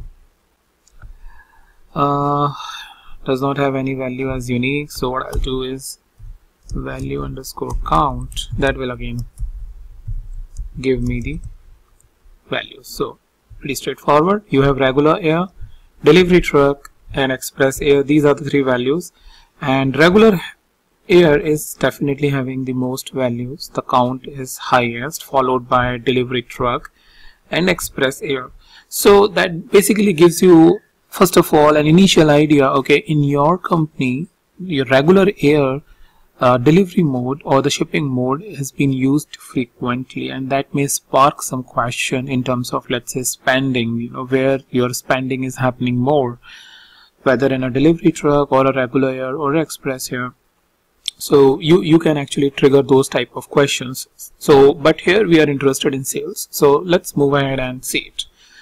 So we will create 3 different series objects to visualize the 3 different data set over each other. So on top of regular air, we will visualize the delivery truck and then the express air. But there are some issues, and let's see those issues. So first thing is, let's create 3 different orders underscore RA, so which indicates regular air, and that is how we can do is, within the orders,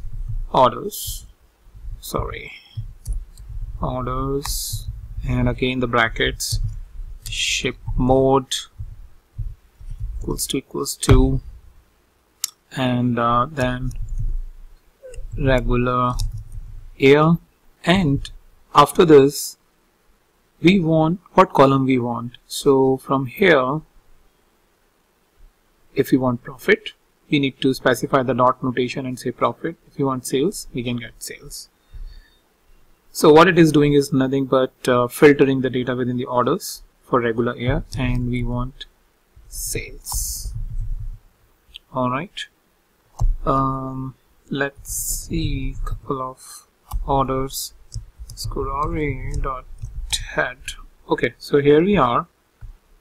So as you can see, for 0 index you have value, for 2 index 3, 4, 5, and if you want to shape orders underscore RA dot shape, well, 6270 observations, and as you can see 6270, but it has a hidden issue as I have been talking about. So I will show you in a couple of minutes.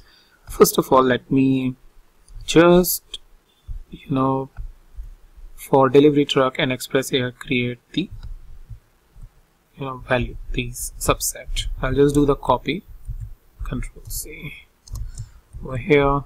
Now for delivery truck, what I can do is specify DT, again paste, and what I can do is specify EA. Alright, and I don't have to do a lot of writing, I hate that, so I'll just copy. Ship mode is this, ship mode is express air. So this way now I have 3 different objects, right? So if I go ahead and execute this, there are no issues. And again, I want to show you orders underscore RA. Again, we will look at the shape 6270 and dt dot shape. So there is 1146 and 1146, so that's good. There is no issue in our filtering. And EA dot shape, and there is 983. So we are good. There is no issue in the filtering that we have done because it is coming as per the value count from the original data sets based on this function that we used. Alright, now let's go ahead and plot the values. So plt dot plot, and we want to plot, let's say the last one we chose is orders underscore EA. And let's say we want to red plus sign, so R plus, press shift enter, it has given me the value, data frame has no object as okay underscore. Alright, so here we have the values, and as you can see it is going up till here 8,000 and the value is going up till here till 25,000. So this is fine, but why x-axis is coming 8,000? But so if you remember from one of my very initial video related to matplotlib, is if we are just specifying the one single object or one single series object, it takes its index values over here as the x-axis. So what I meant by that is, if I show you orders underscore EA dot head and let's say 10 observations, so what it is doing is, this is the value of index, this is the actual values, so this index value is coming over here and these values are coming over here on the y-axis. Now if I look at the shape of orders.ea, there are just 983 observations. So ideally this should be 983 but not the 8,000. So these kind of issues or misrepresentation you can have whenever you are starting with the data visualization. Those who are experienced probably are aware about it and can fix this problem, but those who are new, they basically come into this trap where they just try to plot. So for example, we have just plot the EA, then another plot that we can do is with the orders underscore let's say RA, and we want blue plus sign. So here we are, blue plus sign and red plus sign, both the values are coming up till 8,000. And even if you want, we can plot the third one, which is orders underscore RA underscore and then C plus, this is cyan. So here we have the 3 values, but now the issue is that you can't see the blue one pretty effectively, the plus red sign and all, because most of these values have been overlapped by the third observation. So what you can do is you can use the alpha property and make it like 0.3, which will make it transparent a lot so you can see these observations. Okay, not that much great, but if you increase the figure size you will get to know, but at least it will give you an idea. Okay, there are some few observations of negative and the blue or red or cyan. So that's basically not what I wanted to explain. That's basically to show you how you can see the overlapping values, but the real issue is how you can get the data into the right shape so that your observations are not going up till 8000 because of the index issue. So how we can remove that? Well, I'm leaving this video here so that you can do some thinking and do an experiment about what you will really do in this situation, and in the next video I will show you the solution. Hi there. So in the previous video we have talked about the issue related to the chart that we had created. So we have created a chart like this where we wanted to see the sales by different shipping modes. So we created the different objects like orders underscore RA for a regular air sales, and then DT for delivery truck sales, and EA for all those shipping mode for sales which have been done by express air. And then we plotted this, and this is what we got. And the issue was that this ordered underscore EA dot shape, so by express air, it has only 983 rows. If you see it by red R plus, that's what we have indicated over here. And if you see the observations, it is going up till this 6000 mark or even 8000 mark. Well, I left that video at this point, and so that you can think through and figure it out why there is such an issue. So the issue is because of the indexing. So what it has is, if I just show you orders underscore EA, and this value is starting from 8, then 21, then 47. All of these values are basically getting plotted on the x-axis, and if I go down, you will see that x-axis values are spread across 8398 even after you just have the total number of rows is 983. So to resolve this kind of an issue so that there is not a wrong representation of values on the chart, what you can do is re-index the chart. So for that, first of all, what we need to do is create an index. So maybe what we can do is order underscore EA underscore index, and then use the np.arrange, and in that we will start from 0 to 983, 1. So if I just plot it under orders underscore EA underscore index, you will see the index value is starting from 0 and going up till 982. And let me see how many.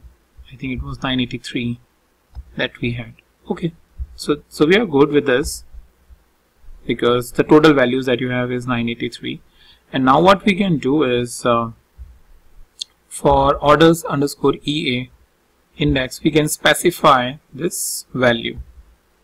So now orders underscore EA dot index is equals to orders underscore EA underscore index. And now let's see the orders underscore EA. Okay, underscore.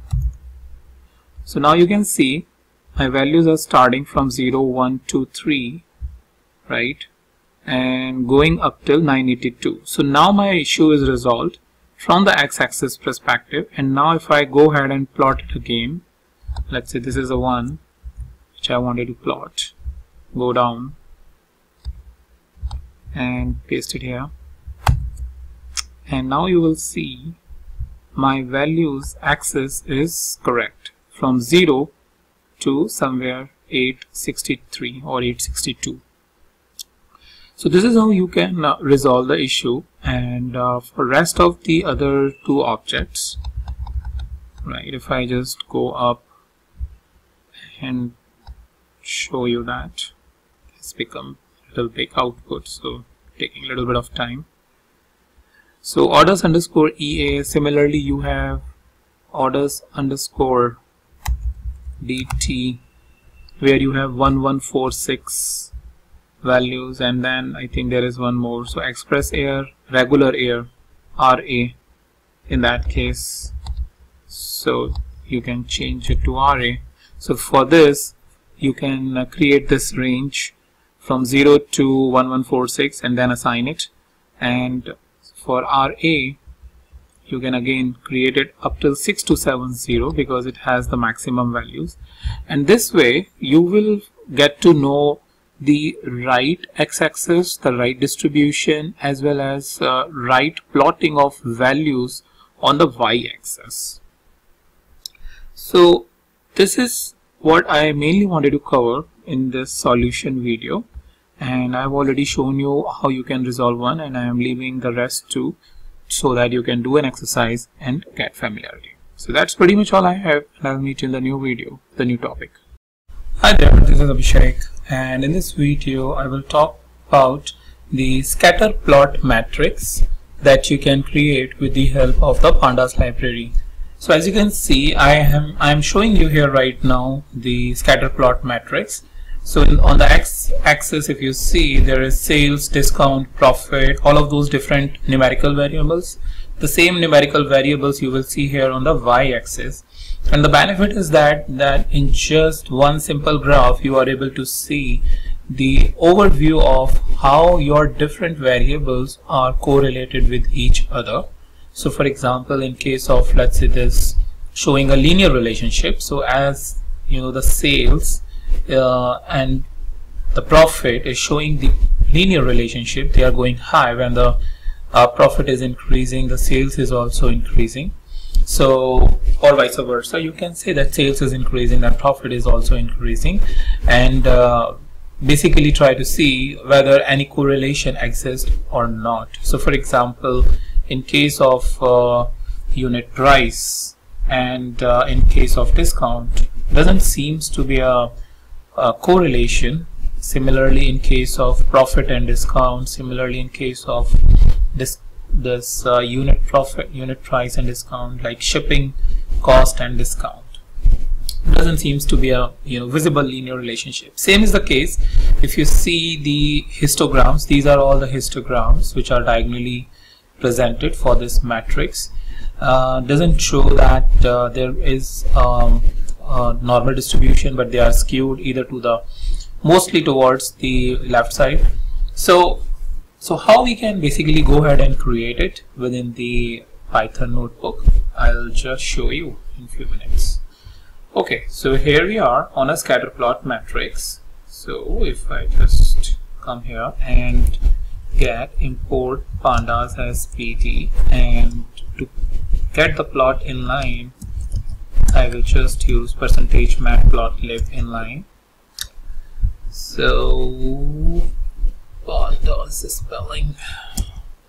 Okay, after that let's get our data set. So here we are with our data set, which what we are seeing is with the help of pandas library pt, which is read.excel.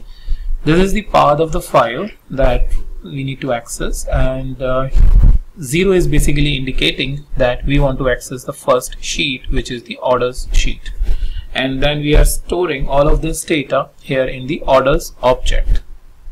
Alright, after that let me show you the first couple of observations, maybe just two. Yeah, so here we have the sales, the discount, profit, unit price, all of those values. So if I show you all the columns, I can use orders.columns, and here all the columns are over here, and if I want to know how many total rows and columns which are present, then I can use the shape. So we know that now 8399 rows are present and 21 columns. If I want more information about these different columns, then I can use info function, which will give me that for row ID how many rows are there, whether it's a null or a non-null, and then what is the whether it is a float, integer, date, time, what it is. So some useful functions you will always use in every analysis, just to get the idea about your data set. Okay, now let's come to the business with the scatter plot metric. So the thing is saying pd dot scatter underscore metrics, and within that, if I show you some of the columns that we need to fill. So for example, we need to say frame, alpha, figure size, and different parameters, grid, diagonal, by default histogram. All of those options are default present. So let's go ahead and try to create the histogram, the scatter matrix with the default parameters. So what we will do in this case is we will write orders dot loc, or maybe loc is good, fine. And we want all the rows, and then we want columns from let's say over here we have sales, discount, then profit, then unit price, and shipping cost. So let's go ahead and write sales colon and then shipping cost, covering all of the. So what it does basically, this scatter matrix just picks up all the numerical columns which are there. It will not pick the ship mode which is coming in between of the discount and profit, and will just show sales, discount, profit, unit price, and shipping cost. Even after that, if you would have any variable over here after a couple of object variable which contains the textual data, it would have skipped that and gave us back the numerical columns. Alright, so this is about the basic information that you need to provide. So let me hit shift enter and let's see what it produces. Okay, alright, here. So here we are with this plot, and here we have our scatter plot. Now the issue is that this plot is not properly sized. So what we can do is we can go back again up there, and one of the parameter, if I show you, after comma I'm pressing shift tab, and the fixed size, I'm using the fixed size to change the size of this figure, and maybe I want, let's say 12,10, and now let me press again shift enter, and now let's see how it is coming. So if I go down, okay, now it's coming a bit better. If I just remove the header, yeah, now all of my columns are coming. So with that, you can basically experiment fixed size parameter, that what is the figure size that you need. Okay, so 12:10, maybe you just want 6,10 or 10,6, depends on your requirement. You can play around and get it done. Let's see another parameter which is very interesting. Right now, if you see, for this diagonal representation, we have the histogram, but there is a option which you can change to a more visually aesthetic the diagram, which is KDE, kernel density estimation. So let's go ahead and see that. So I'll just copy the previous code so that I don't have to write it again, or maybe here itself I can change. Now if I say diagonal, by default, if I show you by pressing shift tab, this parameter diagonal is basically histogram. So you can change it to KDE. Let's shift enter. It will take a couple of seconds. Now it is there, and here now you have the KDE, which shows much better information as compared to the histogram about the distribution of data. It's clearly saying that here is a peak, and then we are seeing that when the values are starting, they are at top, but right on this point it is going up to the down. So that basically, you know, give us an indication that what's really going on with the data. So for example, here it's a weird chart, and over here it's going up and then finally going down. What's really going over here? Is there any pattern that it is revealing, or any information inside the data that you know, you are about to explore, or you should explore? So that's how you can change the KDE. Apart from that, it has, as you must have seen, if I'm going here, I'm pressing Shift Tab. Again, it has like marker, basic one, alpha, very basic one, density KWS, hist KWS, range pairing, all of those different parameters that you have.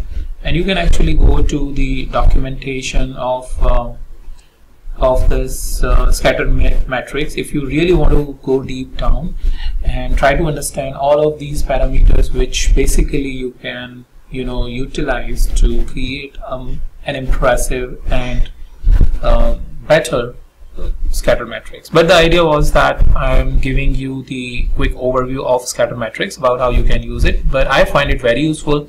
I always create this metric whenever I'm doing any data analysis or any data science project.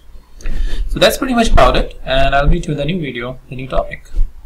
Hi there. In this video, I will going to cover some of the box plot chart features and basically show you how you can create the box plot directly from data frame. So in this video, I will cover most of the basics, and I have the second video in which I will go a little bit in depth to, you know, look at how you can get the real interpretations back from the box plot chart.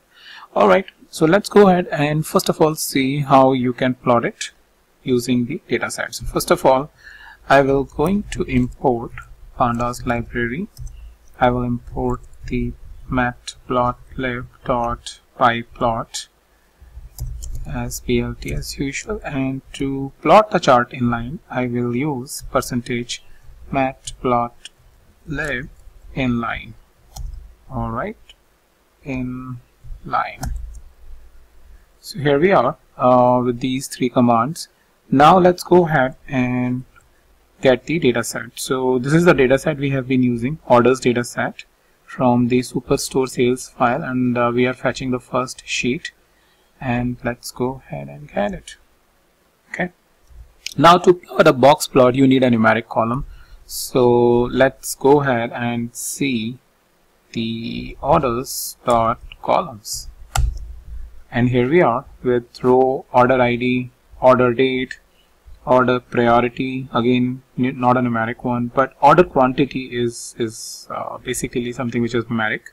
Sales is for sure numeric, discount is numeric, profit is numeric, same is unit price, shipping cost. So these all looks like all the numeric columns. So to plot the box plot, what I can use is plt.boxplot, and then specify the column name, orders dots. Let's say first of all I want sales,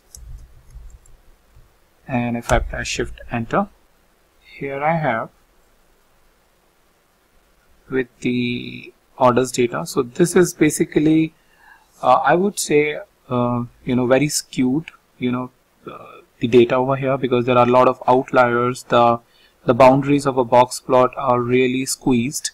So let me try and show you the different one, maybe discount for example.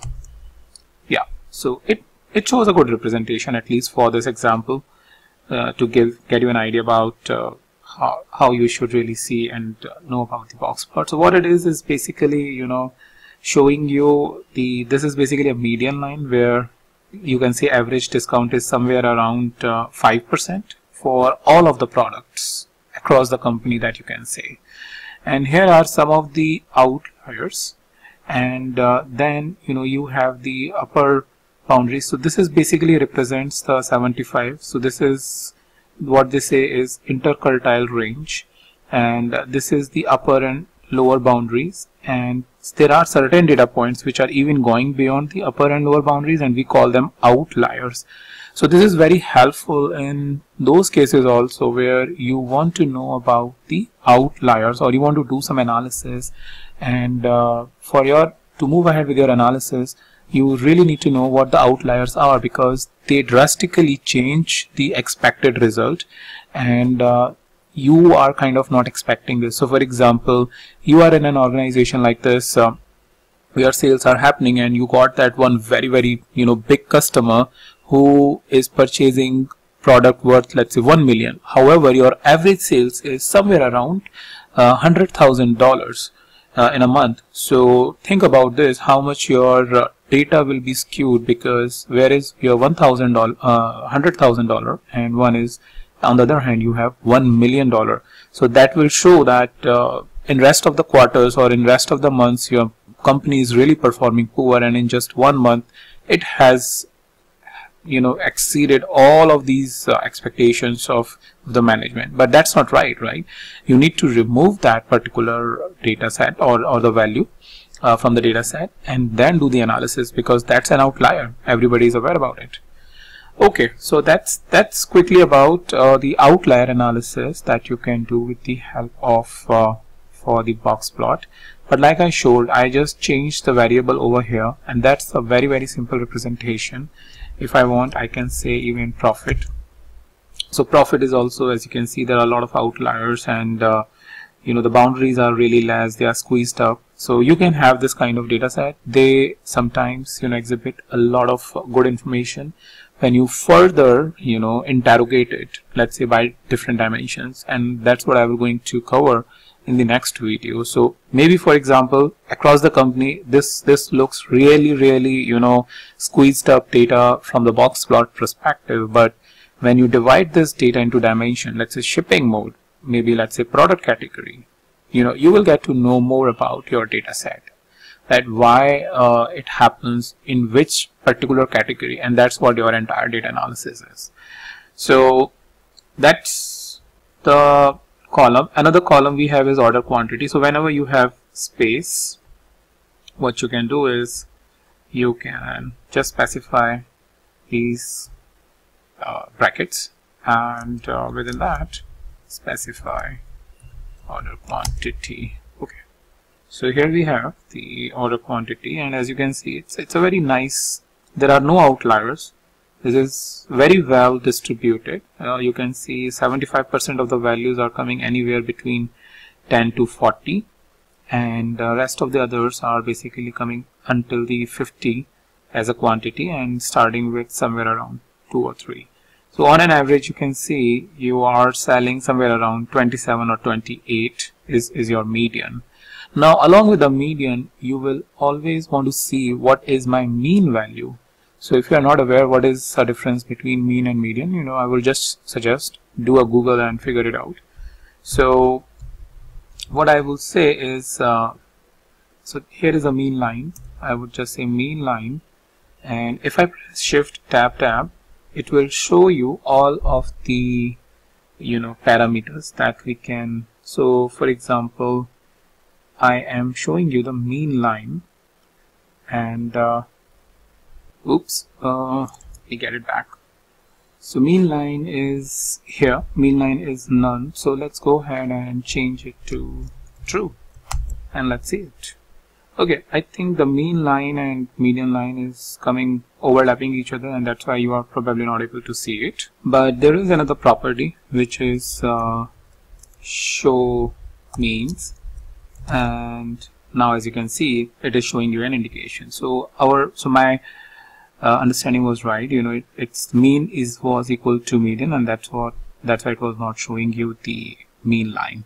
But here in this case, you can clearly see where your mean is. It's right there on the median line. So that's one thing. The next thing is changing the way about how it has been shown over here. So right now it is vertical, and we have this property vert is equals to, by default it is true, and if I change it to false, you will get the horizontal one.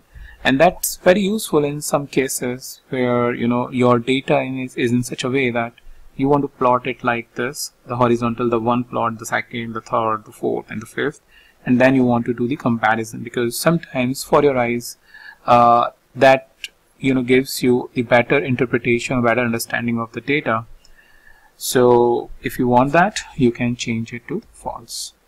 Okay, what I'll do is I'll just copy this and move it to next, so that I am not making it as a very busy one. So I am pretty much done with this, and I'll just come to discount. Okay, so here we have again back to discount, and couple of things like for this 0 0, sometimes you have a, let's say, requirement that you want to change this 0 to something else. So what you can do is, maybe let's say you want to indicate plus signs. So C is basically cyan, and if I am alright, let me say SYM is equals to, yeah, now it is fine. So you can actually look into the documentation about all the different symbols. This is C. Again, you can have B also, that will basically the blue one. So wherever it is making sense for you, you can simply change it as per the way you need it. There is another very interesting way to see the confidence interval of your median. So what you do is, there is a property, if I press Shift Tab, and this is notch. So if I say notch is equals to 1, which is the second parameter in this case, so here you will say the diagram has changed, and though you may not be able to see it completely, but what it has done is plotted the confidence interval. So if you are really interested in the confidence interval related analysis, you can specify this notch parameter as 1. So if I again show you, this is the first parameter, this is the second parameter. By default it is none, but you can change it to 1. If you change it to 0, it will not show you the notch or the confidence interval separation that is related to the median. Last but not the least, that if you want to remove all of these outliers, in some of the cases like profit you had seen, or in the sales you had seen, there was so many outliers. So sometimes you just want to remove it just for the sake of, you really want to understand what is going on with my main data. So here if I press Shift Tab again, so this is X notch, and then there is a parameter that you can specify that will actually going to remove the outliers as well. Oops. And that is nothing but your symbol. So if your symbol, let's say you are saying none, if you're removing this, you will remove your outliers in that case, and you are clearly able to see how's your discounting, or how is your discount is on the normal data as compared to your without your outliers. If you want to go back with the outliers, red plus, so here you are with the red plus. So that's how you can really do the pattern analysis, remove the outliers, and look at your entire data. So that's pretty much all I have for you in this video, the basics, because it's important to understand how these different things works in tandem. And in the next video, I will further grill the data to show you the box plots by different dimensions and with some more parameters that make sense for the data analysis. So that's pretty much all I have, and I'll meet you in the new video with a new topic. Hi there, this is Abhishek, and in this video, I will show you a different way about how you show your plots. So far in my videos, if you have seen, as well as other tutorials, you might have seen that we have been using percentage matplotlib inline as one of the ways to show the plots inline to your command. So that really helps in terms of viewing the plot. But what if you want to make it more interactive, things like you may want to zoom it or do the selection on the chart? Well, in that case, you just need to basically change this inline to something called notebook. That's it. So once you change it to a notebook, what it does is basically it converts a normal chart, a static chart, into an interactive chart. So let's see it in action. So here we have percentage matplotlib notebook, and let's go ahead and import matplotlib.pyplot as plt. Like always, let's specify x value, maybe some random value, right, and some random value for y, 17. Simply say plt.plot, say x comma y, and plt.show, and here we are. Well, here is our chart, a simple line chart based on some random values, and if you see, it has this stop interaction button. That way you can stop the interaction. But if you go down a little bit, you will find a couple of icons like home, back, forward, and then pan axis, like it is indicating it over on the right side, that pan axis with left mouse, zoom with right, and then you have zoom and save to download the plot. So what it is basically, if I go and click on the zoom, I get this cursor with plus sign now, and I can zoom it only this part. So now this part is zoomed, and if I want, I can use this pan axis icon and I can change it, and I can, you know, move up, down, left and right to view the desired data.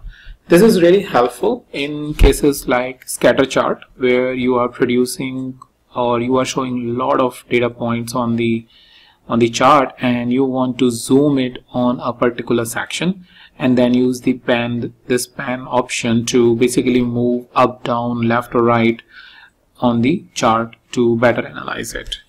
Once you are done with it, you can come to home to basically come back to your original chart, as well as based on whatever interaction you have done with the help of zoom and this pan button, you can use back and forward based on those actions and see what you had done earlier, or you want to move forward, then you can move forward also.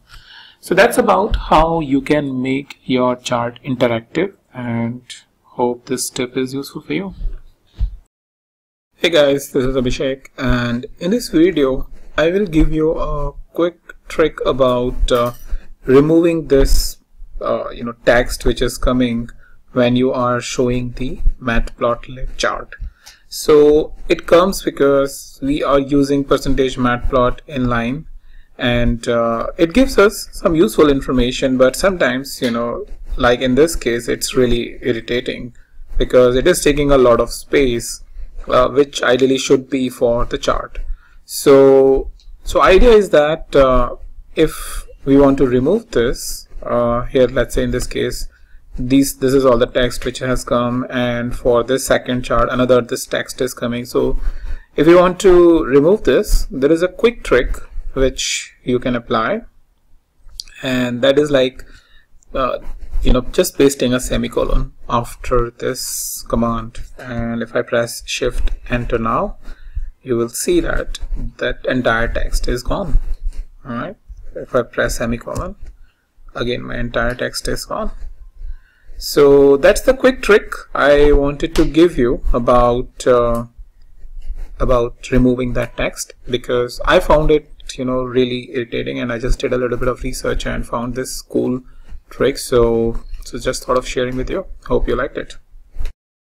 Hey guys, this is Abhishek, and in this video I will talk about how you can adjust the limits, add the label names and grids to your matplotlib chart.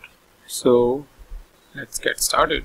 First of all, I will just show you about how you can prepare your data from your existing file, which you will usually find it in any normal scenario doing the data analysis. So for that, let's go ahead and import a couple of libraries, matplotlib.pyplot as plt, and I will just say matplotlib inline. So we are good here. Now let's go ahead and get the file. So here I have brought the file for you. What I am using is the one which we have already used in several of the videos in the previous examples, just to maintain the consistency. And we are basically reading an Excel file with the help of pandas function, and this is the path. and this is basically indicating 0 is indicating the first sheet, and we are saving this sheet, which is order information, is into orders. So let's go ahead and execute that. Now it's been executed. Let's see the info related to this. So here we have the information about, this is a row ID, order date, all of those information. So what we are really interested in is creating a pivot kind of an structure for plotting the trend data. So what we want to get is sales and one dimension, maybe either ship mode or region or product category, whatever is one thing, and then basically the year from the order date. So let's create first of all the year from the order date. So what we need to do in that case is we need to write this order year and then simply write orders and name of the column, which is order date dot tt dot year. Well, that's all you need to do. And now if I show you orders dot columns, you will have the year as one of the column, right? So now we have created the year. What we need to do is create a pivot table. So let's create a sales pivot, and we need pd.pivot underscore table. First of all, specify the dataset name, then the numeric column sales, and then the index to get the rows. So index is basically your year. It was in small, and then in columns you will get, let's say, ship mode. Alright, so here we are with all of this information, and finally you need to specify aggregate function.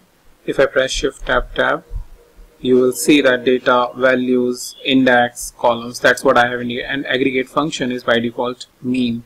So I'll not go ahead and specify it, I'll just simply use it, and let's press execute that. Okay, so we are good over here, and now let's see our pivot.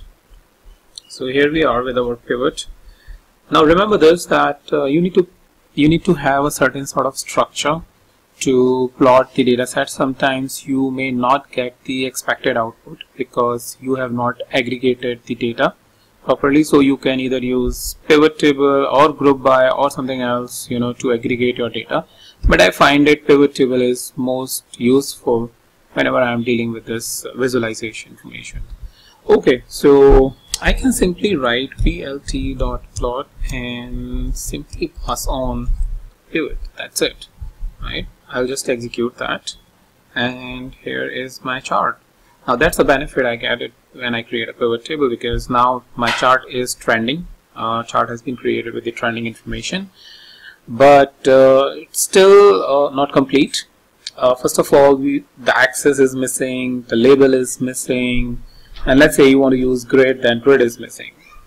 So first thing I want to tell you is, sometimes this is just an information that there are 3 lines at this particular position. So if we don't want to get that, which is not meaningful for us because chart is the most meaningful thing, what I can use is simply semicolon.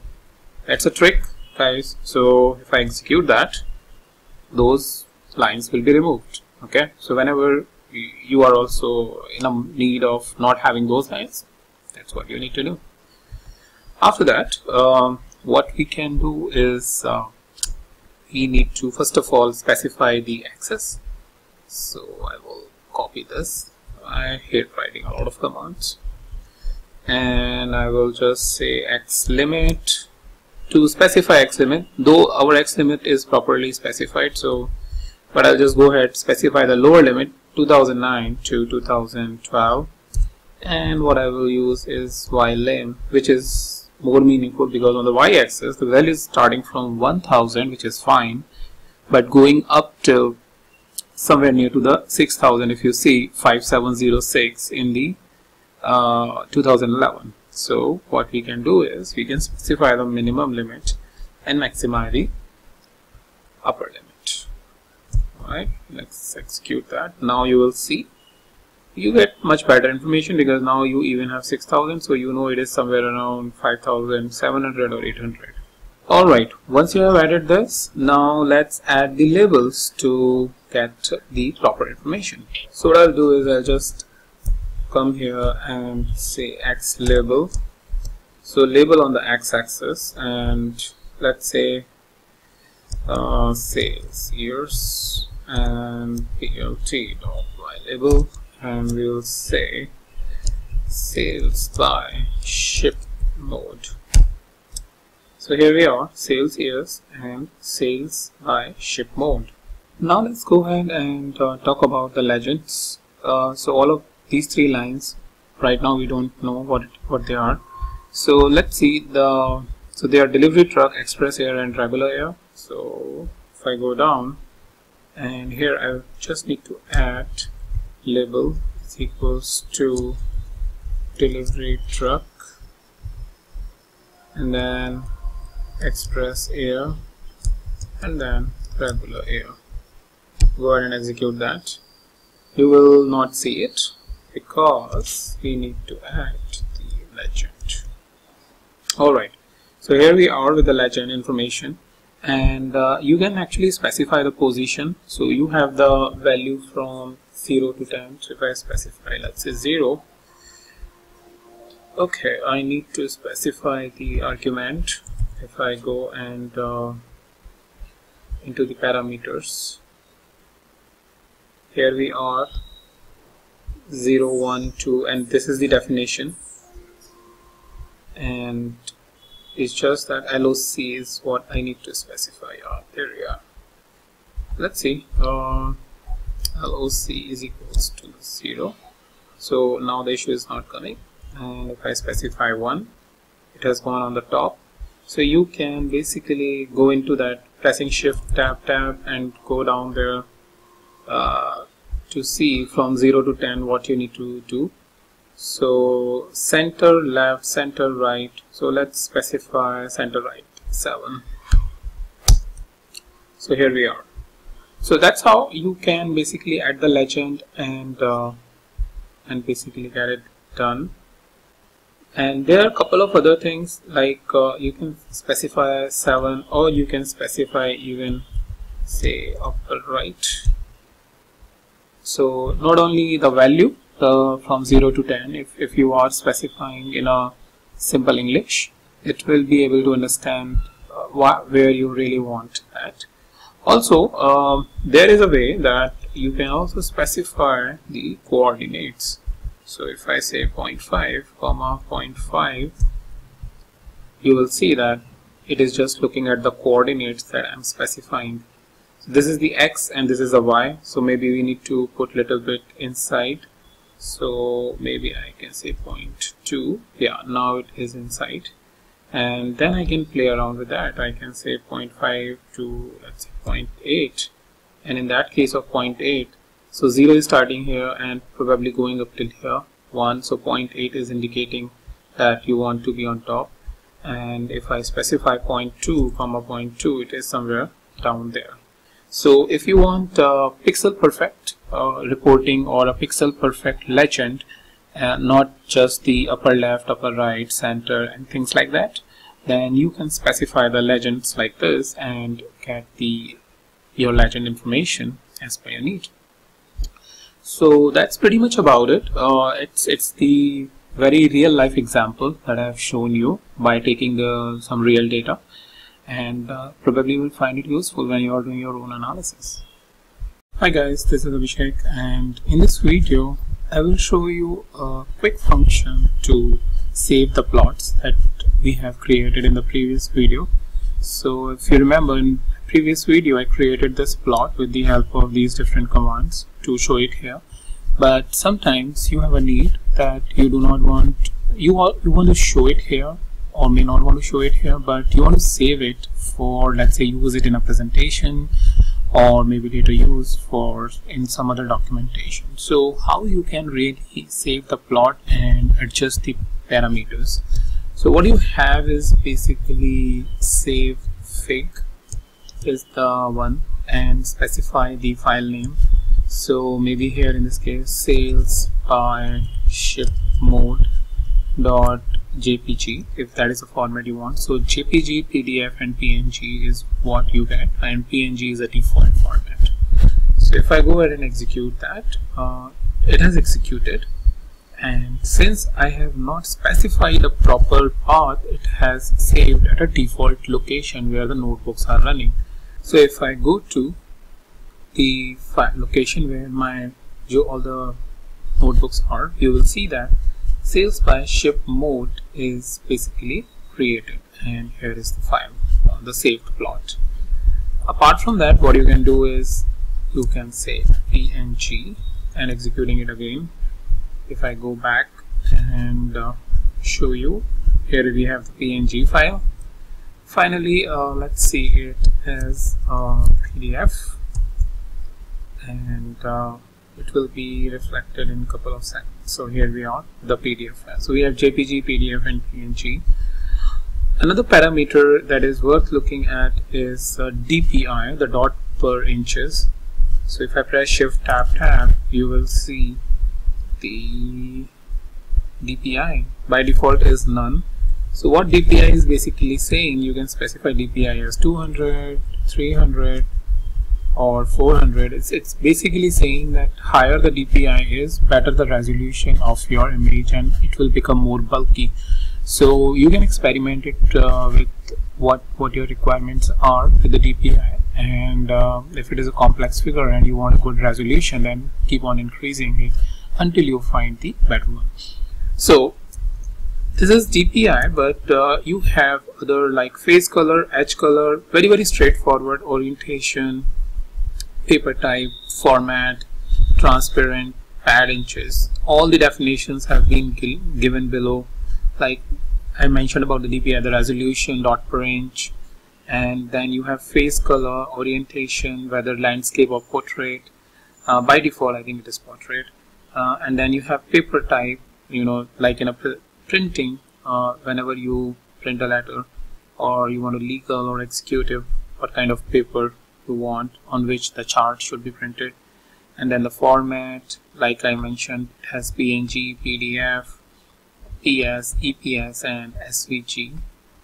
Yeah, so SVG is also another interesting thing because it does not loses the dots whenever you are stretching it. So another thing on which you can really play around. And then transparent, frame on, box inches, pad inches, and P-box extra artist. So this is something where you can really experiment, like B-box extra artist, a list of extra artist that will be considered when the type B-box is calculated. And if I go back, B-box inches over here, only the given portion of the figure is saved. So it's like very customized plot that you can save for your presentation.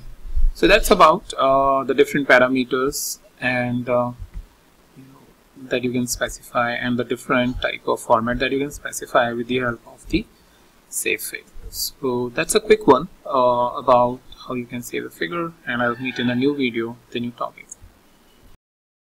Hey guys, this is Abhishek, and in this video I will talk about how you can customize some of the font that you are using, or the lines, or the plot is basically to have it more according to your own requirements. So the first thing, or the function that we're going to use is from the plt.rc parameters. So this is the chart that we had created in the previous video. We modified it a little bit, but now what we want, let's say for example, we want to increase the font size. So in the bracket we need to specify font dot size, as you can see, equals to, let's say 15, and execute the plot again. So if I go down and show you, now the font size is 15. Let's say if it is too big, let's make it 12, and again on 12, this is how it is coming. So probably if you think this is fine for you, you can use it. And next thing what we can use is RC params, and let's say we want is font dot family, and let's see, we want serif, and execute again. Now you will see the font of the chart has been changed. So you have a couple of others, like if I press tab, font dot, so you have monospace, sans serif, serif, all of these, different one that you can use. Apart from this, so I'll just font family like this and maybe make it 10 so that this is properly coming. Execute it, font family, adding the quote. So now it is properly coming. And after that, let's say there is a need that you want to change it to a different styles. So there is a style method that we can use, and another method we will use refresh tab plt.style.use, and you can specify style. And style is, there are three ways how you can specify the style, but I'm going to use very directly one of the famous style, which is ggplot, grammar of graphics plot. Let's execute that, and let's execute this. Now you will see that the style has been changed, and it's pretty nice according to the basic ggplot grammar of graphics. There is another style which is very popular from this website. I think it is 538. So let's see, 538. I think that's the right name. Yeah. So if that is a style you want to use, then this is the style. Very similar to your ggplot, but 538 has their own way.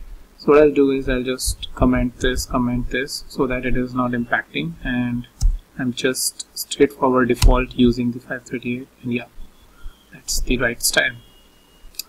So that's about how you can use the style. But let's say you want to come back to the default, you can use default. Okay, and this is your default style that you can apply. So you can experiment, and then if you want to come back, you can always use default.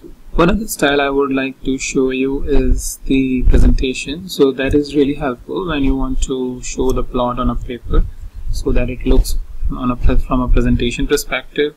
So if I execute that, file not found, presentation, I think the name is right, PRESENTATION. Let's go down and see what it is basically saying. Presentation not found in the style library. See style.available. Okay, let's go ahead and see why it is not available. I remember that I used it. Style.available.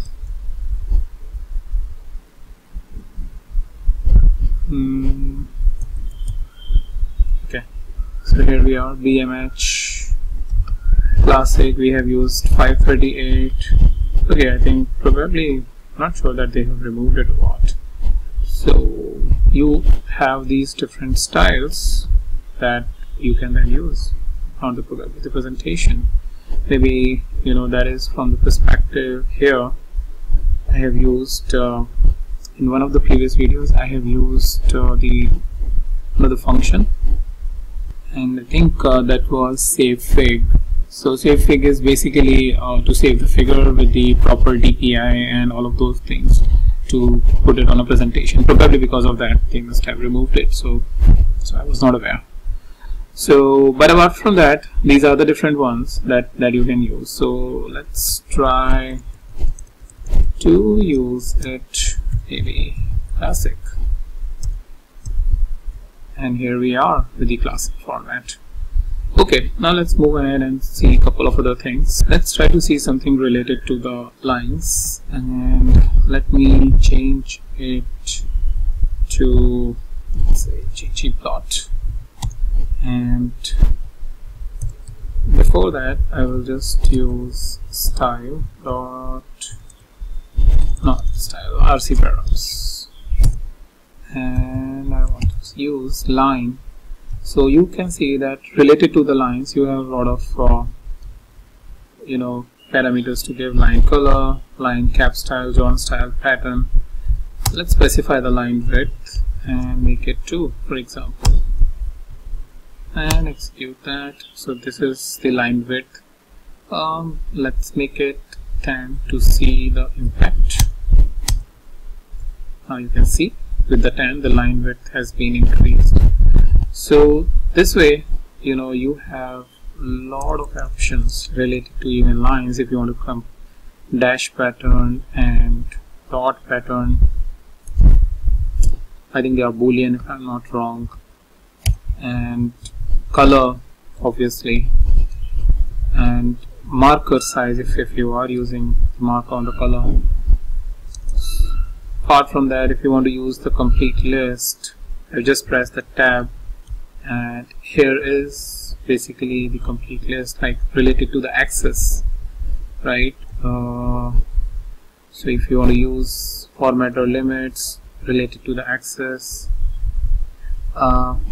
axis dot label size, maybe you want to use that.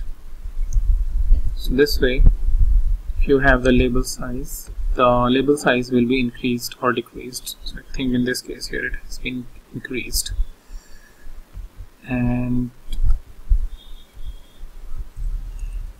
apart from that, it's more or less like how do you want to experiment with it, because there are a lot of, so if you are using grid, you have the grid like label color, label padding, title size if you want to work with the title. So pretty much a lot of things which have been given. One last thing I would really I will just maybe increase title size just so that it is working fine, not giving me the error. One last thing I would really like to show you is the configuration file, where you can specify the default configuration that you can use in across the notebooks that you are opening, because by default these notebooks get the information from that file. So for that, what I'll do is I will comment this out, and then I will use import matplotlib as mpl, and let me execute it and create one cell above and say mpl.matplotlib.fname and execute it. So with this function matplotlib underscore fname, what you are getting is this file on this particular location, and the file name is here matplotlib prc. So I think I have opened it. Yes, matplotlib, and I think mpl data. So and matplotlib mpl data matplotlib rc. Yep. So if I double click and open it in a notepad, and here is this file. So this is basically saying matplotlib rc format, and this is the sample matplotlib configuration file. You can find a copy of it in your system, blah blah blah. And if you go down, you will see by default interactive is false, right? But I have shown you in previous video how you can make it interactive. You can specify the time zone, and then line width. By default, what is a line width, what is a line style, color, all of these different parameters that you are seeing. Patch line width, box related to the box plot. If I go down, you will see a lot of other information related to the font, right? So related to font, if you want to specify by default what are the font styles and their stretch, fade and other things are. So this way you can basically update the information over here, but I will be a bit cautious, because if there is If you really want to use different types of styles, and there is no point, but I just wanted to give you an idea about that the file exists here, and you can basically specify what the default properties are in the key value. So this is the key, this is the value, this is the key, this is the value, in that format. And here they have done a really nice job in terms of showing what it really means. So HTML5, video tags and movie writer, a lot of different things with which you can experiment. So that's what I wanted to mainly show you. If I go back to this, so you can use this function matplotlib _fname, which is basically file name, and get the file information. So that's pretty much all I have for you in this video, and I'll meet you in a new one with a new topic. Hey guys, this is Abhishek, and in this video I will just show you a quick information about how you can add text to your charts. So whenever you are plotting chart, there is sometimes a need that on a particular point you need to do a further explanation, especially in cases like when you are not presenting, and especially in those cases like even if you are presenting, you want to highlight with some sort of text that what really happened on that peak or on that tail or downward sloped information.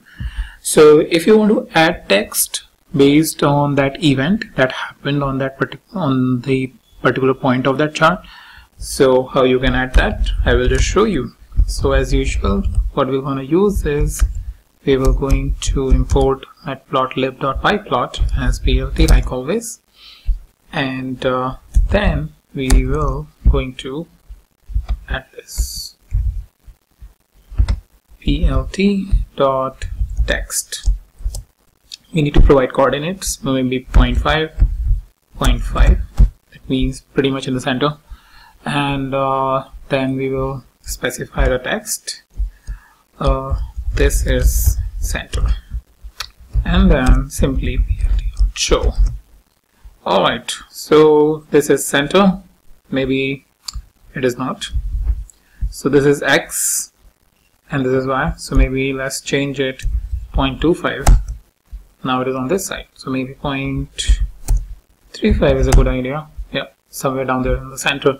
So like this, you can really experiment with this about where it should be placed. Let's say I want 0.1, that means somewhere down here on the y-axis, so it has come down.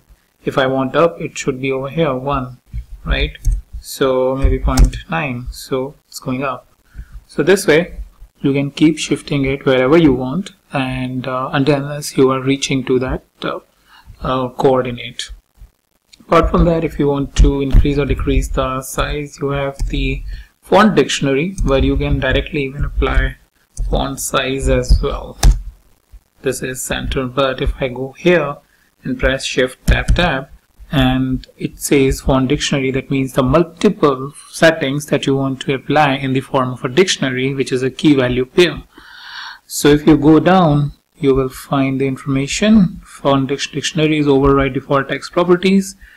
Defaults are determined by your RC parameters, and you have the another parameter with dash, which is a boolean. You can further explore this, and down there you will find some examples as well, like this X, Y, S. S is probably holding some text, and then the font size is 12. So like this, matplotlib, even it has parameters which is under kwargs, like horizontal alignment, vertical alignment, transform. So when you go a little bit in depth, like here in this case, bbox parameters stating that face color is red and alpha is equals to, which is the transparency is 0.5, then you can even change the color and make it transparent. So these are the different options that has been given for you to really explore, but I wanted to give you a quick start about how you can really add, and then with the help of this great help by pressing shift tab you can utilize this information and make your chart more complex, as well as you can read the documentation of text and make it more meaningful. So that's pretty much all I have for you. give you a quick start, and then I hope you will further explore based on your needs. Hi there, this is Abhishek, and in this video I will talk about the scatter plot matrix that you can create with the help of the pandas library. So as you can see, I am showing you here right now the scatter plot matrix. So on the x-axis, if you see, there is sales, discount, profit, all of those different numerical variables. The same numerical variables you will see here on the y-axis. And the benefit is that in just one simple graph you are able to see the overview of how your different variables are correlated with each other. So for example, in case of, let's say, this showing a linear relationship, so as you know, the sales and the profit is showing the linear relationship, they are going high. When the profit is increasing, the sales is also increasing. So, or vice versa, you can say that sales is increasing and profit is also increasing, and basically try to see whether any correlation exists or not. So for example, in case of unit price and in case of discount, doesn't seems to be a correlation. Similarly, in case of profit and discount, similarly in case of this unit price and discount, like shipping cost and discount, doesn't seems to be a visible linear relationship. Same is the case if you see the histograms. These are all the histograms which are diagonally presented for this matrix. Doesn't show that there is a normal distribution, but they are skewed either to the mostly towards the left side. So how we can basically go ahead and create it within the Python notebook, I'll just show you in a few minutes. Okay, so here we are on a scatter plot matrix. So if I just come here and get import pandas as PD, and to get the plot inline, I will just use %matplotlib inline. So pandas spelling. Okay, after that let's get our data set. So here we are with our data set, which what we are seeing is with the help of pandas library PD, which is read.excel. This is the path of the file that we need to access, and 0 is basically indicating that we want to access the first sheet, which is the orders sheet. And then we are storing all of this data here in the orders object. Alright, after that let me show you the first couple of observations, maybe just two. Yeah, so here we have the sales, the discount, profit, unit price, all of those values. So if I show you all the columns, I can use orders.columns, and here all the columns are over here. And if I want to know how many total rows and columns which are present, then I can use the shape. So we know that now 8399 rows are present and 21 columns. If I want more information about these different columns, then I can use info function, which will give me that for row ID how many rows are there, whether it's a null or a non-null, and then what is the whether it is a float, integer, date, time, what it is. So some useful functions you will always use in every analysis, just to get the idea about your data set. Okay, now let's come to the business with the scatter plot metric. So the thing is saying pd.scatter_matrix, and within that, if I show you some of the columns that we need to fill. So for example, we need to say frame, alpha, figure size, and different parameters, grid, diagonal, by default histogram. All of those options are default present. So let's go ahead and try to create the histogram, the scatter matrix with the default parameters. So what we will do in this case is we will write orders dot loc, or maybe yeah, loc is good, fine. And we want all the rows, and then we want columns from let's say over here we have sales, discount, then profit, then unit price and shipping cost. So let's go ahead and write sales colon and then shipping cost, covering all of the. So what it does basically, this scatter matrix just picks up all the numerical columns which are there.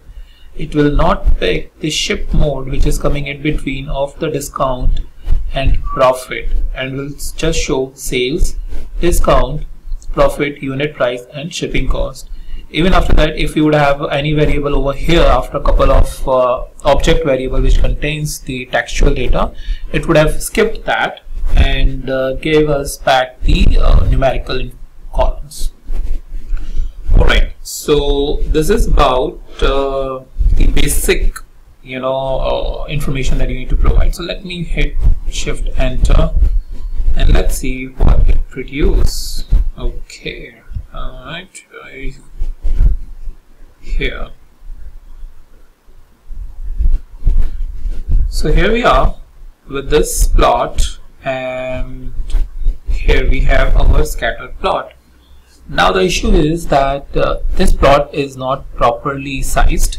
So what we can do is we can go back again up there, and one of the parameter, if I show you, after comma I'm pressing shift tab, and the fixed size, I'm using the fixed size to change the size of this figure, and maybe I want, let's say 12,10, and now let me press again shift enter, and now let's see how it is coming.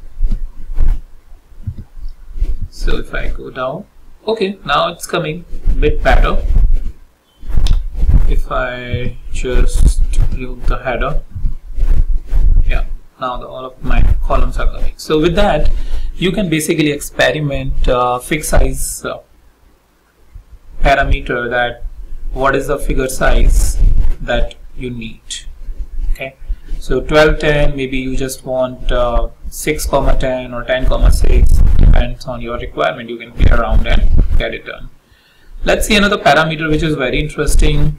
Right now, if you see, for this diagonal representation, we have the histogram, but there is a option which you can change to a more visually aesthetic the diagram, which is KDE, kernel density estimation. So let's go ahead and see that. So I'll just copy the previous code so that I don't have to write it again, or maybe here itself I can change. Now if I say diagonal, by default, if I show you by pressing shift tab, this parameter diagonal is basically histogram. So you can change it to KDE. Let's shift enter. It will take a couple of seconds. Now it is there, and here now you have the KDE, which shows much better information as compared to the histogram about the distribution of data. It's clearly saying that here is a peak, and then we are seeing that when the values are starting, they are at top, but right on this point it is going up to the down. So that basically give us an indication that what's really going on with the data. So for example, here it's a weird chart, and over here it's going up and then finally going down. What's really going on here? Is there any pattern that it is revealing, or any information inside the data that you are about to explore, or you should explore? So that's how you can change the KDE. Apart from that, it has, as you must have seen, if I'm going here, I'm pressing shift tab. Again, it has like marker, basic one, alpha, very basic one, density KWS, hist KWS, range pairing, all of those different parameters that you have. And you can actually go to the documentation of this scatter matrix if you really want to go deep down and try to understand all of these parameters, which basically you can utilize to create an impressive and better scatter matrix. But the idea was that I'm giving you the quick overview of scatter matrix about how you can use it, but I find it very useful. I always create this metric whenever I'm doing any data analysis or any data science project. So that's pretty much about it, and I'll meet you in the new video, the new topic.